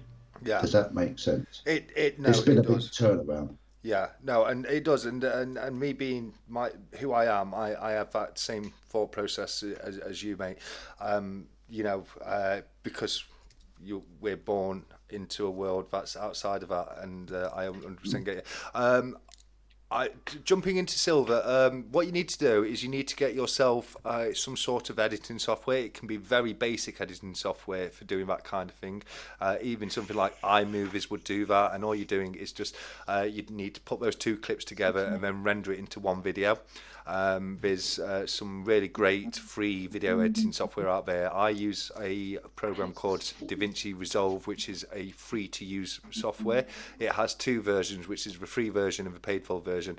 The paid for version is only needed for doing really high end video editing, and you would be able to get away with using the free version very easily. Just go onto the Blackmagic, it's a company called Blackmagic, or just Google DaVinci Resolve, download, and you can download it completely for free onto your PC, and that will enable you to put two videos together and put that video at the beginning of your video. And Nerd UK, absolutely, why not? Everybody go ahead and pop duck in the comments, and we'll do the second duck race, because we've been a bit sideswept with the amazing, oh my God, yeah, the phenomenal chat we've had is really distracting me from that. So we'll do my second duck race for my channel bits. If for those who are still with us in the chat right now, just all you have to do is just go ahead and put duck in the comments. Just put it once, or else it gets really confusing for me. And please just put it once. Yeah, pop duck in the comments, and we'll do a duck race. Durban Nerd UK are in, and we'll give it a few minutes for people to come through. But jumping into silver, if you want to know, if you want to talk about it in more detail, email me at stackcollectorcmb@gmail.com. It's in my description of the video. More than happy to help you out with that a little bit more, mate. That's no problem at all. We've got the ducks coming through thick and fast. We've got Durban, Nerd UK, Ninja Warrior, Darth Precious Metals, Space Miner, James Elliott, Baron Vansky, Blistering Barnacles Adventure, Jumping into Silver, Pure Metal Stacker, and Scott Silver. So if there's anyone else wants to get into the second duck race, all you have to do is pop duck in the comments. The way it works is whatever order you put the word duck in the comments will be your duck number. So Durban will be duck number 2. No, sorry, duck number 1. Nerd UK will be duck number 2. Ninja Wing duck number 3, etc., etc., etc. So we'll give that a moment longer, just in case anyone's still waiting to put their duck in there. And as soon as we've got, it looks like we've got all the ducks in a row, as the saying goes, we will head back over to the duck race, and we'll have another crack at my commentary. So yeah, no, absolutely. Thanks for reminding me, Nerd UK, because CPM, it's your fault, mate. You're bringing up far too good convo for me. It's completely distracted me. How do you distract a stack collector? You talk to him about conspiracies. Yeah, for sure. That's it. It's like, what? Sorry, conspiracies? What's that? 100%. That's blinding. No, it's brilliant chat though, CPM. I mean, this is one thing. Like, I don't think we had enough chat. Last time we had a stack chat, we didn't really go into conspiracy corner far enough, did we? We really didn't, and it's something I know you're really into. You've got I love your mindset on that kind of thing. You know what I mean? I love the way you look at things, and you love the way you analyze things. I think that's brilliant. I really do. Right, I think we're looking about that now. So last call for the duck race. I'm going to head over and start setting it up, and as soon as I finish that, we'll head over there. But at the moment, we've got 1, 2, 3, 4, 5, 6, 7, 8, 9, 10, 11 ducks. So great odds on this one, guys. Brilliant odds. So let me go over and set up the duck race. How many do I say? 1, 2, 3, 4, 5, 6, 7, 8, 9, 10, 11. That was it. So CPM, how long are we doing this one for? Is it going to be a minute again, or do you want to come on? Well, yeah, a minute, because that saves your voice. A minute's good for me, because it's a good amount. A minute's not too short, but it's not too long either. You know what I mean? One day I'm going to do a mammoth duck race. Oh, I think is that 12, John Fraggs? So 12. Brilliant. 1, 2, 3, 4, 5, 6, 7, 8, 9, 10, 11, 12. I'm seeing too many fuzzy ducks here. Well, that's probably because of the amount of whiskies. Mr. Kiwi has just got in at lucky number 13. So you've just got in time. Kiwi. Yeah. Our good friend Mr. Kiwi, great guy from over in the States. And let me just change that to 13. Okay, so 13 ducks. Thank you so much, Doff. 14. Koi Noob, you've let me down. Kind of. Yeah, he's let me down there. He's put duck, and normally he comes in and says, "What does a duck do?" Which I don't know if. Sorry, mate, go on. Yeah, after the duck race. Yep. should we get into the nitty gritty of finance? Yes, let's do it. And we'll finish it off with a good nitty gritty on finance, and yeah, because we're going for 3 hours and 40 minutes nearly now. So that's what a cracking chat we've had. So 14, I'm calling it. Last orders at the duck race is going to be 14 for a minute. So let's get us set over to the duck race and. Yep, okay, cool. Right, here we go. Transition not to black, but to the duck race. And give it a moment. You guys should be able to see that on YouTube. So let me just set that and we'll see what... Oh, look at that. That's brilliant. That's brilliant. The only thing I can't see in there is Wiggy. Unfortunately, my boy Wiggy's not in this one, and it's not going to be Trump Duck to win this one either because he's not in this one. But we've got Alien Duck. We have got Alien Duck. I think he's heard our conversation and wanting to get involved here, mate. Is there a conspiracy duck? Conspiracy Duck, yeah, let's call him Conspiracy Duck. We've got Pirate Duck, Rudolph Duck, we've got Holiday Duck, Punk Duck, we've got Chef Duck, we've got Panda Duck, we've got Spider Duck, we've got Granny Duck. Oh, we've got some fantastic ducks in this one. So let's do this. CPM, it is always the guest's honour to do the countdown. As soon as you say go, I will start the race. There's nothing like a duck. Nothing race. like a good old duck. There's nothing like a good old duck race on the Stack Collectors chat on a Saturday night. And we all look forward to that wonderful, fabulous commentary. 3, 2, 1, go. And they're off, and straight away it's pretty neck and knuckle out of the blocks. But no, Punk Duck has got a little bit of a gleam in his one eye because he seems to be a Cyclops Punk Duck. Who knows? But Zigzag Duck, number 6, is up there with him, as well as Holiday Duck. They are the 3 ducks in the lead right now, but who knows? Pirate Duck and Granny Duck and also Panda Duck are quite close behind her, but Granny Duck seems to be losing their legs a little bit. We've got Liberty Duck in the pack as well today. Who knows what they're going to do? Rudolph Duck, it's nowhere near Christmas. What are you doing here? Get back to Santa's North Pole with you. It's Pirate Duck right now with his nautical heritage, putting him in the lead. It's Pirate Duck number 11 right now with Panda Duck in number 2. But we've got Plain Duck coming. Oh no, it's all changed as we're coming up to the final 15 seconds. Pirate Duck is still in the lead, but Holiday Duck is coming in close behind him with Duck number 7 just behind him too. It's now Holiday Duck and number 7 in the lead. Pirate Duck is falling back. It's coming up to the final 5 seconds. Where's it going to go? Who's it going to win? We do not know. It's pretty much neck and neck as we come to the road. And it's Clean Duck number 2 that takes it.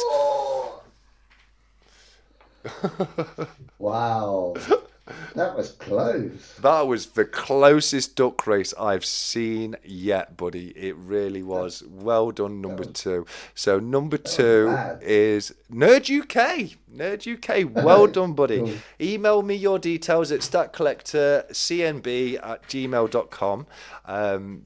Well done, congratulations, you've won yourself my channel bits, being the 1 gram TSC bar, the poker chips, the stickers, and well done to you, my friend. That's cracking. My cheek hurts. So do mine. That's amazing. Love it. Space Mind is having a scotch. I'd love to hear that. But is it scotch you're drinking, or is it bourbon, mate?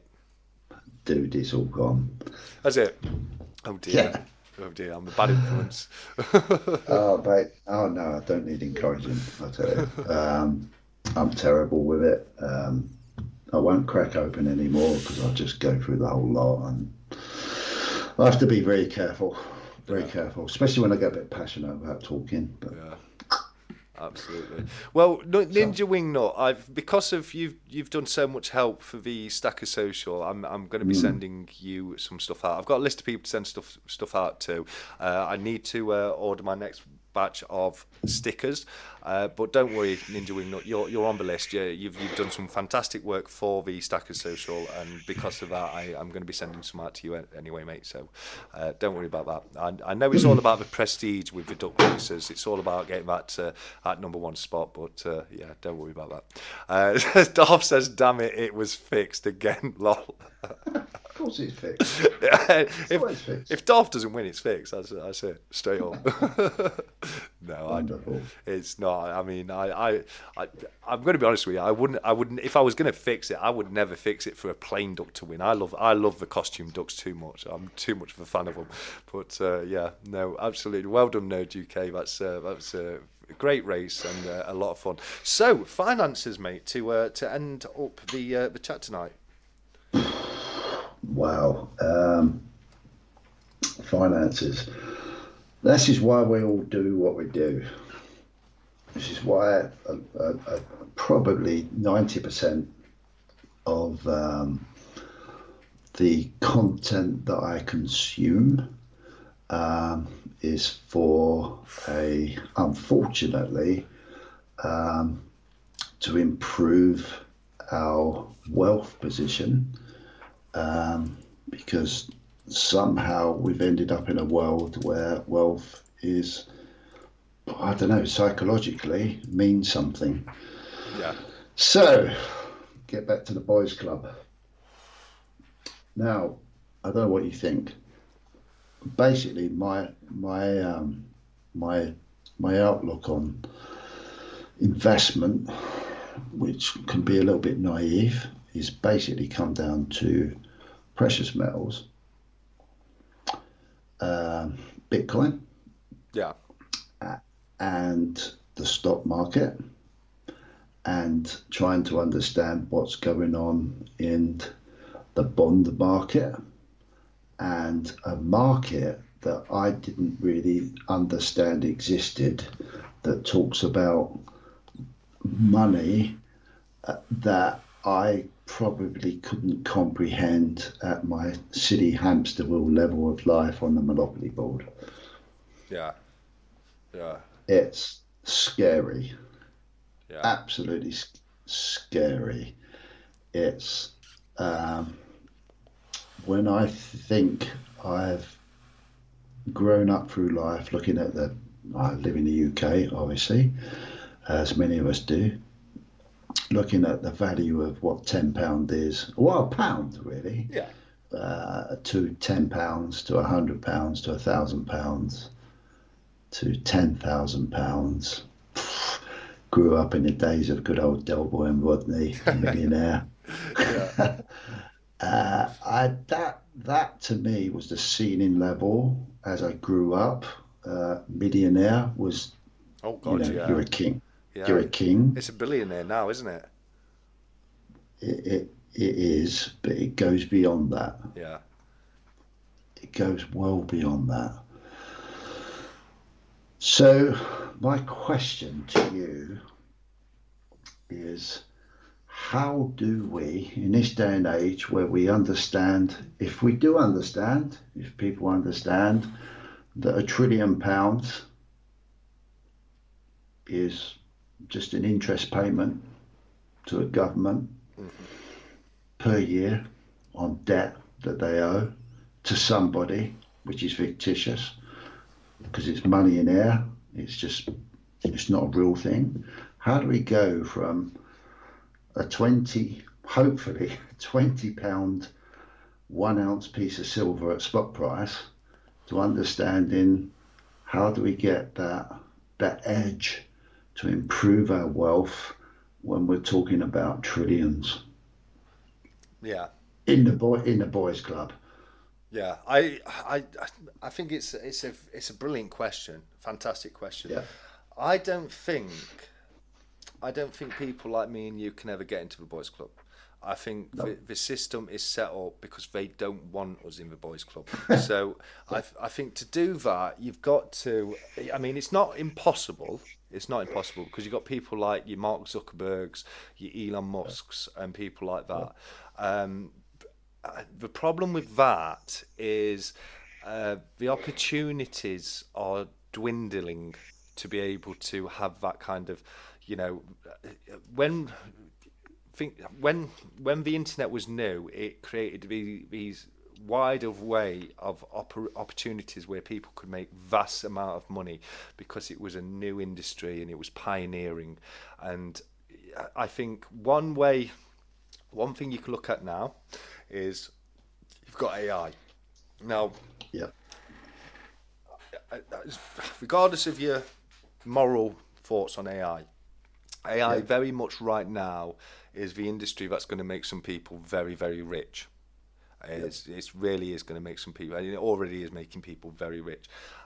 So that's one thing, and I think the best way for people to get into that boys' club, what you're referring to, the elitists, is to be able to come up with something brand new that's based on a brand new industry, and that has to create it or present itself. It's an opportunity that doesn't come round every single day. You know, the internet's been invented now; it can never be invented again. And you know, there are always going to be new avenues to go down. And it's all about having an eye for when they present themselves. Now, I say this to people all the time, but I mean, the chance I missed is when the internet was fairly new, and I was at college and I was studying IT practitioning, web design, all that kind of thing. I was working on a website that was very, very similar to what Facebook is. And it was at a time where Facebook didn't exist. There was no Facebook, there was no Twitter. The closest thing you had to it was MySpace. MySpace was rubbish. It really was rubbish. And Yeah. I was coming into this thing that was kind of, it was an adaptation from MySpace, but it was not only did you have a profile, but there was also a chat feature in there, and you could play games on it. And you know, I got so far with the website, and then Facebook came, and then I was young as well, and I was too bothered about going out and having fun. And I thought, well, Facebook's here now, and I shelved it, and then never saw it through. And that's probably the biggest mistake I've ever made in my life. And you know, that was my best chance I ever had to make real serious money. But obviously, after that, you know, and you know, just because Facebook exists doesn't mean that somebody can't make something better than Facebook. It's just harder now because, you know, you've got an established business there. That's, you know, people will normally navigate towards the established business than going to one that's a fledgling business, if you know what I mean. But one thing, you know, I'm talking about AI now. What's your thoughts about AI when it comes to investing, like using AI to work out the market and look at trends in the markets? Do you think that that's going to have what impact do you think AI is going to have in the stock market going forwards? Wow, what a good question. Brilliant question. Okay. I cannot come from this from a I know everything No, of course. angle. What I've found, what I've been very useful to have learned was one, accepting who I am Yeah, and where I am on the Monopoly board. yeah, First of all, like you said, I was not born into the chessboard yeah. era of elitism. Does that make me any different to those people? No, it No, doesn't. no, yeah, Doesn't make me any different at all. So, what do? I have to try and find out how I can bridge that gap yeah, in my world. So, in my whole investment journey, obviously I've gone. Firstly, I looked at the crypto, the Bitcoin, led me into silver, led me into gold, led me into stocks and shares. Getting into stocks and shares and AI now, I've had lots of conversations with Cobra just about AI and what possibly AI can do to my present and my future. And when I say my future, I mean the legacy of my family's future. yeah, So what that's made me do, once I understood that, was okay, I need to, if I'm going to invest in AI, which I do, I need to do my, it's getting back to education and research. yeah. I think that's key, Yeah, isn't it? That is the yeah. key. It's how I perceive how my life, and when I say my life, that means my physical life out there in the physical world, what I can see AI can bring to the party, Hmm. and who as a company is trying to develop those ideas that I'm thinking about that will be good for society are out there. Yeah. Yeah, that's part of the research. And I think if you can be bothered to get off your arse and do that, you get the heads up on what companies are out there that you think are going to achieve how you see your generations going forward Yeah. will be use that as an advantage. Now, obviously, if you go down the risk analysis, you can try and go for the quick return. Good luck there, or you can go the long term return. Yeah. But both the quick return and the long term return requires you to do some sort of research. 100%. Yeah. Nothing more, nothing less. And then from that angle, you can go, okay, and we use electric vehicles for an example. Do you honestly think in your own head that there is any value? Doesn't matter whether you're into your combustion engines, into your horsepower, into your dog power, into your sledge power, into your whatever power of transport. Do you think going forward that electric vehicles could be of benefit to a society, maybe not in the pure presence of what we like today, but tomorrow, 10 years down the line, 5 years down the line, da, da, da, da, do you think that can be productive? Then the offspin from that is there anything out there that is just purely electric vehicles, or is it in investing and exploring and looking at improvement in the offspin of electric vehicles in AI technology that can be utilized just not in that company, but then utilized in other parts of different industry around the world. And there's businesses out there that are doing that, Yeah. and then that will then give you a risk analysis of, okay, I've got £1,000, £100, £10. I would like to invest in that company because I believe personally, after doing the research, that that may be a benefit to humanity and have a return maybe for me over the next 10 years. But if I keep it and use that return in other ways, it may benefit me and it might benefit my family going forward. Yeah. No, I get what you're saying there. For me personally, now it's not necessarily what I believe in. It's what I believe is going to happen. Yeah, So sometimes you have to step aside from your own personal beliefs. It's like look at CBDCs. I, yeah, I hate the concept of them. I'm yeah, totally against them. I'm a cash man. I don't even like the digital pound, like bank transfers. I don't like keeping money in my bank account. I like to work in cash. I like to pay by cash whenever I can. I mean, I'm talking hard physical cash. But that doesn't stop the fact that despite me not liking them or agreeing with them myself, has it got use? I think it's going to happen. Yeah, Regardless of what I think that is going to be the way forward. So when CBDCs were first announced, the first thing I looked into is how could I make money off that?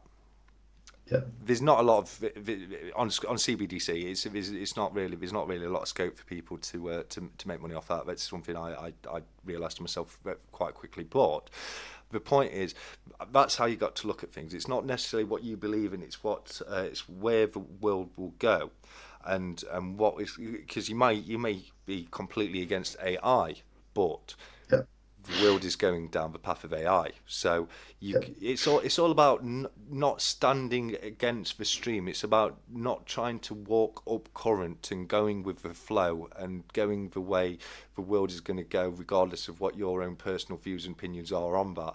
And I think 100%. I think that's very important. to Yeah. be able to recognise and identify that okay, this is what's going to happen. I can either stand here and try and fight it, which will be you'll be fighting a losing battle, or you can go with it and try and make it benefit for yourself as much as you possibly can. Um, Yeah. so I think there's a lot of that to come into it, and I think it can be very difficult to it's a gamble. You know what I mean. It will because you may see this new company, you may think, well, that's the future, and it may be the future, but it might be a different company that gets you there. You know what I mean? So Sure. Yeah. it's Yeah. like it's very difficult. There's no clear path. A lot of it is people getting lucky with the good investments, the ones that really Yeah. fly off and things like that. And there's no crystal ball. But what I was referring to with AI, and I can see, people at Future in the chat are saying he needs to get into some AI stocks and stuff like that. Yeah. Yeah, and absolutely 100%. But what I'm getting at more, because you're good friends with Campbell Finance, aren't you? You will have him on the I channel am. quite a lot. Yeah. You've spoke to him. You've had Yes, I need to promote what's going on with that a bit during this chat. yeah. Sorry. No, absolutely. That's what he's here for. But what I'm getting at is, do you think people like Campbell Finance are going to become obsolete because they won't be able to compete with AI? Because I'm talking about AI actually, like, not being an asset, but being the trader, and the AI following the stock market and being able to make accurate predictions of which stock is going to go up and down. Do you think the human being is going to be left behind because AI will be able to do it so much better? Because we're talking about computer power there. It's already there, dude. That's what I'm saying. You know what I mean? It's already there. If you Yeah. look at fundamental market changes in basic trading now, they all use bots. Yeah. Professional traders use bots. Yeah. Some don't. I'm not sure whether Camel does or not. I don't think he does. He uses simple strategy. Yeah. But who knows? I don't know. But a lot of traders use bot AI technology, which makes sense. It makes It sense does. to me. No, it does. Yeah. Whether it's fair or not is Yeah. irrelevant, Exactly. but it's a technology that's there that people can use, and they are using it. So if the answer to your question would be yes, if we keep with a stock market style that what we used to marketplace, then AI will take. Yeah, of course it will, because it makes it Yeah, I easy. believe it will. I believe it will. It Yeah. will totally make it Yeah, easy. because you got to think. Look. I mean, look at Camel Finance as an example. I'm just using him as an example of somebody that I know that Yeah, is a sure. human being. Sure. He's like you say. He uses this stock market strategy. He's limited as a human being to the time it takes him to work out these strategies and look at the trends and make Sure. those strategies. AI is going to do that in an instant. Do you know what I mean? Yeah. Like, it's going to be able to make all the it may be using the same strategy, it may be using the same calculations as what a human being would do, but it will do it in the blink of an eye. Whereas it may take you 30 minutes there, looking at the trends, looking at the ups and the downs and the peaks, making Yeah. drawing those lines, looking at the candlesticks. It's not going to take any time at all for the AI to actually be able to recognise those trends and make those trades. You know what I mean? And I think that's Yeah. one way to look into it going forward, is maybe be open to using a bot for trading rather than relying on your own knowledge. And I think sometimes that can be very difficult. You know what I mean? Because Yeah. it's like it's taking yourself out. For an analogy I would use now, I'm going to assume you have a driving license and you drive, I do. right? Have you ever? I'm not quite that Neanderthal. Well, never presume to assume. But Absolutely. so when you're behind the wheel, how comfortable are you? You're never scared, are you? Do you know what I mean? Um, as a rule, No, no. yeah. Generally speaking, yeah, there's the odd time that Yeah. something could happen, someone could come out of nowhere. But if you're on an open road and there's no other Sure. traffic, you're behind that wheel, you're Sure. feeling really confident. Now, you take yourself out of Sure. that seat and put yourself in the seat right next to it, and Yeah. you've not got the My steering. wife's seat. Yeah, you've not got the steering wheel in front of you. It can be a Yes. extremely different experience. Because you don't have that control. It gets very scary when you're in a passenger in somebody else's car and they're driving a little bit faster than you'd maybe like. 100%. It can be very Yeah. daunting. And I think that's a great So, analogy for what it is to take yourself, because we're talking about money here, we're talking about, like you say, a legacy, and it's not just about yourself, it's about your family, it's about securing your family, it's about making sure you're there to provide for people. And when you have that much on the line, I think it could be so daunting to take yourself out of that driving seat, put yourself in the passenger yes. seat, and allow something like a bot to make those trades for you. But in the long run, I think there's a future when it comes to. And speaking of future, thank you so much for joining us, mate. It's been a wonderful to have you here tonight, as always, my friend. And you take care of yourself, because he's just let us know that he's heading off. And yeah, it's been Oh, right, cool. great to have him here. But Dude, could I have a quick wee? sorry. I'm just going to have a quick wee. No, This is the downside of being 60. CPM's broke the seal. It's because you've had that whiskey, mate. I used to be exactly the same. Don't worry about it, buddy. You head off, and I'll see you when you get back, mate. But I'll quick look at the comments. Space Miner, what's going to happen next? They will issue a debt correction levied against population and expected life work. Yeah, it will stand like a crypto with you as the wallet.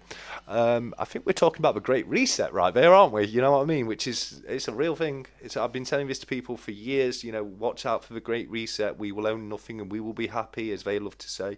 And yeah, and it's like. Another example is, I remember speaking to friends years ago, and I'm talking like 5 to 10 years ago now, and I used to tell them that your phone's listening to you. Your phone, hey Cobra, great to have you back, buddy. Thank you so much for joining us again. But I used to say to my friends that your phone's listening to you, your phone's spying on you all the time, and they'd think I was crazy. And they say, no, it's not, no, it's not. And it is, and it's because of tailored ads, and that's why, I used to say to my friend, we'd have a conversation. I'd say, well, after we've had this conversation, you start getting ads for the thing you were talking about, and that's because your technology is listening to you all the time. And it is, your Amazon Alexa's spying on you, your phone's spying on you, and it's not necessarily the government spying on you, but it's industry spying on you to get that Yeah. information of how to sell you a product and what type of product you want. And I was talking to someone recently. Do you shop at Tesco's at all? Do I? Yeah. Yes. So Tesco's, you'll be familiar with their club card. Yeah. Yes. Now you don't just get points if you're a member of their club card. You get a little bit of money off products. So you've got two prices. You've got the standard price, you've got the club card price, and the club card price is a little bit cheaper. Now, the reason they do that is because it's electronic, okay? So they've got a record of every single item you purchase. It's got all your shopping trends down there. And the reason they offer you a little bit of money off to get that information is because they make a lot of money selling that information to third parties, which it tells, Yeah. because these third parties want to know what are the spending trends, and Of course they do. exactly. So I was just saying, one example of sort of something that you were saying, something I was talking about years ago, and people used to laugh at me and say, no, it's not. And now it's proven, and that's why it does it. It's not necessarily a government spying on you, but it's commerce and the industry spying on you to. Data. Yes, yeah, Data. selling data. Data is one of the most. It's one of the most powerful things in the Yeah, world. and one of the biggest industries in the world. If you come up, and going back to saying how can you close that gap, how can you make that money? If you can come up with a form of collating customer data, you've got a lot of money on your hands right there. People will spend a lot Yeah. of money to get that information from you. So Yeah. yeah, I was just coming up with different topics while you were nipping away, buddy. That's all. But we've got Yeah. Cheers, no mate. worries, mate. We've got Cobra back with us as well. Cobra's back in the Yes. house. He's just woken up. The man, the myth, the legend that is Cobra Stacker. 100%. 1,000,000%. Mate. That's really cool.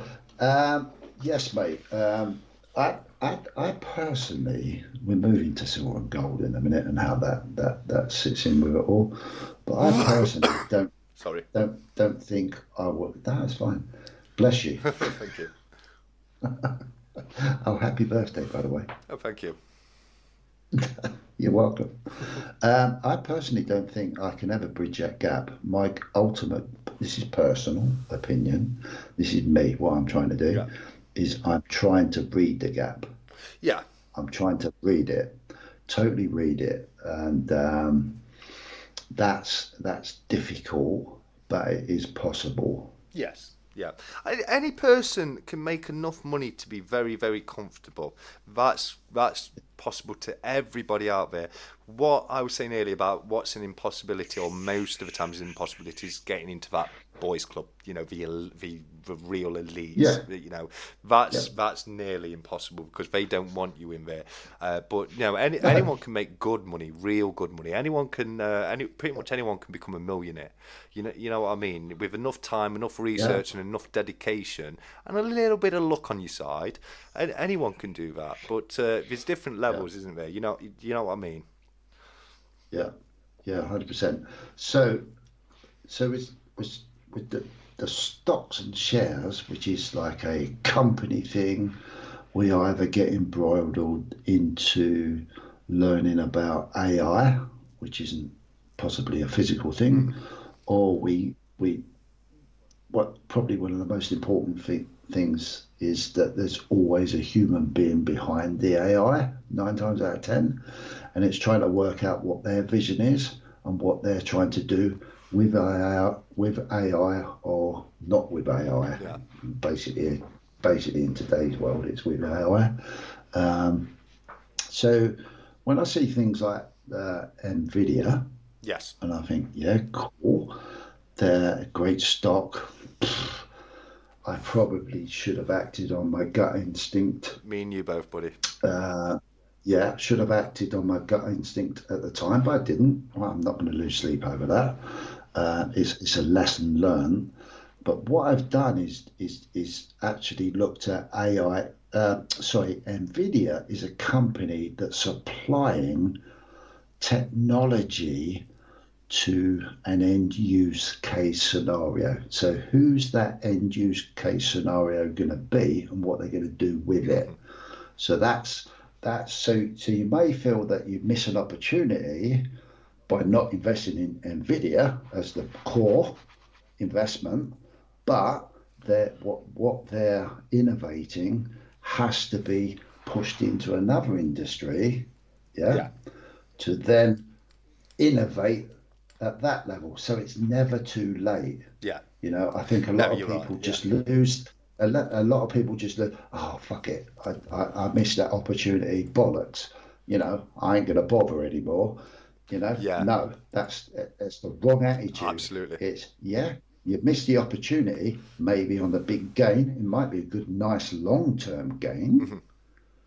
over the next, if you think the company's strong enough over the next 30, 40 years, if that's your plan, yeah, put a little bit of money into it, maybe, maybe not. But look at what they're doing and who they're doing it for and what that benefit for that company will be. And there's your new Yeah, benefit. absolutely. Every single missed opportunity is a lesson learned, and there's Oh, ways mate. to learn from that missed opportunity and enrich yourself. And you've like you've just said yourself. Okay, I missed that opportunity. You're very right. A lot of people would be give it defeatist, and would be like, oh well, I've missed my chance. That's it. Okay, but okay, you've missed that chance. What can you learn? Yeah, What did you do wrong? yeah. Where can you go right next time? 100%. I think that's really well said, CPM, mate. I really do. Yeah, it's massive, and that's something I'm guilty of it. I'm just as guilty as everyone. But that there's there's all these small little things that I'm starting to, oh shit, oh my god, what am I doing? They're producing a great product. Who the freaking hell is going to use it? Yeah, And what are they going to use it yeah, for? You know? yeah, Let's have a little dive. Let's see what's going on. How what's going forward, and that becomes exciting yeah. again. You know, Yeah, absolutely, absolutely. I mean, the great thing about Nvidia is they're in everything. They're in yeah, so many sectors. It's unreal. They create so many different computer components, semiconductors, graphic cards, processors. I mean, there's other ones like Intel, a great company to get into. Ryon, Ryzen great company to get into. Yeah. The one I was in, I cashed out a few months ago. Well, basically before I came into bought my new house, was a company called Semiconductors, ON Semiconductors. All right. Yeah. Another brilliant Yeah. company going from strength to strength. So, I do say, like, two of my biggest industries when it comes to investments is tech and farm, as not Yeah. like farms, but pharmaceuticals. Yeah, Pharmaceutical. Yeah. yeah, absolutely.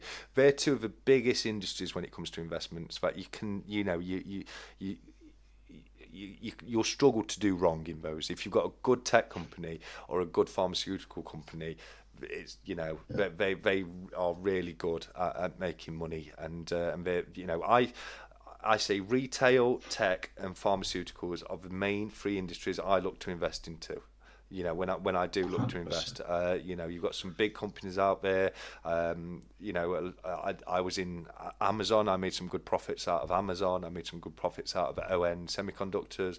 I made a fairly decent amount of profit out of Johnson Johnson. The problem with that is Johnson Johnson went through a very, very rough patch. They had a couple of controversies, one of which was talcum powder, and Yeah. the thing is, they were selling talcum powder. We don't have over here. We don't have talcum powder anymore. We stopped using talcum powder many, many years ago, and it's now corn. It's a corn flour derivative that we use as talcum powder because talcum powder is a carcinogen. And they were still using talcum powder in other countries, such as India. Some African companies, they got sued and they lost the case, and it affected their stock value. They also had problems because Johnson and Johnson's were one of the manufacturers of the vaccine, and there was a couple of deaths from their vaccine, and that had a big impact on their stock price as well, which really plummeted them. I would have stayed in if it wasn't the fact that I bought the house. I would have stayed into them because I was saying, I was saying to people at the time, Johnson and Johnson's are a monster when it comes to a company. They've got so many, Massive. they're huge. When people say Johnson Johnson, most people think baby oil or talcum powder. Yeah. But like I said, they actually developed one of the vaccines. We've got a huge pharmaceutical sector behind them, and they are a huge, huge company. Tarot Destroyer has said, "Going to sleep now. Great live tonight, guys. Love the topics and chat. Have a great weekend to you both and everyone in the chat. I need to invest in Thank some you. AI stock." Absolutely. Thank you so much for joining us, Tarot Destroyer, and it's been great having you here. And you take care of yourself.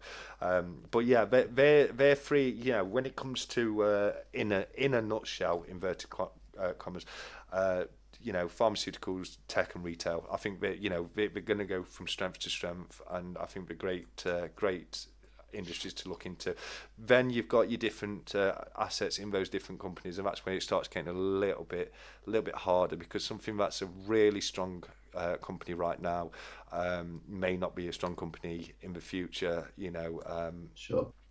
Things like now Nokia is still a huge company, but when I use Nokia as an example, it'd be for mobile phones. Can you remember 20 years ago, every single person had a Nokia mobile phone? Everybody did. You know what I mean? It, Hundred it was percent. the go-to, wasn't it? You'd have thought that That Nokia. was the iPhone. Well, yeah. Until the iPhone, it was. Yeah. Yeah, absolutely. But 20 years ago, if you said to somebody, right, who should you invest into when it comes to mobile phones? Everyone said Nokia. If you'd said, well, what about Apple? What the people who make that MP3 player? You know what I mean? And then boom, the iPhone's invented, and Yeah. look at them now. So it's impossible to see the future, and past results are no indication to future profits. But and that's what I mean about it being research, hard work, dedication, and a little bit of luck as well, because Yeah. 100%. it can go beyond. I'm going to be honest, mate. My back's getting a little bit sore now, so we're probably going to have to end it soon. But is there anything you'd like to talk about before we do so? Loads. Yeah. That's Well, fine. we're gonna have to well, mate, we're gonna have to reschedule in you to come back in May then, mate, because Ab- ab- Absolutely I would cool. love to That's carry on. fine. Ninja Wingnuts just giving a good example. BlackBerry. Yeah, BlackBerry died. Yeah, Look how strong BlackBerry was for a little period of time, and it yeah, just completely died off. You know what I mean? So, I used to call I had a BlackBerry for a while, and Blackberries were around just before smartphones, and I used to say that the BlackBerry was the smartphone's dumb cousin, because it was almost a smartphone, but it just wasn't. it was. It was kind of like a stepping stone between old mobile phones and modern mobile phones. You know what I mean? Yeah, yeah, 100%. But that's a true reflection of how quick technology Yeah. changes. Perhaps, and there's no reason why there isn't something else, if you really deeply think about it, that can change tomorrow Yeah. and be the next BlackBerry iPhone Yeah. step. Yeah. And I think that's important as well. If you ever see a product, like you look at the product, it's brand new, not never done before, and you look at it and you're like, oh wow, that's amazing. Invest in it. You know what I mean? Because if you love it, a lot of people, other people will love it too.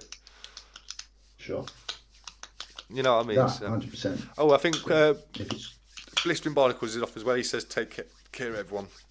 So That's really cool. I can't believe we've been going for 4 hours and 40 minutes. I know, it's insane, mate. The time just flies so much on these things. It really does. Yeah, It really does. yeah, It feels like we've been here for an hour or so. You know what I mean? But yeah. and it's been a brilliant chat tonight, CP. I mean, I've loved picking your brains about things and hearing your opinion on stuff. You've got such a great outlook on things, and I love the way you analyze things, the way you look at things. I generally could, I'd sit here for hours upon hours and chat with you, which is why I definitely want you to Mm, come back on. I'm fully booked up in April, but we'll definitely get you booked in May, and we'll look into things a little yeah, bit it's more. cool. And yeah, that It's it's absolutely cool, mate. I've I've had an absolutely blinding time. Absolutely blinding time. It's every day's a learning day yes, every day's a for school day. sure. Oh yeah, definitely. I absolutely love it. Very very quickly, I just want to say that the collab that I did, I've been doing this whiskey and rum thing with Yes, Campbell yeah, Finance for a while, and the last one we included Cobra, yes, and had really good feedback from it. And the next one that we're doing is next Saturday. I'm recording it next Saturday, so it's all pre-recorded. It's never yeah. live. That'll be out on Sunday, and we have a guest on there to join us, and that's Oh Darth. wow, Darth Precious Metals is coming on to that collab, and I'm really excited about this because the great thing about having really good guys that are pretty cool in their fields is I shut up and listen. yeah. It's brilliant. I learned so much from it, and I just host it and go through it. And I'm really looking forward to exploring that more. And if you would love to come on one, there'll always be three of us, hopefully, and we'll always have someone else on. And yeah, I would love you to come on it because I think you'd really enjoy Oh it. mate, I'd be honoured to. I'd really enjoy that. It'd be so cool to be the guest on the channel for a change. Actually, I'd love Yeah, that. mate. Yeah, I noticed you dropped a hint a little while ago saying, why don't we get invited on I've CPF's I've channel? dropped a couple of hints in the past, CPM.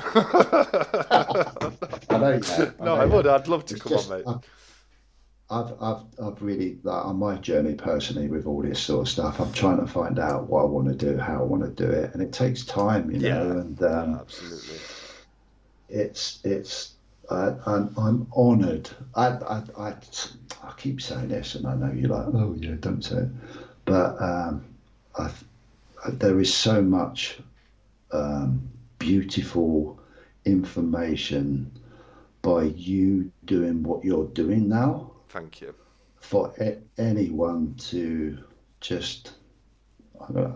It's late at night. I'm going to say it. Shut the fuck up and just Yeah, listen.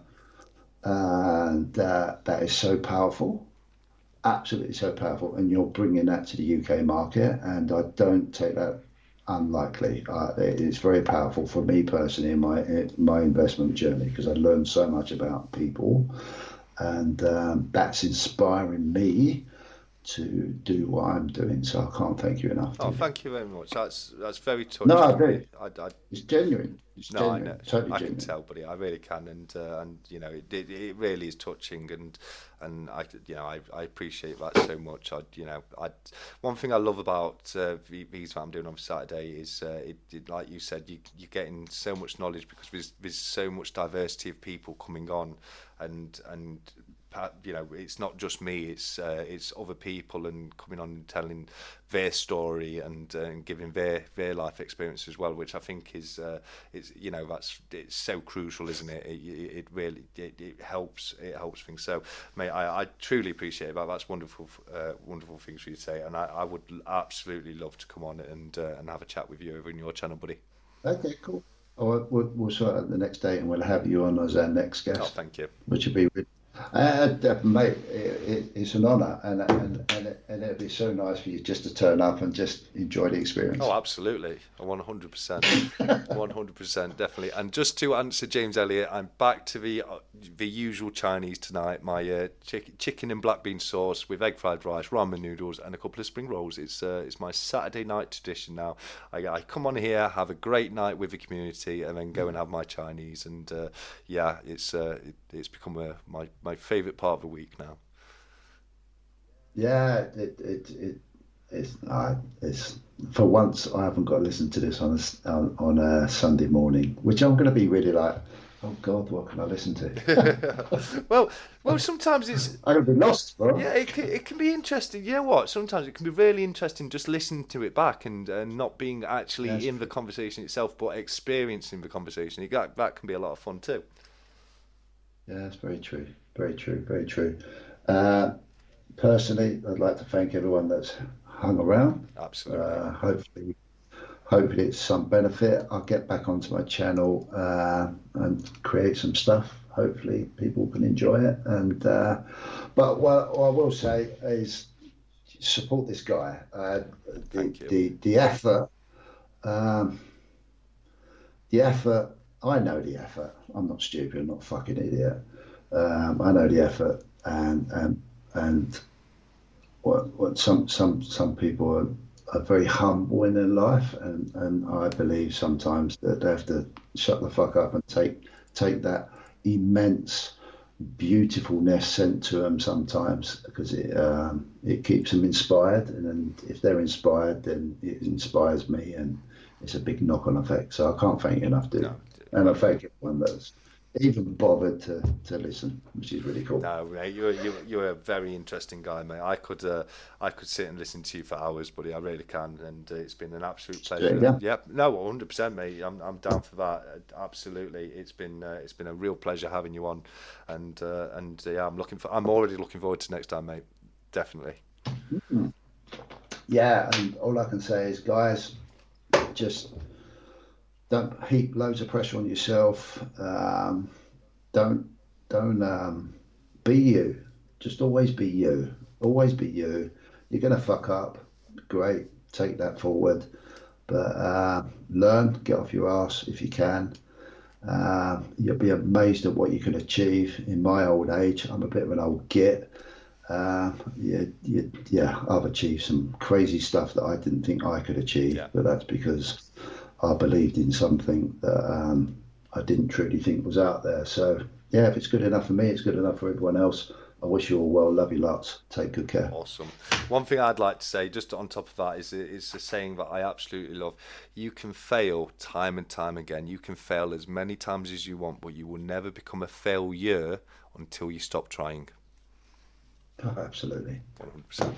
Buddy, thank you so much for joining me tonight, and everybody in the chat, thank you so much for coming on across and joining us. You are guys are the third person in these chats. We love having you here with the in the Yeah. conversation and in the chat and giving us questions and things like that. And we've had some fantastic comments and questions tonight. So thank you so much for joining us all. But yeah, I'm going to end it all there by saying we've probably rabbled on for long enough now.